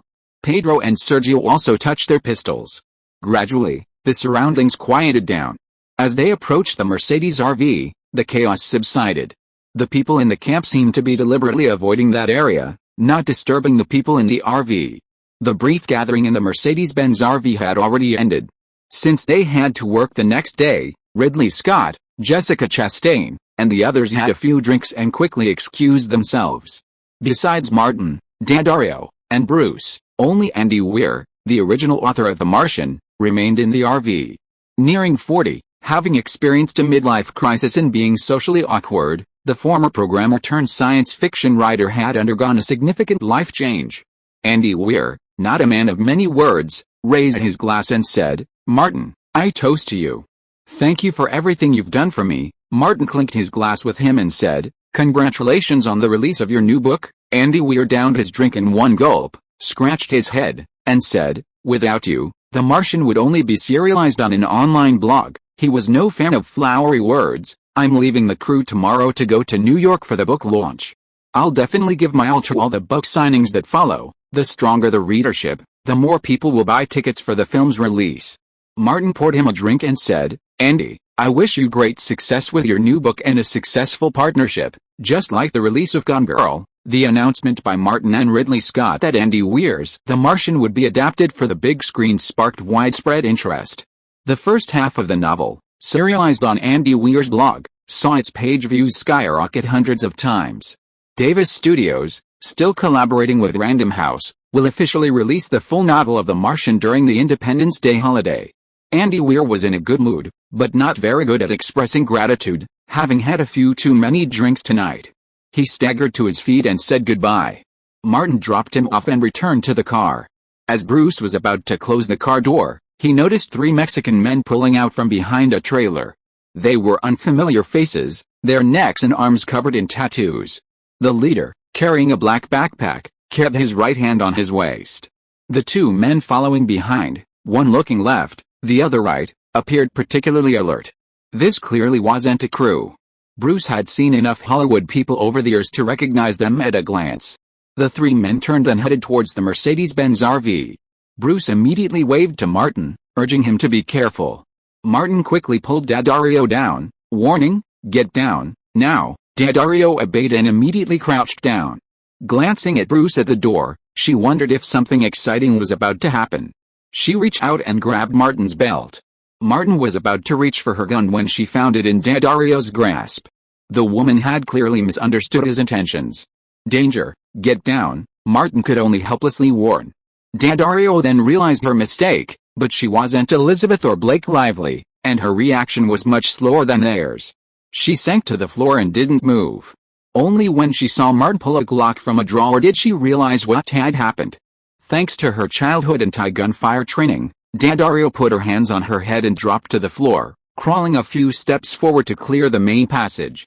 At the same time, Bruce, half hidden behind the Mercedes door, pulled out a pistol from beneath his clothes. In another nearby RV, two of Martin's bodyguards also drew their guns. Sanchez looked up at the RV's logo, the Mercedes mentioned in the text message.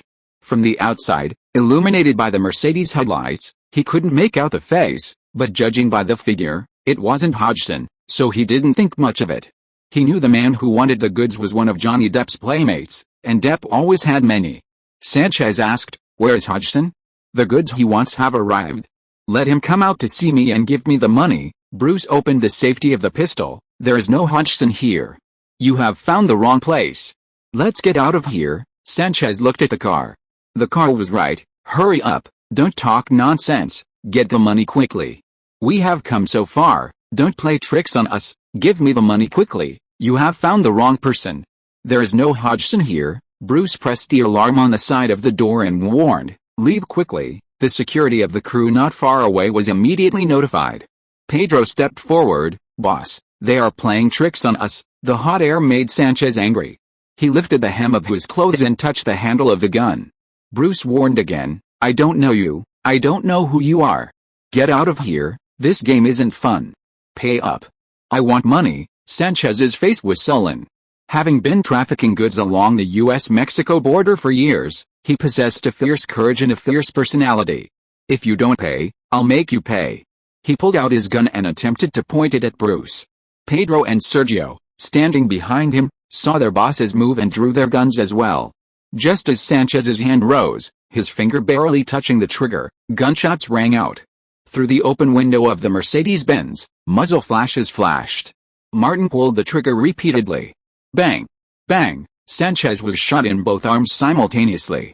His pistol fell to the ground, blood spurted from his arms, and he fell to the ground, screaming in agony. Martin, without hesitation, aimed his gun at the two gun-pulling bastards behind him. Gunshots rang out from Bruce's side. Gunfire rang out from another trailer.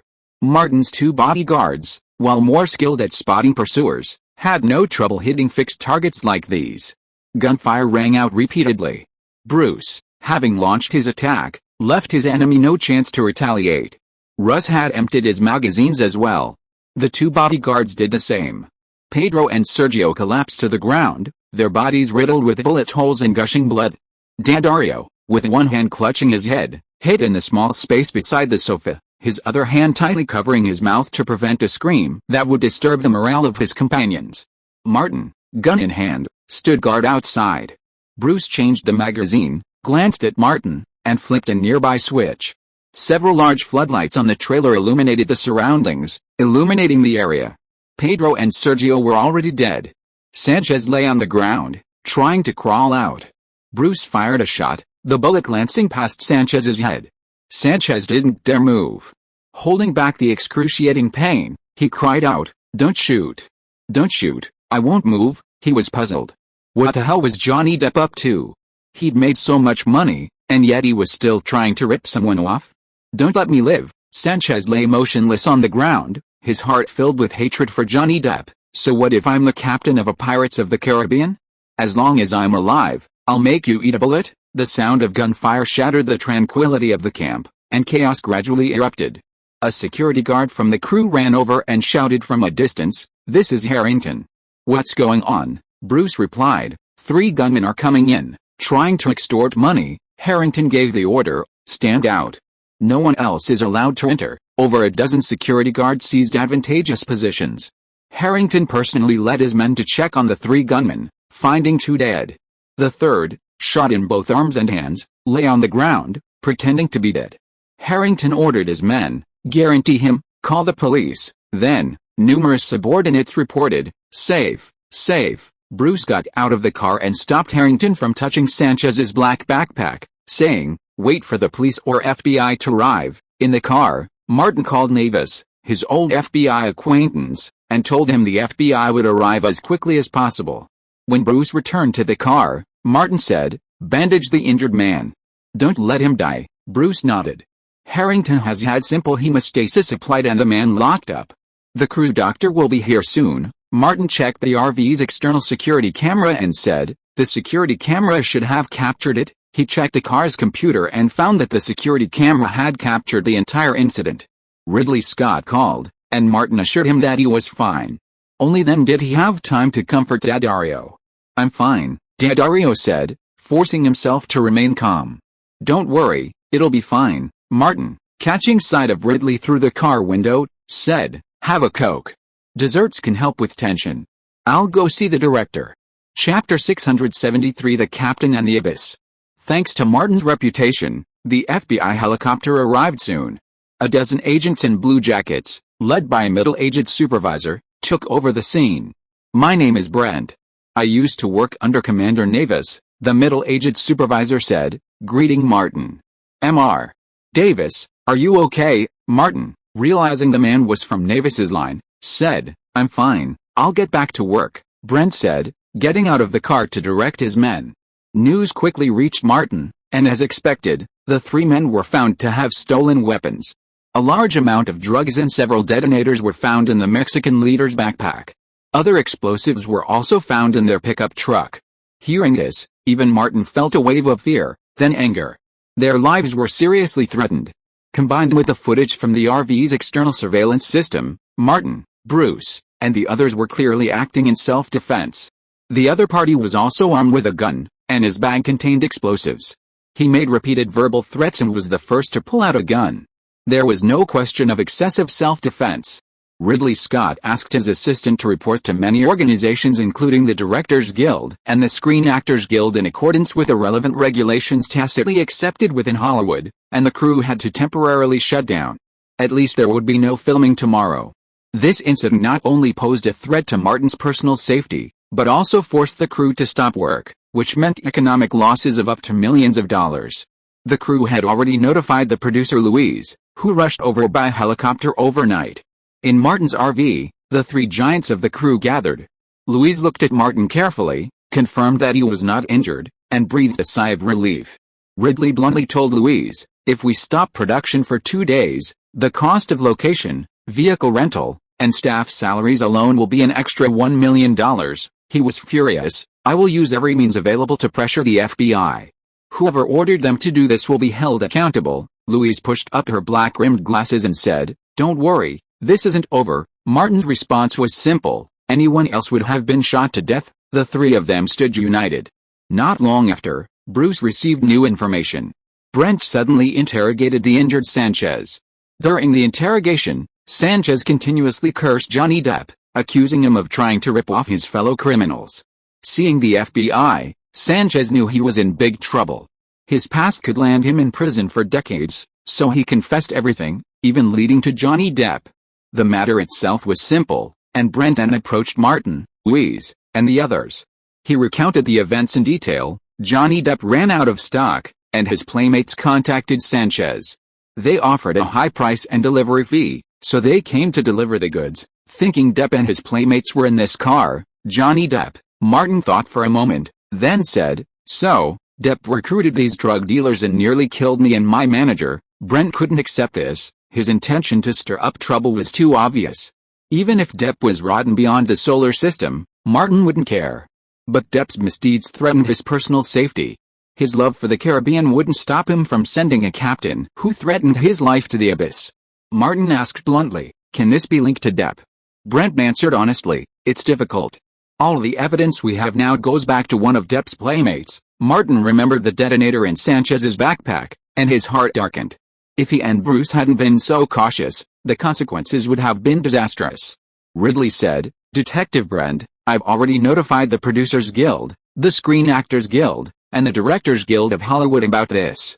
I hope you can get to the bottom of this." Brent declared solemnly, "We will investigate thoroughly and not let any criminal off the hook." Louise, who had been deliberating, suddenly said, "I'm reporting a crime. Johnny Depp, the lead actor on the set of The Lone Ranger, is trafficking drugs. The traffickers Depp had recruited had nearly deprived her of both her spiritual and physical livelihood, severing her financial future." Louise came from a distinguished family and didn't care about Depp or Megan Ellison. With the pressure now on her, retreating would only make her a laughingstock throughout Hollywood. She said again, "Detective Brent, I'm reporting this on the scene. Will you accept it?" "Accepted." Brent turned on the intercom and called his men over to take a statement. After completing his preparations, he assembled 10 elite officers and, fully armed, entered the area where the Lone Ranger crew was located. Seeing the FBI depart, Ridley said, "I'll call the union and talk to them." Martin said, "Go back and get some rest. Tomorrow won't be too late." After Ridley left, Louise asked, "What were you thinking about?" Martin said, "As long as Depp's mind isn't completely broken, it's hard to implicate him in this." Louise said, "Unless he's actually in possession of a large amount of drugs, this was unlikely. It was precisely because their stock was running low that Depp's associates contacted Sanchez and his men to deliver the drugs." Martin climbed onto the roof of the RV and, from his perch, gazed at the campsite across the way. When Louise came up, he said, "Let's see what's going on first, then we can do anything else." They were both keeping an eye on the Lone Ranger crew. In a nearly identical Mercedes-Benz RV, Johnny Depp's bash was still going on. As several bottles of wine ran out, Depp called out to Amber, "Get some wine from the fridge. Quick. We can't have a party without wine." Amber opened the fridge, pulled out several bottles, and placed them on the low table in front of Depp. Depp opened one of the bottles, filled a glass, and handed it to Amber. "Come on, let's have a drink." Amber took the glass, took a swig, and then, making up an excuse, left the area. She pulled out her phone, pretending to scroll through messages, and secretly took photos of everything at Depp's party. She especially took a few extra photos of Lily Rose, who was watching TV. This woman was always a complicated person. Depp downed a large glass of wine, frowned, and asked, "Has the goods not arrived yet?" Hodgson took out his phone, glanced at it, and said, "I just said it's here." Depp was a bit annoyed. "Is the person you contacted reliable?" Suddenly, there was a knock on the car door. Hodgson jumped up. "They're here." "I'll open it." He ran to the door, opened it, and complained, "Where have you been?" Stupid. Before he could finish his words, a large hand reached out and shoved him inside. Several burly men in blue uniforms swarmed in. Hodgson was pinned against the wall of the RV, unable to move. More men in blue uniforms rushed in, and someone shouted, "FBI, put your hands over your heads." "Let me see your hands." Depp jumped to his feet and shouted, "Who let you in? Get out. Get out." He was drunk and high, so he didn't care. He grabbed the bottle in front of him and threw it. "Get out." The bottle thudded softly onto the carpet. Brent's men knew Depp's identity before they took action, so there was no way they could actually pull out a gun and shoot him. Two of them pounced and pinned Depp to the coffee table. Depp couldn't move, but his mouth was constantly lashing out with obscenities. Everyone else was ready to attack. Depp's bodyguard, who hadn't been drinking much, spotted the FBI uniforms and shouted at the impulsive thugs, "Hold on. Do you want to kill Depp? Don't even move." The men sobered up a bit, and more importantly, they saw the black muzzles of the FBI guns. Brent got in the car, presented his ID and a specially expedited and faxed search warrant, and ordered his men to thoroughly search the RV. Amber simply watched, saying nothing and doing nothing. The car was filled with the unpleasant smell of cigarettes and alcohol. Brent covered his nose and spotted a drunken little girl sitting on the sofa. He asked a female agent to take her down first. He glanced at Depp, pinned down on the low table, and shook his head. An agent quickly found flour underneath the low table, but it wasn't much. Brent asked, "Who's Hodgson?" "I am." Hodgson and his men had all been paid by Depp for years. They dine and drink together on a daily basis, but even in crucial moments, some stood by their loyalty.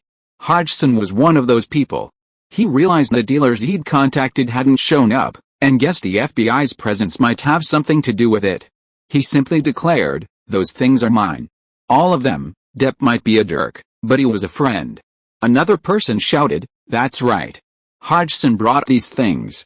That jerk brought them all." Depp tried to speak, but his bodyguards kept winking at him, and in the end, he said nothing. An agent entered and whispered to Brent, "Producer Jerry Bruckheimer and investor Megan Ellison have arrived." Brent, having reviewed the crew's situation beforehand, said, "Hold on in the car. I'll go meet them." After exiting the car, Megan Ellison approached him and demanded, "I need to see your ID and paperwork." Brent presented them one by one. Jerry Bruckheimer, relatively calm, examined the ID and asked, "Can I know what's going on?" Brent's tone was uncharacteristically serious. "Someone in this car is suspected of armed extortion, armed drug trafficking, and assault." Jerry asked, "Is Johnny Depp involved?" "Currently, it involves someone close to Johnny Depp," Brent said cautiously. "Is it Johnny Depp himself involved?"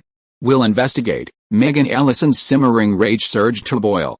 She wanted to grab the pistol from Brent's waistband, get in the car, and blow Depp's head off.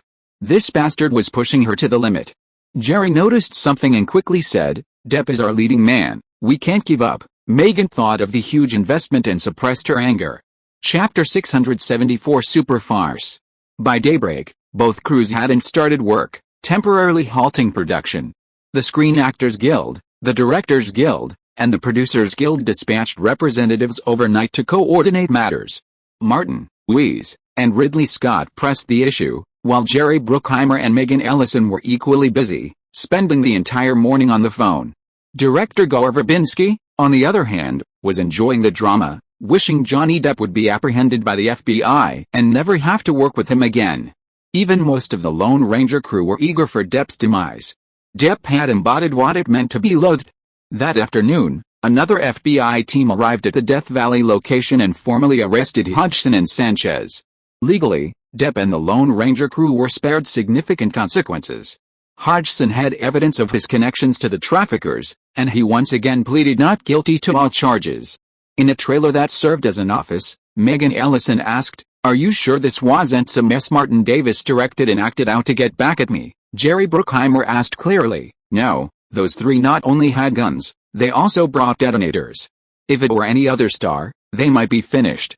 You know Depp, he can't live without those things every day." Megan's head was about to explode because of Depp. "Jerry, I can tolerate Depp, provided that he has to work normally and can't be worse than he is now.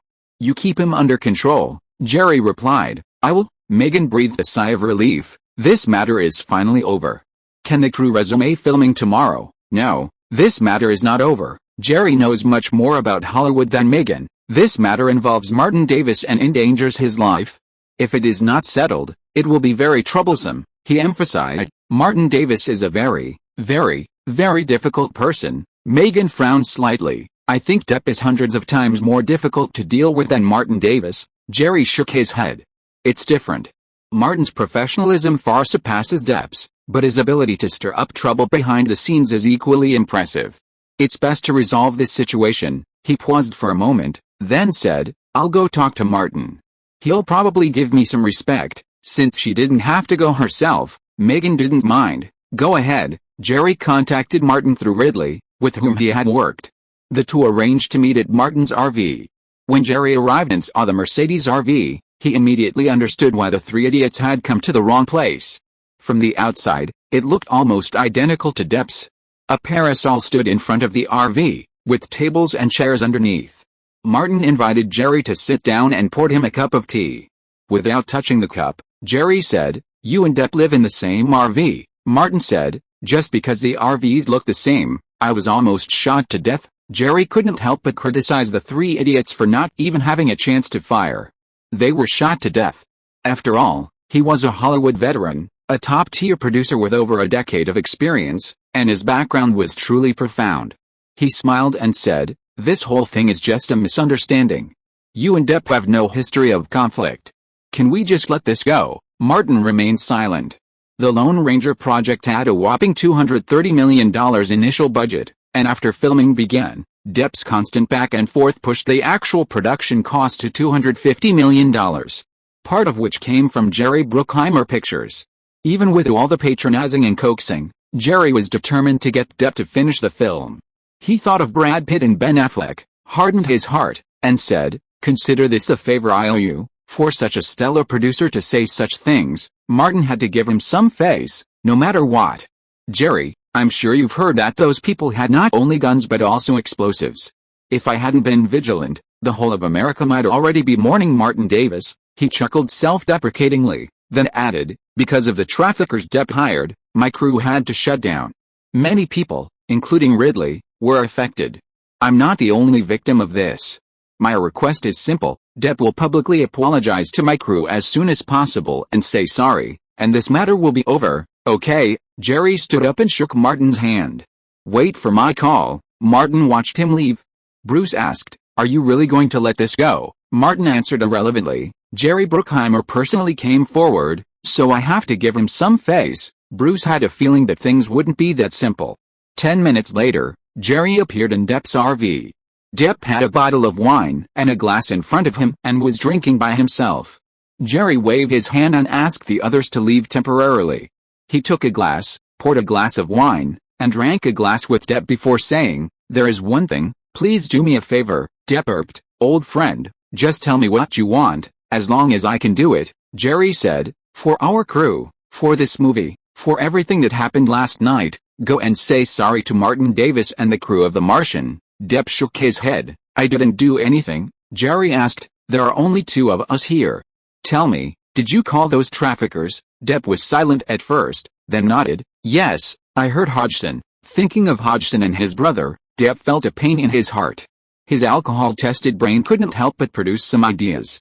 He said, Okay, Jerry, for you, I'll go and apologize to them. Jerry said, I'll contact the people over there right away. You come with me later. Depp waved his hand, filled the glass again, and drank it all. After Jerry left to make a phone call, several of his friends came out of the car and asked, Boss, are you really going to apologize to Martin Davis? Hodgson's been taken away by the FBI. Apologize? Haha, Depp said with a sinister laugh, his voice low. Hodgson is my brother. I'm going to apologize to the culprit for getting me taken away by the FBI. He said, Give me a beer. The henchman brought another bottle of beer, which Depp opened and blew directly into his mouth. After a while, Jerry entered the RV and said, Johnny, stop drinking and follow me. Depp got out and followed Jerry toward the set of The Martian. They soon reached the edge of the two sets. Martin, Louise, Ridley Scott, and others stood by a rock, waiting for Depp and the others to arrive. Dozens of people had arrived from The Martian, although no one had informed the Lone Ranger crew. 20 or 30 people still spontaneously followed to watch the fun. Louise spotted Depp and his men and whispered to Martin, "Are you really going to accept Depp's apology?" Martin remained non-committal, saying, "If he's sincere." Jerry approached, heading straight for Martin. Depp, who had been following him, suddenly stopped.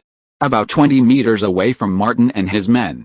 Depp, aware of his small frame, didn't dare approach. Jerry noticed something and stopped, looking back at Depp, confused as to what he was up to. Martin nodded at Daddario, who moved his DV camera to focus on Depp. Depp stopped, unbuckled his belt, pulled out his dildo, and urinated towards the Martian crew. The urine was so long and smelly that everyone was stunned.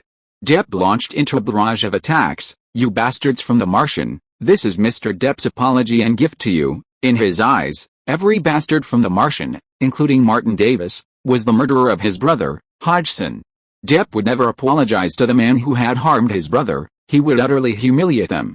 Jerry turned to look at Depp, stunned for a moment. This bastard. At that moment, Jerry wanted to kill. He wanted to kill Depp. Martin, like a volcano about to erupt, threatened to charge at Depp. He really wanted to hide him. Ridley was also furious, but the old man, regardless of his old legs and arms, rushed over and grabbed Martin's arm. He was afraid that Martin would punch that rotten bastard to death. Louise, who was already holding Martin's arm, now hung on him, preventing him from running away. Martin's eyes flicked to Bruce, who instantly understood. Bruce was the first to rush towards Depp. Martin's 2 bodyguards, along with Louise's 2 female bodyguards, soon followed. The crew was filled with young, energetic people, one of whom shouted, "Fuck him. Fuck this sissy son of a bitch." Dozens of people rushed after Bruce and his bodyguards. Depp had just launched a ground attack, and in a profoundly insulting way. In contrast, not only did no one from the Lone Ranger crew step forward to help Depp, but those watching the scene retreated, signaling that they were merely spectators and had nothing to do with that rotten, poisonous sissy. Seeing the situation was dire, Depp's men turned and tried to flee. However, Bruce was prepared, leading several of his toughest bodyguards, who bypassed him and blocked their path. Depp and his men, who were constantly on the rocks and drugs, were no match for Bruce and his men. Dozens of people from the Mars crew surrounded them, screaming incessantly.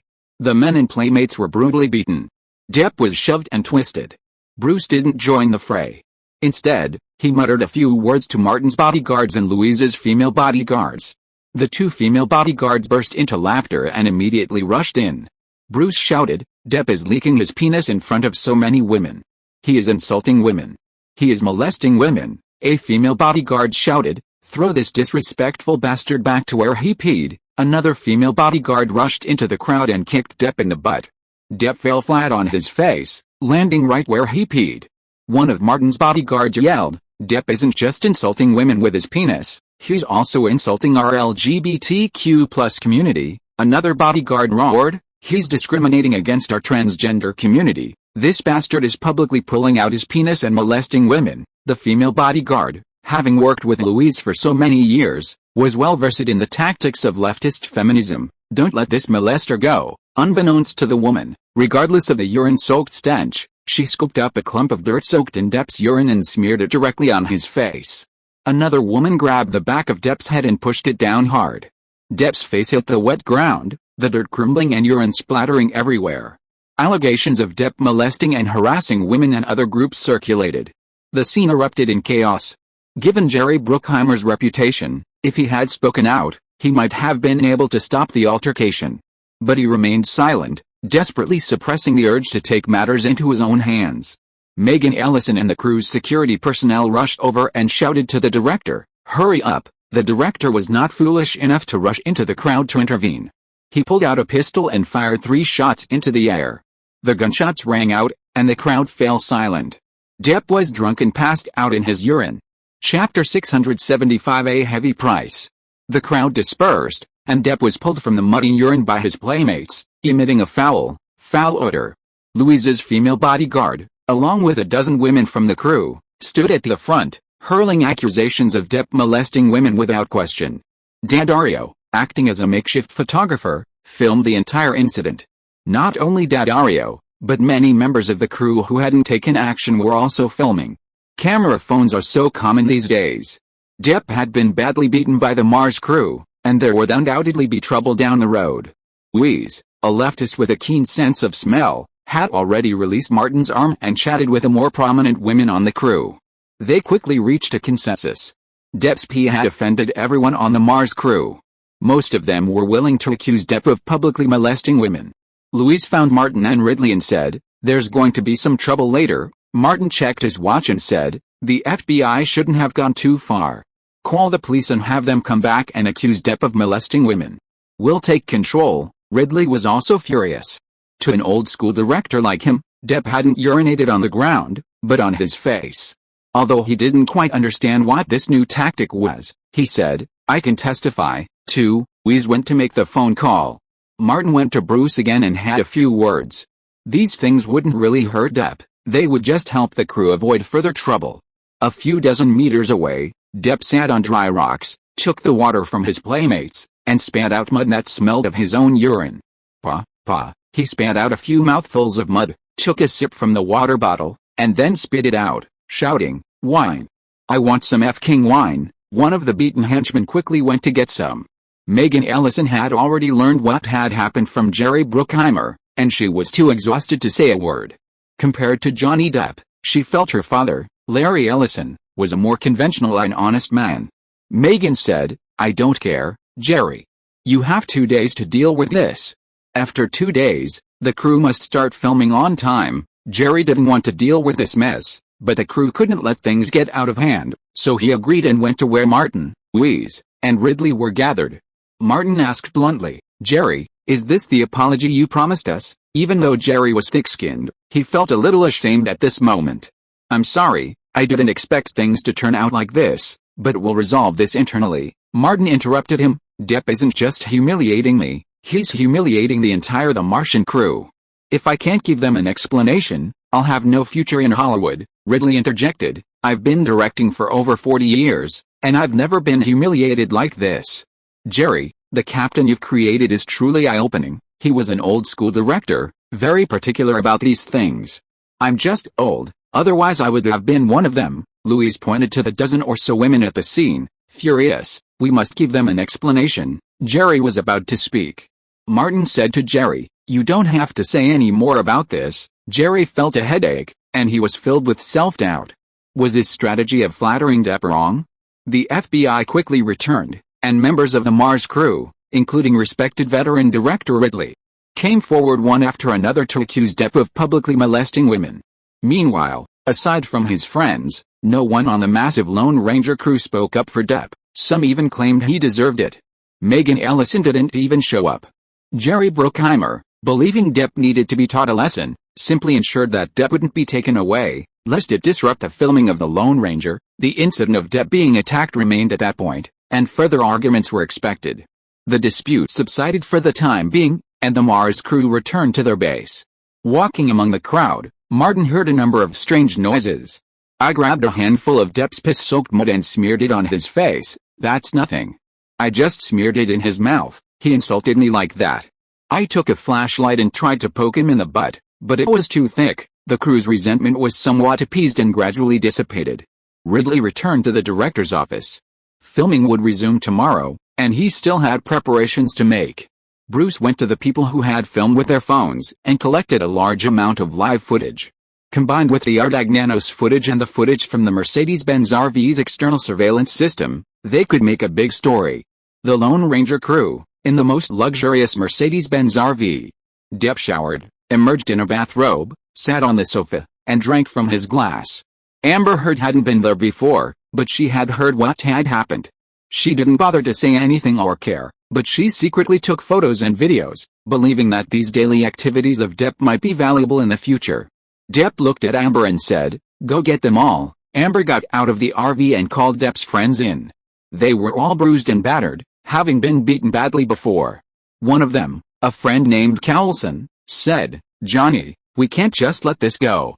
In all these years, when have we ever suffered such a loss?" Depp wiped his mouth and took another sip of his wine. "This absolutely cannot be let go. Hodgson was arrested, and he saw the injuries on his friends and was furious. You paid such a heavy price for me, how can we just let this go?" Ever since the release of Pirates of the Caribbean, who in Hollywood hadn't been praising him? When had Johnny Depp ever been treated like this? Besides, his brothers were all injured. Another playmate, George, said, "I have an unregistered gun in Los Angeles." Callison quickly restrained him. "Don't be ridiculous. Can you handle a gun like those gangsters?" Depp finished his drink and suddenly looked up. "Do any of you know the people Hodgson dealt with?" Callison replied, "I know them." Stimulated by the pain his brothers had suffered, Depp's mind clicked for once in years. Spend the money, find the channels, and tell them that their people and their goods were reported to the FBI by Martin Davis. Callison said, "I'll leave the set and do this." Depp wrote him a check. Callison took the money, got out of the Mercedes-Benz, and drove away from Death Valley in an SUV. On the set of The Martian, in the Mercedes-Benz, Bruce was sorting through video footage on his computer. Louise glanced behind him and asked Martin, "Are you going to expose it?" "Not only that, I'm going to make Depp's reputation even worse." Martin was like the villain in the movie. "The people on the crew have grievances, and so do I," he said sinisterly. "You know what? It's been a long time since I felt like smashing someone's head off like today." Louise couldn't help but shake her head. "I didn't expect that a simple apology would turn into such a farce." There were only Bruce and Louise here, no outsiders. Martin said directly, "Whoever threatens my safety, I will kill him first." Originally, I wanted to give Jerry Bruckheimer a face. He turned to look at Bruce. "Call your old lover and ask her to come over to get the news." Bruce didn't want to see Jody. "I can send it to her," he sighed. "Forget it. I'll call her and ask her to come over. Those people have detonators in their bags." "Do you know what I think when I hear that?" Martin didn't need Louise to answer, and gave the answer directly. "I want old Bruce to stuff the detonators under the buttocks of people related to those traffickers and let them take a cheap plane." Louise had been in and out of touch with Martin over the years and understood what he meant. Bruce was unhappy. "You'd better go and stuff it in yourself." Martin laughed. "Let's go together." Louise eyed him lightly. "Seriously?" Martin didn't need to hide in front of Louise. "I'm going to get it back. I'm going to make Johnny Depp feel 100 times more uncomfortable than rolling in mud and urine." Louise asked, "Have you thought of a good idea?" She specifically advised, "Don't do it directly. It's not worth it for such a drunkard and a drug addict." Martin said, "If I wanted to do it myself, I would have done it just now." He stood where he could see the computer screen. "Whether it's taking drugs and contacting dealers, or peeing, even if the news is sensational, for a star of Depp's level, it will only cause temporary reputation damage." Louise said, "The failure of his 2 films co-produced with Annapurna Pictures will have a huge impact." Martin's fighting spirit was already burning. "But Johnny Depp is still a billionaire." Louise suddenly thought of Brad Pitt and Ben Affleck. Martin said, "I want him to be a rotten drug addict wandering the streets." Louise wanted to do it too, because she was one of the people Depp criticized at the time. "Do you have an idea?" Martin kept recalling and thinking on the way back, and said, "You are more familiar with the investment world than I am. Help me check whether Depp has any investors or something, and if so, who are they?" Louise said, "It shouldn't be difficult to find out." Martin said to Bruce again, "You communicate with Jody on the news side."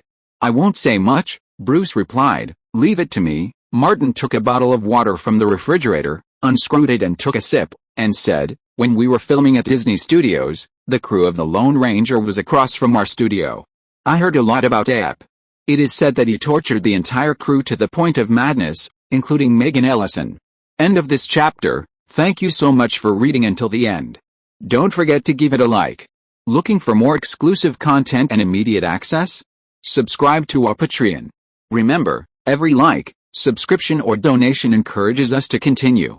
Thank you all. See you in the next video.